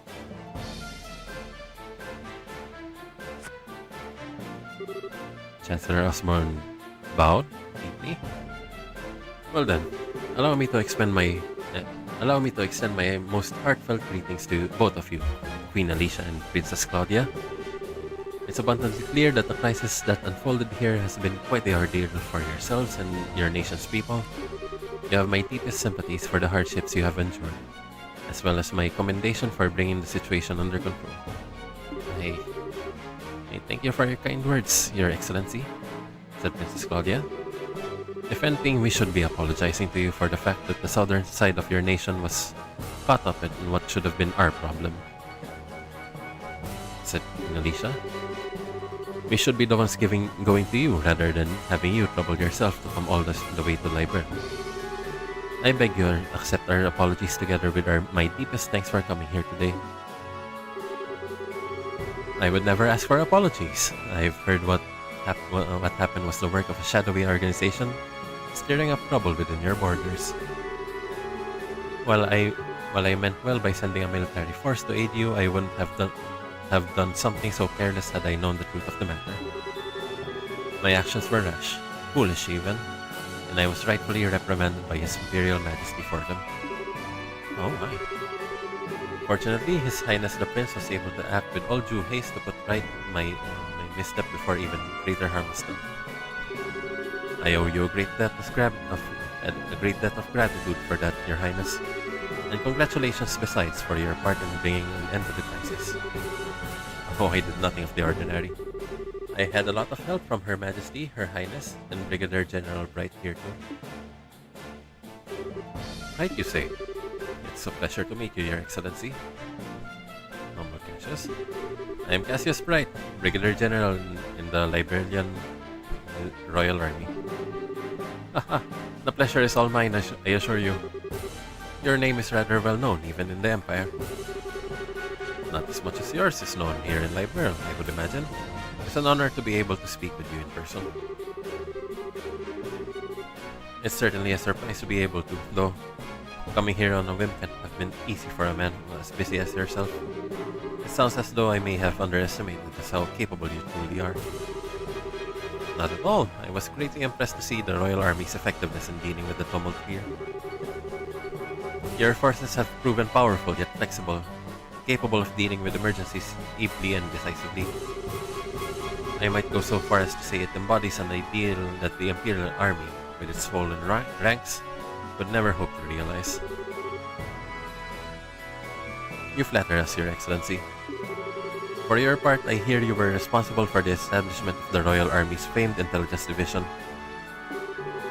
Our army is in desperate need of a new one of our own, so I find myself quite envious. It almost seems as though the two of us each want what the other has. So it does. Interrupting, Prince Oliver asks, "May I ask, Your Excellency, what will you be doing now? For my part, I am intending to leave Liberl today, so I'm afraid I won't be around much longer." Yes, so I've been told. I believe you're intending to make your grand arrival at Heimdallr. aboard the famous RC? I'm impressed you're already aware. I almost wish I could return to Erebonia on board it alongside you. But alas, I'm afraid I have other business demanding my attention after I'm finished here. I'll be leaving Library separately this afternoon. That is a shame. I would very much have liked to invite you to this evening's banquet. Please, you need not go to such troubles on my account. I feel as though I've put you out enough showing up unannounced as I did, so to say nothing of dining with such esteemed company. Still, I do have some time before the airship I'll be leaving on is due to depart. That being the case, might I ask you for a little of your time, Your Highness? I have a few things I'd like to discuss with you personally.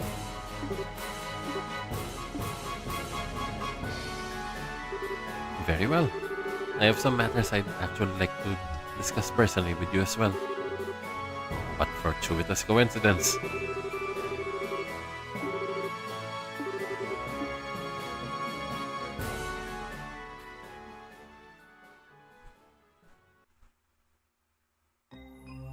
Chloe must be miffed seeing Lecter there.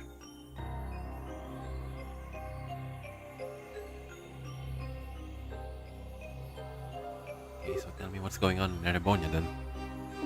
It's so obvious that Her Majesty is quite a tea fancier, if this blend is anything to go by. The fragrance, the temperature, the taste, I'd be hard-pressed to find fault with any of it. I've always been more of a coffee man myself, but I have no doubt I'd become content with a cup of this at my desk each morning.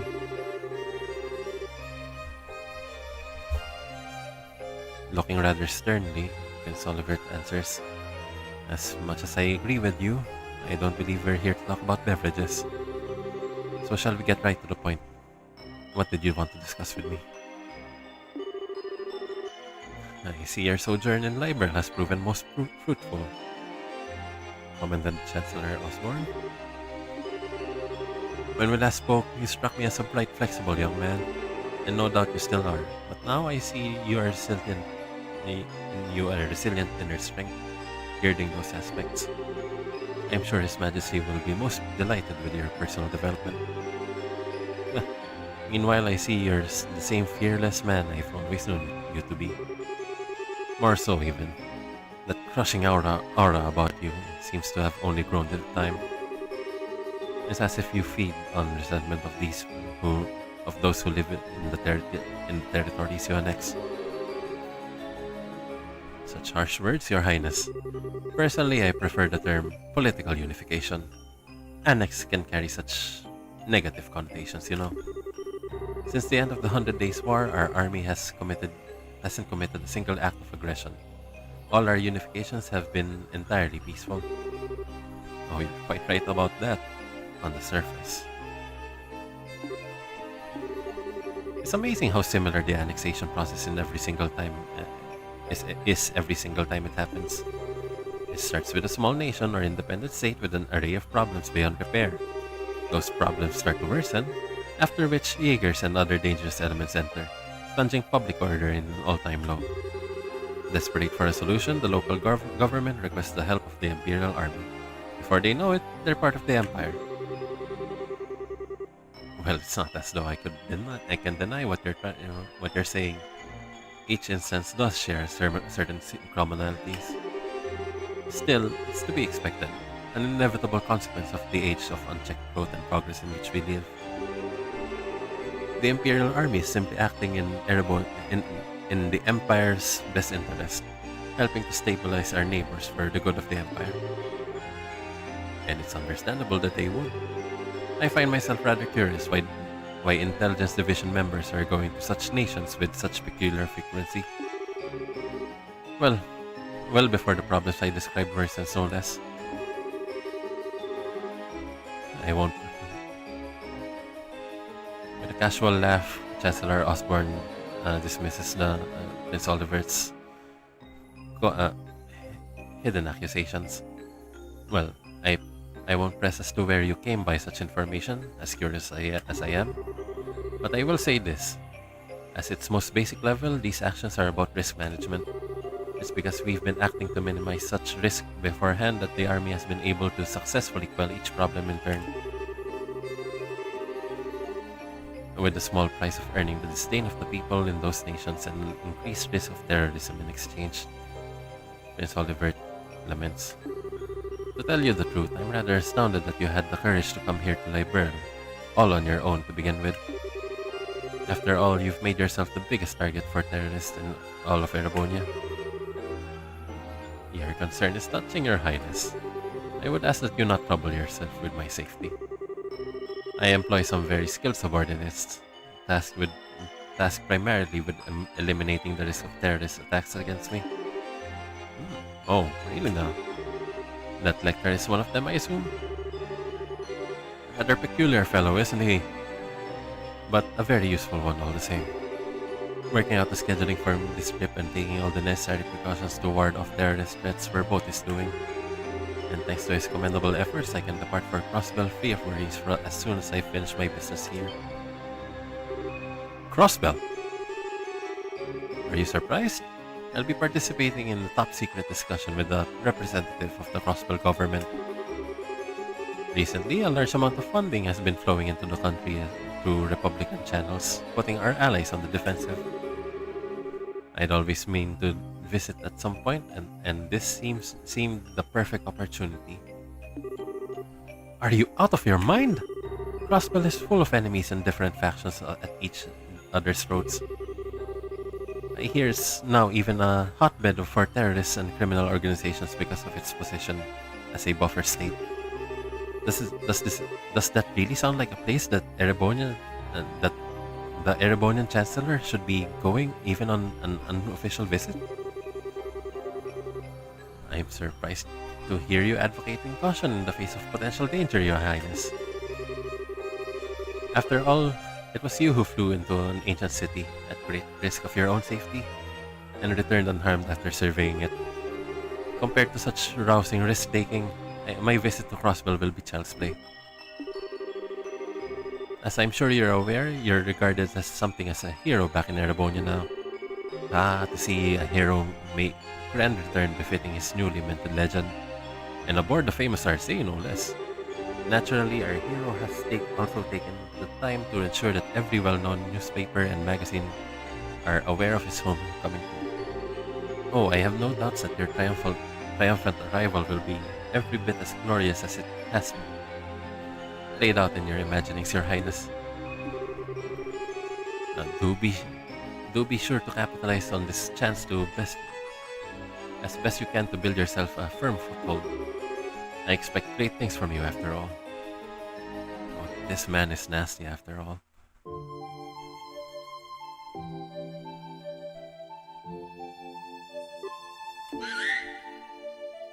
Peck his eyes out.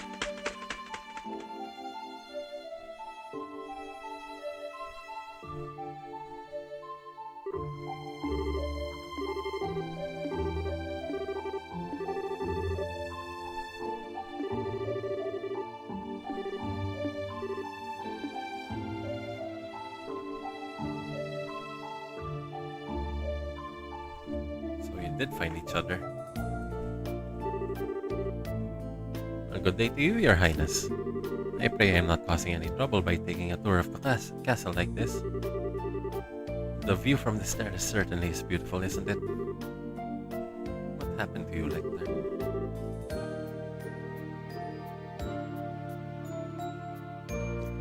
How did you end up working for Chancellor Osborne? I'm sorry. I haven't the faintest idea what you mean. Are you perchance mistaking me for someone else? Your name is Lecter Arundel. You were the student council president at Genis Royal Academy, which you attended before leaving suddenly 2 years ago. So no, I am not mistaking you for someone else. But that's where you're wrong. Because my name is actually Lecter Arundel. I can certainly see how our names could become mixed up, however. They are scarily close. Still now, Still, now you know. Please just call me Lek. Don't try to joke around with me, Lecter. Do you have any idea how worried all of us were when you just disappeared without a word? You submitted your notice to leave the academy and then you were never seen again? Even the otherwise calm Leo let out a cry of anger when he found out. And all Lucy could do was give a sad smile and say, "It's just like him," the whole time with tears in her eyes. Jill and Hans were heartbroken, and so was I. Yet, after all this time, you finally show yourself, knowing full well that I'm here. And this is how you act? By pretending you're someone else? Sorry, no need for the scary glare. You're still taking things way too seriously. Looks like it'll take more than stepping up as a crown princess to change that part of you. But you know, seeing you makes me feel kinda relieved. I always figured if someone like you became crown princess, you'd have virtually no freedom to do anything other than work. But from all that's reached my ears, it sounds like you're actually doing all right for yourself. And you even made some great new friends after I left the academy, didn't you? Nice. I sure did. Nonetheless, it's thanks to you that I was able to change at all. You were the one who gave me the first push in the right direction. I never got the chance to thank you properly after you left. But all this time, I've always been grateful to you. Well, consider me honored. Do I get a kiss in return? You do not. I may feel respect towards you, but nothing romantic. Ah, that's a bummer. There was me, all taken in by how pretty you'd become, wondering if this could be the start of something downright magical. And what happens instead? My dreams of romance and sweet smooches are crushed to nothing before they can even begin. I know you don't mean a word of that, you know. You're looking very sharp yourself, though. I'm surprised to see. Every time I've seen you before today, it was that heavily frayed uniform worn in the most sloppy way imaginable. I think you'll find I was merely making a fashion statement. That wasn't laziness or slobbishness. Every part of it was carefully calculated and considered to have maximum effect. The scary thing is, I actually believe you. You always seemed as if you cared for nothing but having fun and causing trouble, yet when it came down to it, you were wise beyond your years. And I finally seen that part of the reason behind that today. I'll ask you again, Lecter. How did you end up working for Chancellor Osborne like this? Just what happened between you submitting your notice to leave the academy and now? Yeah, actually, good question. And we're back to Olivert and Osborne. I have to admit, I never imagined that would be the case. On the contrary, I was expecting you to tell me to back off. Wiles forbid. What reason would I have to suggest a thing? After all, at the end of the day, our positions are functionally the same. I'm not sure I understand. Do you not think so? Personally, I find it difficult to believe that you would not harbor such hatred towards Erebonia as it is today. A grand empire clinging to the glories of a bygone era, ruled by the nobility and shackled by meaningless convention. Am I wrong? People call me the Blood and Iron Chancellor, as though I hold the whole of Erebonia in the palm of my hand. But in reality, my position is far more tenuous. I have supporters and allies in the capital, certainly, but outside its walls, the nobility holds far more sway than any of them. And while it is true that I hold great amount of power in the form of the Imperial Army, even then, I only truly command around 70% of it. The remainder is loyal to the nobility, who also maintain their own private armies. With those factored in, my advantage shrinks substantially. So, you see, I'm still very much in the midst of a battle to truly exert control. Which is why you're building railways all over the country to expand your area of influence. and you've been annexing new territories to the same end. As I've long thought, you clearly misunderstand me better than anyone else. That is why I'll say this once again. Work with me, Your Highness. With your support, our nation will be able to bring about real reform faster than ever. The noble faction, bloated with centuries of decadence, can be stopped before they even have a chance to unify against us. Surely that's what you desire more than anything. And after a pause, Prince Oliver confronts the Chancellor. What connection do you have with Ouroboros? I'm afraid I'm not quite sure what you're asking. I will say this, however. I'm a firm believer in using every resource at my disposal in the name of achieving reform. That's why I believe in handling. That's the way I believe in handling politics. I see. Well, it certainly does seem as though we would see eye to eye in many ways. And that's all the more reason why I am afraid I must refuse your offer. Is that so? Yes, I find it difficult to like the rotten noble faction that exists in the Empire. Or perhaps you're right that hate is a more appropriate word. But my feelings of fear towards your methods are far greater than my feelings of hatred towards the nobles.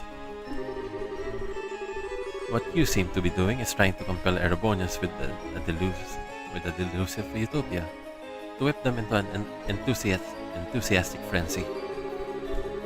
No doubt by successfully convincing the people, the old guard will fall into a metaphorical firestorm created.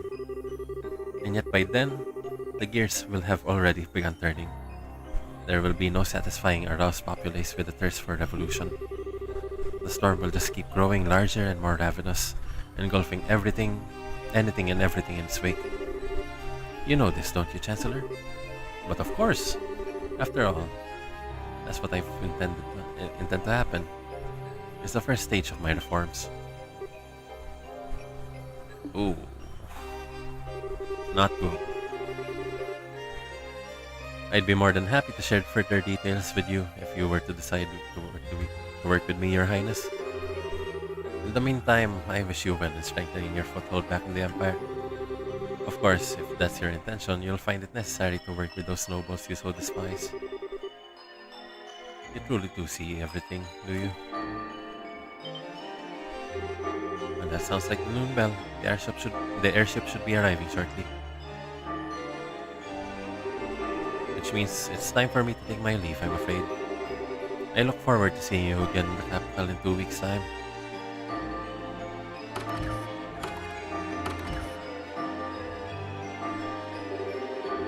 I take Major Vander entered, now speaking to Prince Oliver. I take it the discussion is over now, he asked. What's wrong? You look awfully tired. Oh, nothing. I'm just feeling odd and new at what a monster I decided to pick a fight with. Back to Lecter. I think it's probably about time for the airship to arrive. I'm gonna have to stop you there and get going. See ya, Sieg. Next time I see you, I'll bring you some Erebonian salami as a souvenir, okay?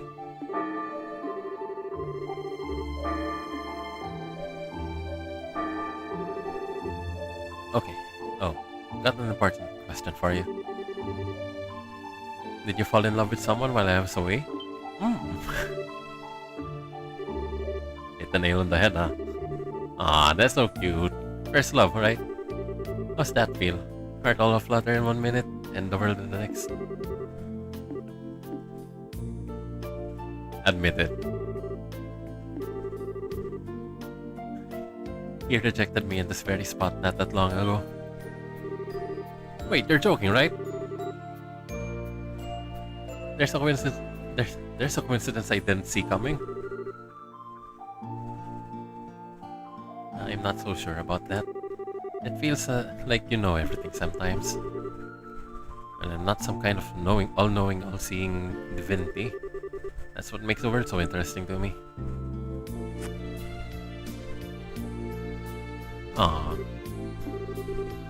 I'm happy for you, Chloe. Knowing the pain of lost love's what makes a girl blossom. in my humble opinion. Do you feel like the whole experience let you get a step closer to the person you want to be? What about you? Do you feel like getting closer to becoming the person you want to be by being at the Chancellor's side? Kinda hard to do that when I don't have a person I want to be to begin with. I'm just sticking with him because it feels like it'll be fun, that's all. I've been doing it since before I joined the academy, in fact. You have? Well, that'll be it for today. That prince is proving surprisingly capable, but he still isn't a match for the Chancellor. Tell him to watch his back, alright? So that he doesn't get swallowed up by that monster after he gets tired of dancing.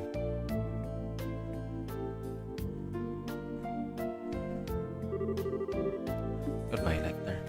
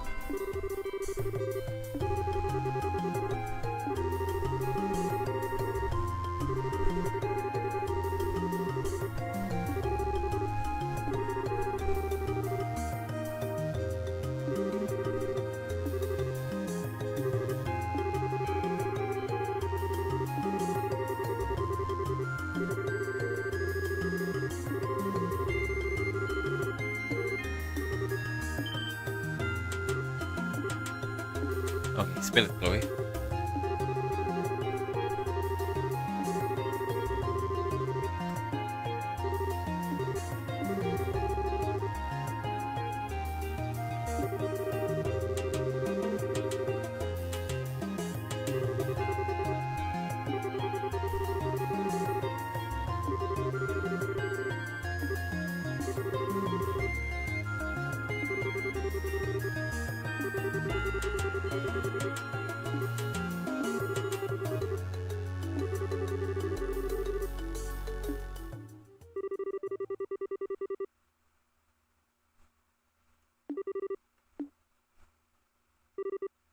Captain Schwartz, I have a little favor I'd like to ask for when we're in the air.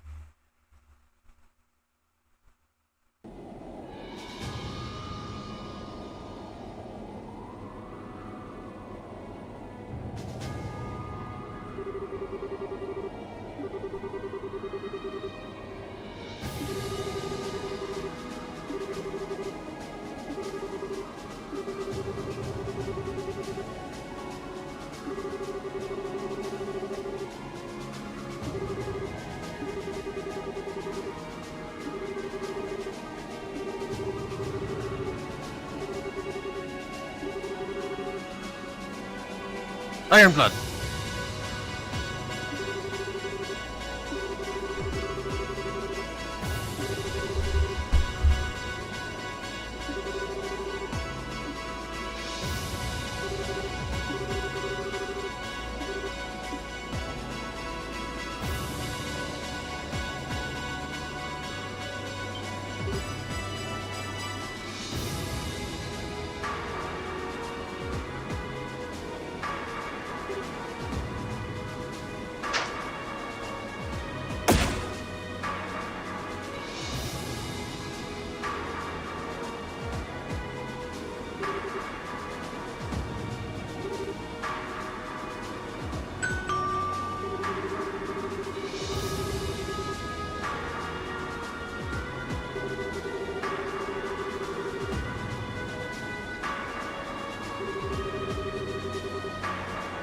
He has... Olivier is absolutely aura farming right now.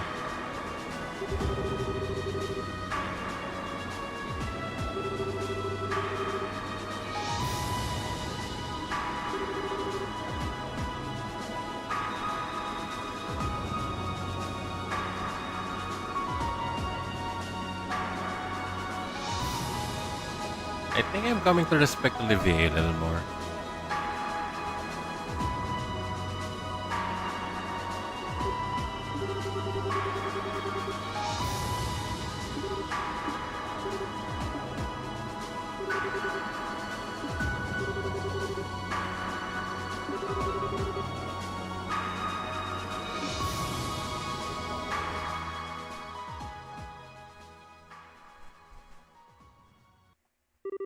Okay. Whew. Ooh, di pa inay?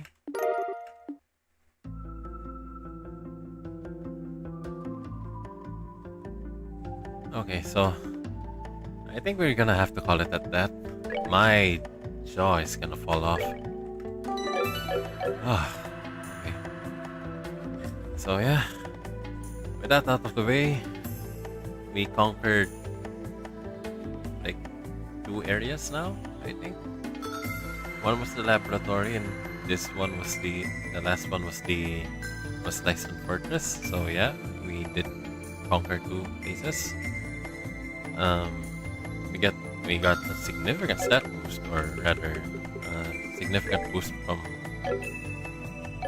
We got a pretty good accessory after defeating Cassius. And then what I'm assuming will happen is that if we go to the next area, we'll be fighting off Schwarzritter, or rather, my suspicion is that it's low. And then we'll be getting what weapons? The Golden Lion's emblem or whatever. And yeah, okay. So while offline, I think I'll be looking for where that door we missed is at, and yeah. So that'll be that. Please take care of yourselves. I'm also considering playing Agarest after we blazed through all of the Trails games, or rather, all of the Legend of Heroes games. So yeah, I think I'm planning to play Agarest after that. And yeah, so do take care of yourselves. Have a pleasant rest of the day. Leave a like, comment, and subscribe. And yeah, that'll be that. See you when I see you. Bye. Bye.